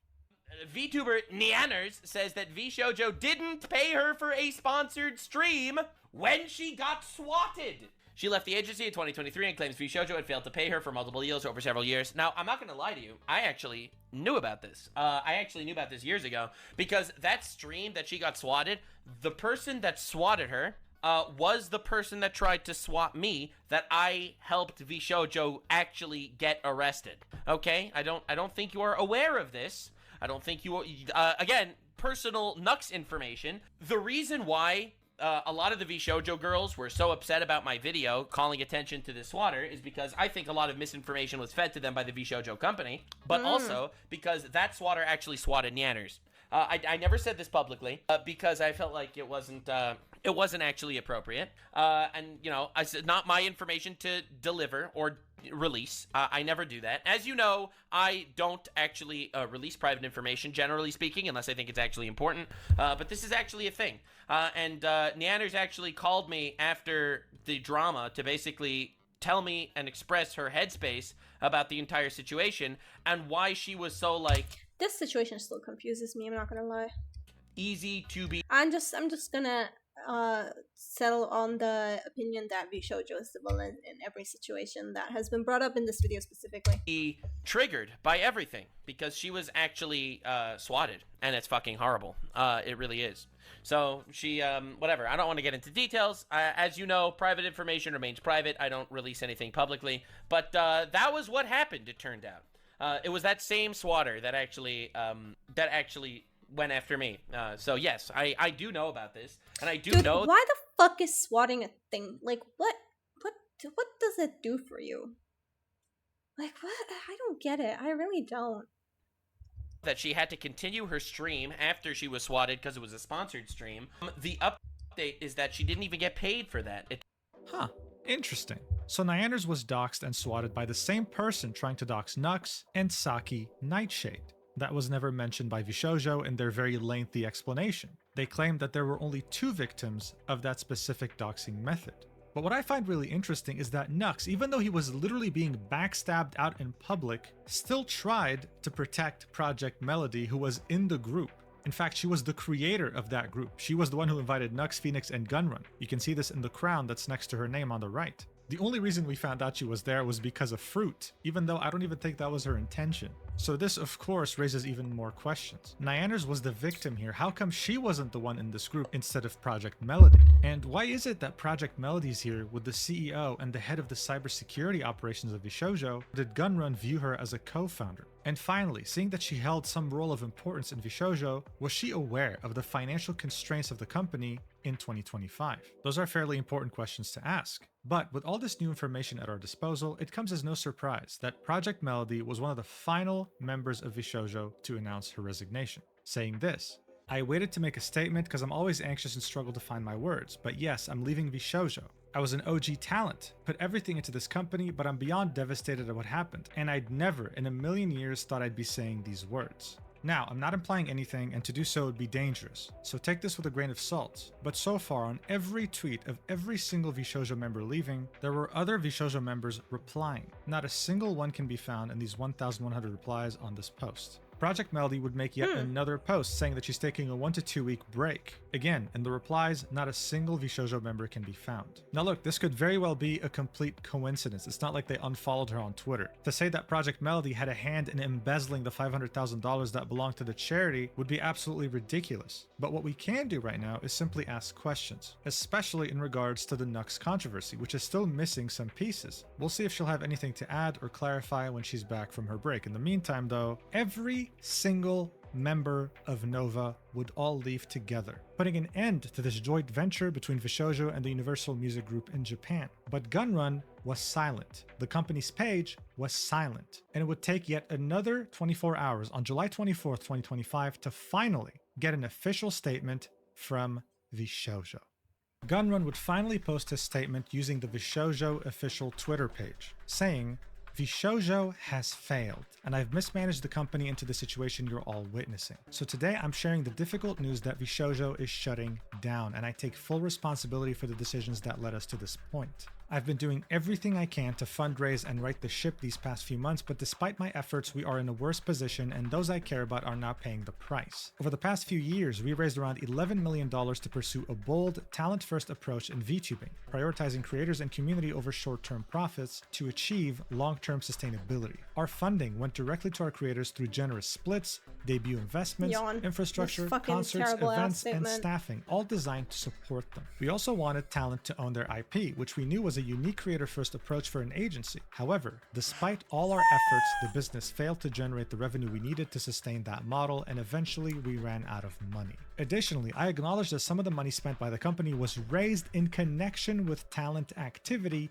which I later learned was intended for a charitable initiative. Shut the fuck up. At the time, we were working hard to raise additional investment capital to cover our costs, and I firmly believed, based on the information available to us, that we would be able to do so and cover all expenses. If only this VTuber model we were could unsuccessful in our roll her fundraising eyes. efforts. I made the decision to pursue funding, and I own its consequences. I am deeply sorry to all the talents, staff, friends, and community members who believed in our brand. We did not deserve this. Signed, Justin Gunrun." What a dog shit apology, right? I mean, look, I've been objective this whole video. Come on, allow me to be a bit biased here. This is fucking terrible. It was no so wonder bad. he got immediately community notice, saying so Justin bad. claims to not know the purpose of these funds, but he personally congratulated Iron Mouse on the completion of her charity fundraising event and reposted Ludwig directly mentioning that half the funds would go to charity. You can see Gunrun congratulating Iron Mouse on her subathon, saying, "You did it, Mouse." On July 25th, Legal Mindset would reply with, "The feds will be looking at this post." And here you can see the Gunrun retweeting a tweet from Ludwig congratulating Iron Mouse on her crazy achievement. Iron Mouse would reply to this apology saying, "You broke my heart, my spirit, and my trust." Kaysan would say, "Why didn't you let us know the moment you realized the situation? Why did I get this information 2 weeks ago, not from the company, but from my homegirls? Why did You lied to the Japanese branch a week ago that everything was good and taken care of. Henya would say, I had a wonderful time while I was in there, so because of that, it hurts my heart a lot. My community and my friends don't deserve this. I don't expect you to do anything at this point. Just please don't do this ever again to anyone. Giga would say, Vshojo didn't just fail. Many staff and leadership failed Vshojo. Instead of using talent money on operating costs, the company should have shut down or at least informed us, but you used us as cash cows to keep things afloat while keeping us in the dark. Amelie would say, this is exactly what Copium merch did to me, and you promised it wouldn't happen to me Dude, again. I see Copium merch being mentioned a lot in this situation, and it makes me very curious on what happened, because if everyone is basically using the situations as like synonymous with like the payment side. Let's be clear, the payment side. What happened there? I feel like I have to watch a video on Again, that too. I'm so beyond disappointed and frustrated, I don't even know what to feel anymore. Recounting an experience she had with a company that pretty much scammed her and her fans out of merch. Michi Mochievi would say, we trusted you and you knew how hard that was for some of us to do. Our communities, people who only ever do their best to support us and care for us, do not deserve this either. Adding a little humorous twist and saying, this does not get 5 big booms from me, OG. Nyaners would say, so is the COO going to say anything about his involvement, or is he busy Googling how do I renew my law license past the deadline? Pretty much revealing to us for the first time that the chief operating officer, the one who handled legalities within Vshojo, had an expired law license. Dude. Silverville would say, how did you not know? How could you betray the people that trusted you the most and think everyone would believe this garbage? You ruined lives. I hope the money gets repaid, but I wouldn't be surprised if it doesn't. You're a disgrace and a disappointment. Hey, you know what? You go, girl. She's just doing the same exact thing he did to her during the whole Hogwarts Legacy fiasco. But one of the most heartbreaking replies would be from Zentreya, saying, I've been trying to figure out what to say. Why did you keep dodging my messages and concerns? When I wanted to do one-on-ones, you kept dodging or gave me a short corporate answer. Even when I was under immense pressure from the community for answers about the auditions and I pleaded for a statement by your PR team, you told me it wasn't needed. You made a tiny video instead, looking like you were hurt and upset, saying sorry, instead of meeting me one-on-one for my concerns, and I was left crying and frustrated. But like a fucking dog, I went back and happy to even get something from you because, oh man, boss actually answered me. You wanted a one-on-one finally when you knew everything was crashing around you. Then debuting new talents and such even after the community kept asking about it and kept waving it off and letting me take the punches. I smiled. I fucking brushed it off and kept pushing the company because I was hopeful for new talent and bringing new people to help. Instead, I find you were hiring people without input and poaching without even the idea of truly helping them other than financial gain. We didn't even know who you were bringing in. You and the team told us to just take it. You and some people were really ready for me to be thrown under over and over. Even when Amelie joined, I begged you to put out a statement regarding auditions before she announced her debut stream. You gave us the middle finger. Me and Amelie had to put out a statement because your PR team was unfit for their job. I took it all. Why did we have to say anything at all? Why did I have to keep taking the fucking damage over and over? You were hurting me well before this, you know you have.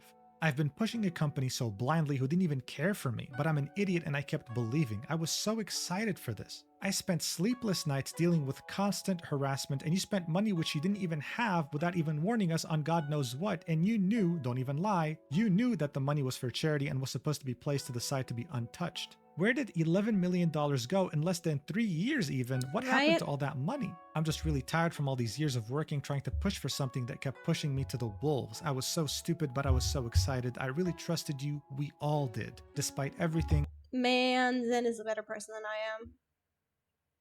I would have told him to play in traffic. I don't wish you any ill will. I just hope you find some way to make this right. Vshojo had gone from being the hope of the VTubing community to a leech that had sucked out the hope of everyone who had any contact with it, whether they were talents or not talents, whether they had auditioned or were in the process of joining. This was a tragedy on a cataclysmic scale. And no one was believing anything he said. No, there was no way you didn't know that this money was intended for the Immune Deficiency Foundation. Zero possibility. You literally brought Iron Mouse to an Immune Deficiency Foundation charity event in person. Vshojo even issued a press release stating they would donate half the profits from her subathon on September 2nd, 2024. You think this won't be used in court? You can't just feign ignorance. Legal Mindset would later chime in, saying the only reason the Vshojo CEO included the later learned language is to try to keep himself out of criminal harm. You can't just say shit that isn't true when it can be proven otherwise.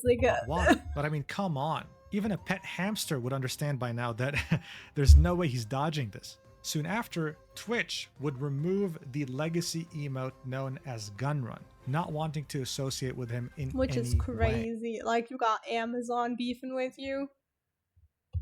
But you want to know what's crazy? Fruit has been inactive from January 2025.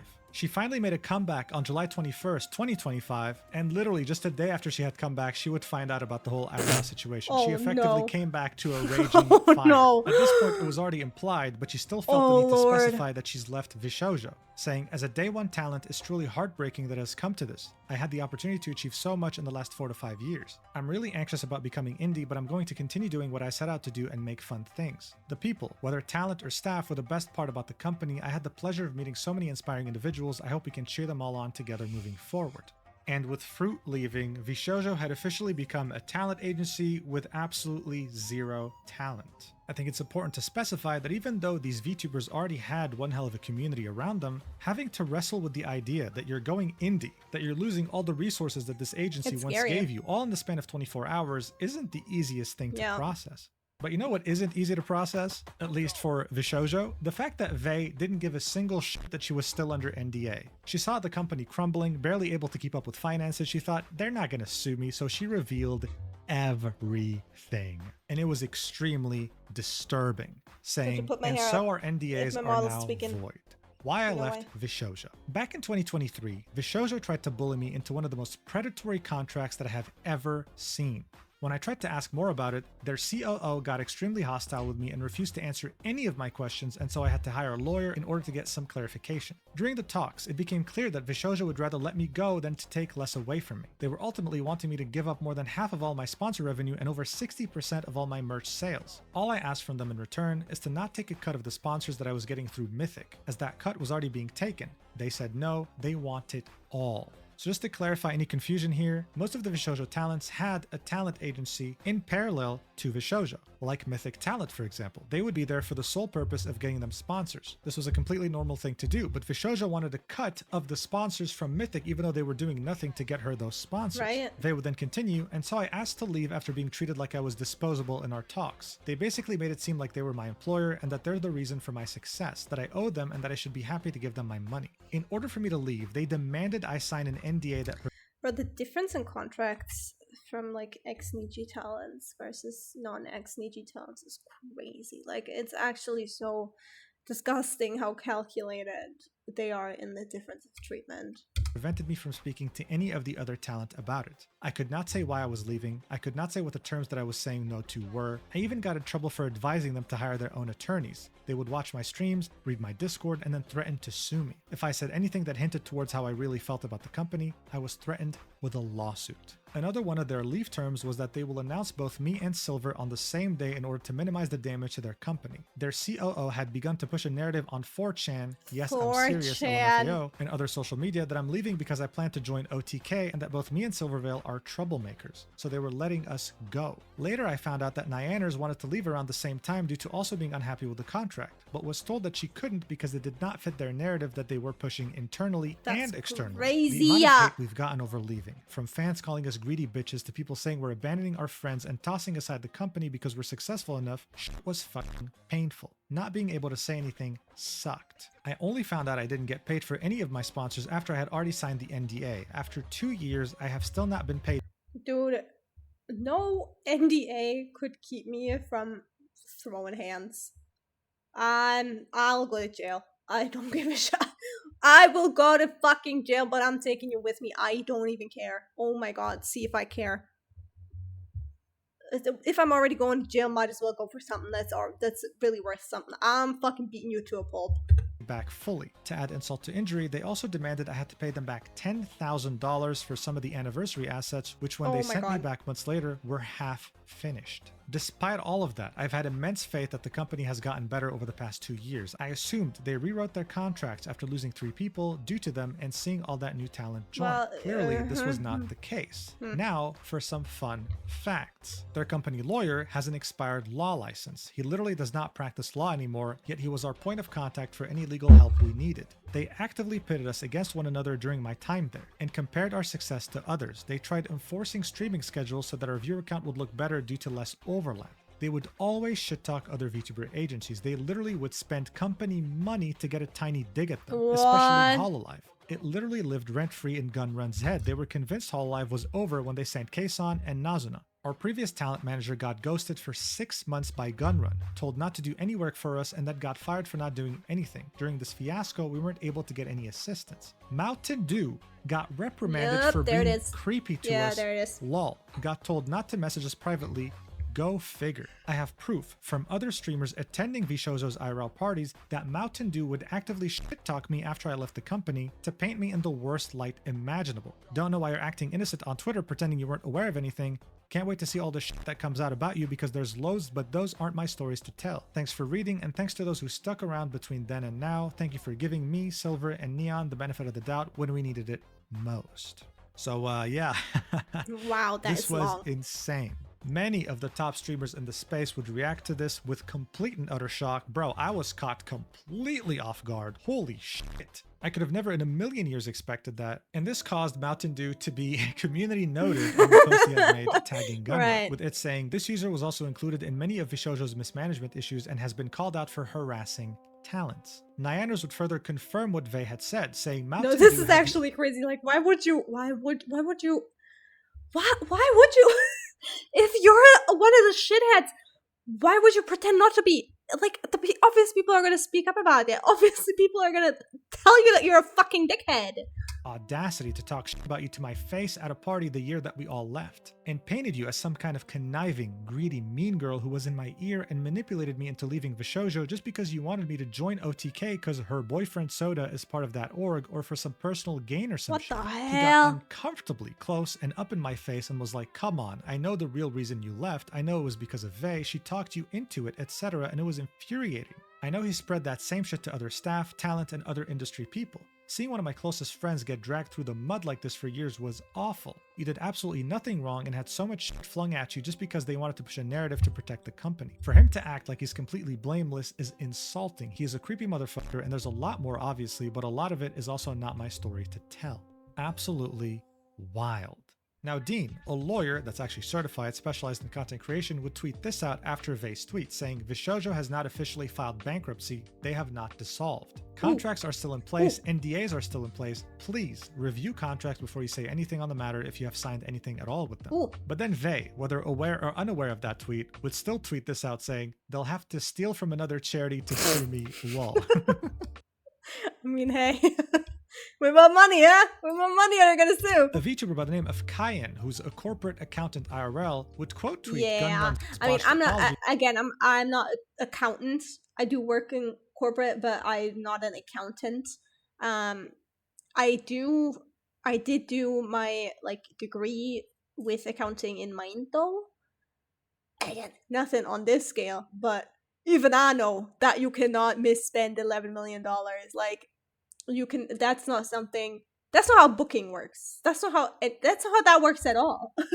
He's saying, I'm a corporate accountant IRL. You do not misspend $11 million, and you do not mistake charitable/talent earned gains as company funds. This is a textbook embezzlement. He should be in cuffs. Yeah. And speaking of those $11 million, this was seen as a genius move back in 2022. But the industry insiders that were very doubtful that Vshojo was making money and that they could pay it back in 2023 were mostly thinking this way because they weren't working with a private investor. They were working with venture capital, a form of fundraising that had zero flexibility. They wanted their money back, period. Right, and I remember that. How the fuck? Viewers, however, were the last people to understand what the hell VTubing even was to begin with. We would then get more insight into how much Vshojo was struggling from a Japanese commodities trader, saying, unfortunate situation, but just remember, Kat, who was a friend of his, was offered $2 million to buy the whole thing, but obviously the operation was so unprofitable, Kat said no. I don't know how it ended this badly, but going through the financials, to be honest, it just looks like a team that never ran a business before. Kat was always a supporter or donor of VTubers and was interested in investing in them. A friend of mine was the largest investor in Vshojo, RIP,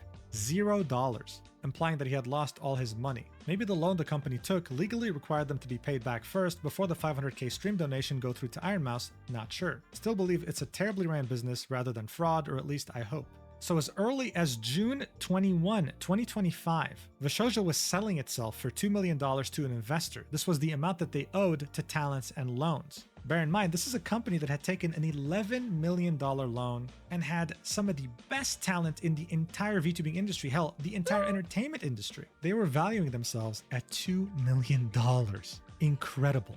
This really showed us that they really had no idea what they were doing with the business, and we'd only get more glimpses as to how badly they ran the company when even more people would speak out. One of Bro, them being it's Camilla, so a bad. well-renowned- It's so bad. A man will do one good thing and think that he's on top of the world when that one good thing wasn't even like his, like, it was just lucky.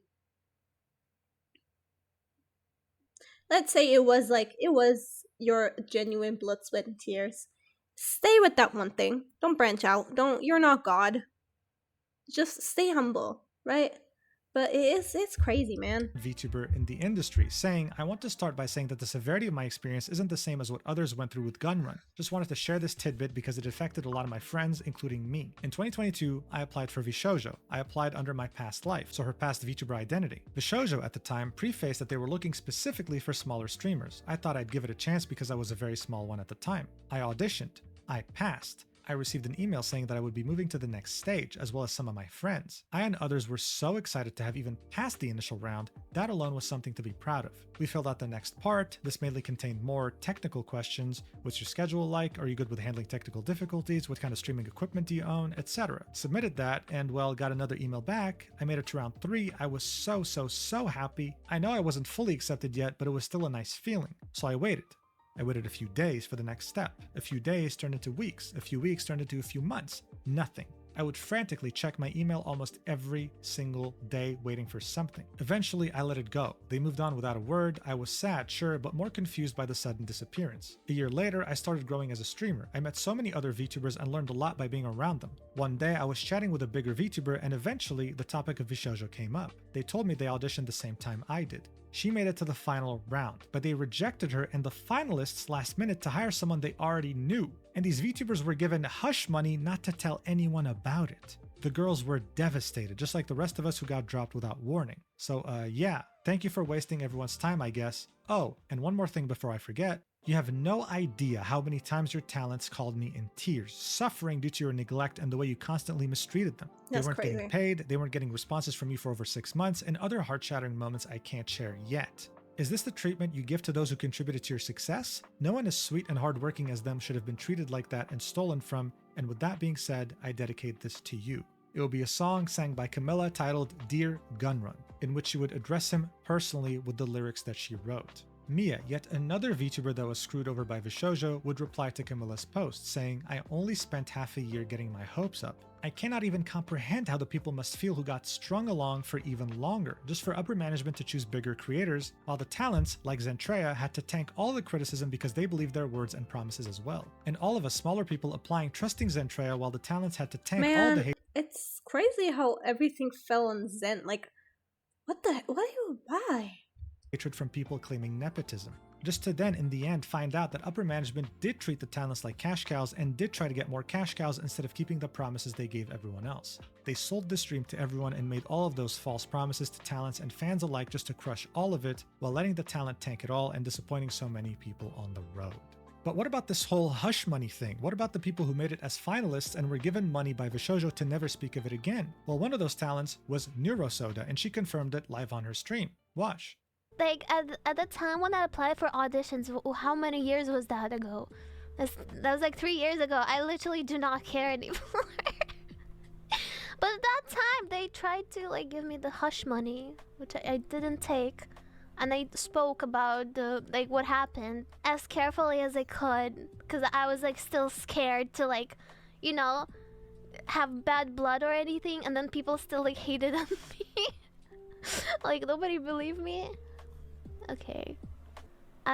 So you go through these auditions hoping that this will change your life. The company ends up being very unprofessional, backs down, wants to give you money to hush hush. You don't take it so that you can tell people about this, and when you do, they don't even believe you. That's I can't crazy. imagine the mental toll Neurosoda, as well as pretty much everyone else in this video, went through because of this company. I mean, it really is incredible just how many people this company had affected negatively. The list was so large, you couldn't even print it on a sheet of A4 paper. For example, this artist was in the works to bring Vshojo to WeepCon 2026, pitching it and having management approve. They would tell her, oh, we'd plan a meeting next week. Their schedule was very packed, but, now she understands this is never going to happen. She was given no prior warning. And someone else had spent months and thousands of dollars developing a leather jacket concept for Kuro. Vshojo's management loved it, and the artist was under the impression that this was going to be a joint venture. But after all this work, Vshojo eventually just offered to buy out the whole thing. They didn't want to work with this artist, they just wanted the idea and the jacket. And you know what the worst part is? This artist, desperate not to let all their work go to waste, reluctantly agreed. And then got ghosted, showing us that this business was truly ran by children. Kuro would find this post and would say, wait, what? I don't know how to say this, but I've never been shown this by anyone, even though I had asked many times if it was possible to get a jacket made, but there was never any update to me, so I assumed it's impossible. There was truly no end to I hope Vshojo's they make fuck-ups. it. Niji Sanji, move aside because there's a new person I on the buy it. throne. But if you thought that was the end of these talents getting punched in the face, you'd be wrong. On July 31st, 2025, Amelie would tweet, "Mama should have raised the quitter because there's only so many punches I can take, man." Kuro would tweet, "Oh man, I might have some bad news." Yep. Someone asked, "Is it about your new house?" He said, "No, it's about old merch." And finally, Giga would say, "I am once again trying not to crash out, but brother." She would go live shortly after to explain that there's some merch that was sold to her audience that was still unfulfilled. It wasn't shipped yet, sitting in the warehouse. Seeing that Vshojo is a complete mess right now, she doesn't know who to reach out to get a list of people who, bought it. Their addresses, like where she can send them to. It's completely unclear. She's still trying to figure out the details, but it seems that unfortunately, the people who did buy the merch and didn't get their order fulfilled might just get scammed. But as far as I know, some of Giga's merch did ship. In Kuro's case, though, none of it shipped. In fact, it wasn't even sent to production. I watched Kuro's stream, and he watched Giga's video or stream on it, so I basically got to him on. Yeah, no, that is crazy. That's actually crazy. It wasn't even in production. You didn't make it. You didn't even try to make it. It's not being shipped. It doesn't exist. The post in Kuro's community on Twitter right now is this, saying, "Merch update. Unfortunately, Kuro's birthday merch was never sent to production, so please file a dispute at your bank/PayPal and do a chargeback ASAP. If you need help, feel free to DM me." So during Kuro's birthday, with Vshojo, he was selling some special merch. Typically, the way it works is that when merch is being sold for something like this, there's a time limit. Once that time limit's over, the company knows exactly how many items to print or produce in order to send them to the person who bought them. In this case, though, they sold merch, but never produced it. Knowing that Vshojo is in deep financial trouble, it's safe to say people are not going to get refunded. So the only way to really get your money back is to charge back. I mean, this is a disaster at an apocalyptic level. It's not just the talents being affected by Vshojo's incompetence, it's their fans now. It's so sad to see. But hey, you know what? Not all of it was negative, because the VTubing community was able to take this extremely negative situation and turn it into a very positive one. Iron Mouse was officially indie again, and her Tiltify charity fundraiser, in barely just over a day, it had reached over $1 million, with the Immune Deficiency Foundation themselves making a tweet saying, "I'm not crying, you're crying." The campaign at the end of July is currently sitting at over $1.3 million raised, and it was so impactful, not just to the VTubing community, but pretty much everyone who had heard about it, that the... I do have it pinned on my stream. It's gonna expire by the time I end the stream, but I'll also put it in the description of the VOD that I'm gonna upload later. CEO of the Immune Deficiency Foundation had made a video thanking Iron Mouse and her community for everything. I mean, this is just incredible, very wholesome. Everyone coming together was just an amazing thing to see. Look, this Vshojo saga is probably the messiest, craziest thing I have ever covered on this channel, as the biggest disaster that's ever occurred in the VTubing space. And ironically enough, the new era of VTubing wasn't actually created with Vshojo, it was created with the end of Vshojo. I personally completely agree with Sayu's tweet, in which he says, "I said it yesterday on stream, but what's happening in the VTubing space right now is reminding me of the Machinima MCN days, sounding like old man Sayu."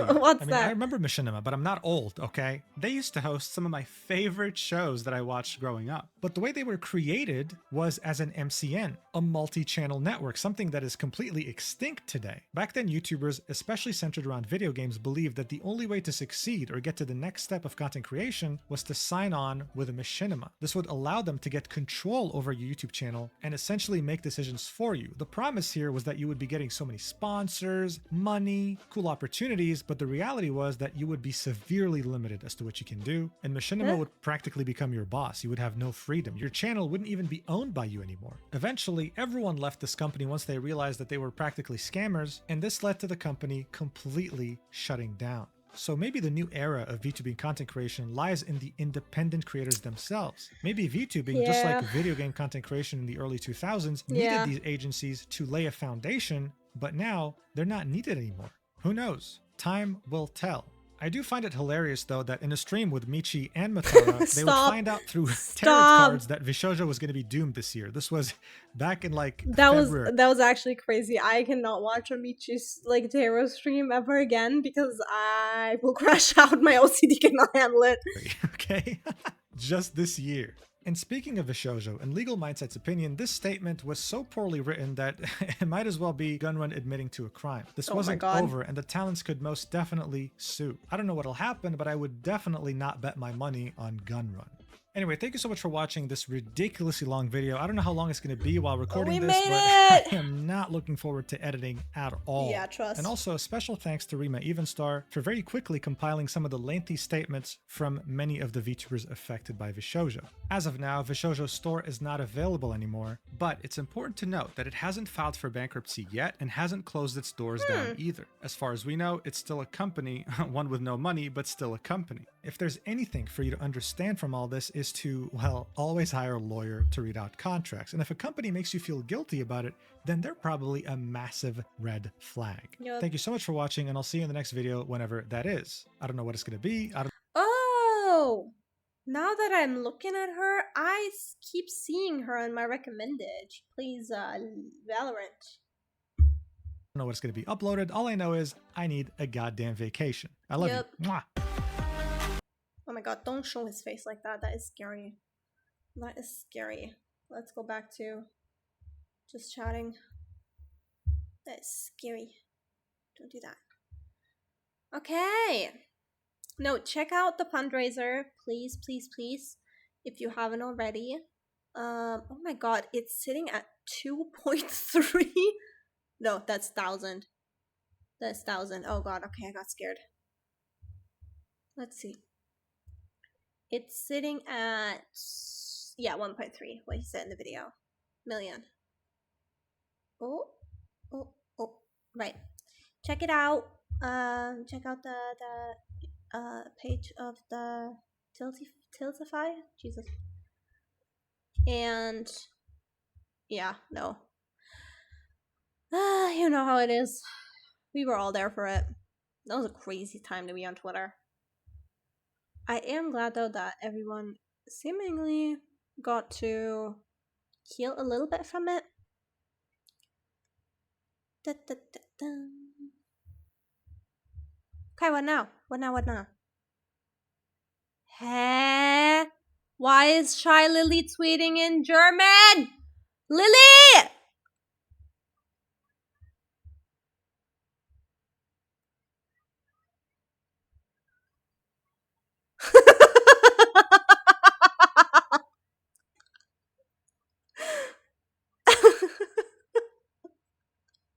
Yippee! Oh no, Lily. Oh no. Meine Mama hat mir erlaubt, dass ich Cola trinken darf.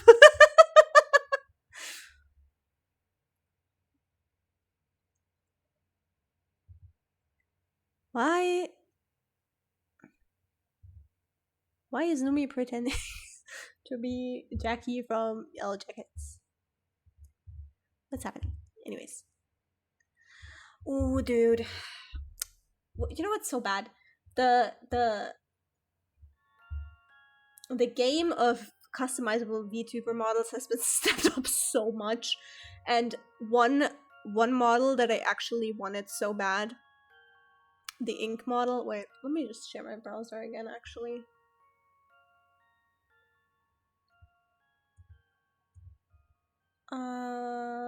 React to Andy. Here we go. This one, they had this model without like releasing it as a pre-made model. You can make your own, like you could commission your own, I think. And I wanted one so bad. My first concept of a VTuber was gonna be exactly this. It was gonna be a drawing that came to life, basically, but was still only operating in 2D spaces. And this was perfect for it. This is absolutely perfect, but you know, funds. So honestly, I'm happy with Pia a lot. But yeah, this was my first draft of an idea. So now loud. So now seeing this as like a customizable model, I'm like, oh, maybe I'll get it just to have it, because I think playing with it would be so fun. But also, like, there's another one of like, hey BFF, there's another one, holy shit, that I don't know right now, and I'm not gonna open my bookmarks on stream because I'm not crazy. There's nothing in SFW in there because I have an extra account for that. But yeah, no. Why are Trump and Putin trending? Why are Trump and Putin trending? Do we still do boyfriend and girlfriend experiences? Is that something? Do you guys fuck with that? Ooh. You guys fuck with that? Cause it makes me cringe a little bit. But I mean, that's just me. I don't know what the general consensus is of it. Honestly, don't let me look at fucking VGen. I still don't have money. This vacay sucked me dry. But I still have a T1 video to watch technically, but what the hell?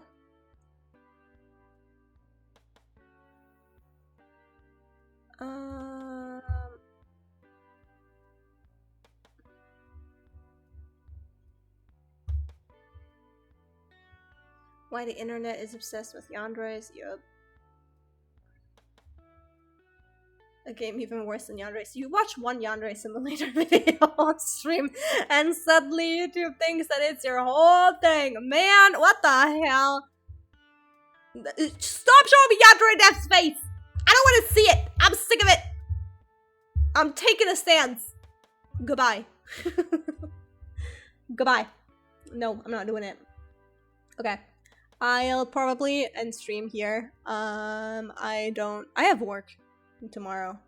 The first day. I don't want to go. I don't want to go. Don't make me work. Don't make me get a job, please. You know, I have to take my meds. I have to go to sleep. And oh my god, I have to take my antibiotics. Fuck! I got so enamored in streaming, I forgot about my health issues. Yeah, but no, I'll leave for now. I think for 5 hours is enough because my chair is honestly not ergonomic enough for this. And I'll see you guys. Let me look at my schedule. On Wednesday, we're gonna be playing here. And here. We're gonna be playing Static Dread. And honestly, maybe it's something else after. I don't know. Static Dread was the only thing that I had really planned for that day. But while we're in the mood, we might finish Last Report or something. And then here is just, honestly, I have nothing planned. I just want to play games, and I think Friday is a good day to sorry. A good day to play games. So, if anyone wants to play anything, go forth. Go ahead, message me. I don't know. Tag me, whatever. Send a carrier pigeon, whatever you have to do. Beam your thoughts into my head, so I will know. I'm down for anything, but maybe we'll do some. I don't know. Okay, sorry. I don't know. The issue is all my cool games, all my good games are on my consoles, and I don't have a capture card, and I'm too broke to buy one this month. So I wanted to play Yakuza, but no Yakuza for you guys. Also, I have Disco Elysium, which would be cool, but no Disco Elysium for you guys. Also, I have Tears of the Kingdom, which would be cool, but no Tears of the Kingdom for you guys. And also, I have Metaphor that I still have to finish, but I can't play that on stream because it would be doxing my real name because I used that for the beginning sequence. And you know what? We'll workshop it. But yeah, I have a lot of shit that is on my consoles. I can't play because I don't have cash card. Because I don't know I have cash card. So, yeah. That's why we're just chatting solo. That's why we're seeing where the wind takes us. Maybe we can find something. We can do League of Legends. We can do Valorant. We can do Honkai Star. This virgin ass fucking roster. What the fuck? That just pissed me off. Oh lord. I just named just the I didn't name a single good game. Not a single one. Man, let me look at Steam. I know I said I'm broke, but surely there has to be something in my budget to play that isn't a Riot game or a fucking MiHoYo game. Please, God have mercy. I will crash out. I will crash the fuck out. I will be on the news. Anyways, that's something I'll figure out either during the week or during the stream on Wednesday. So, right.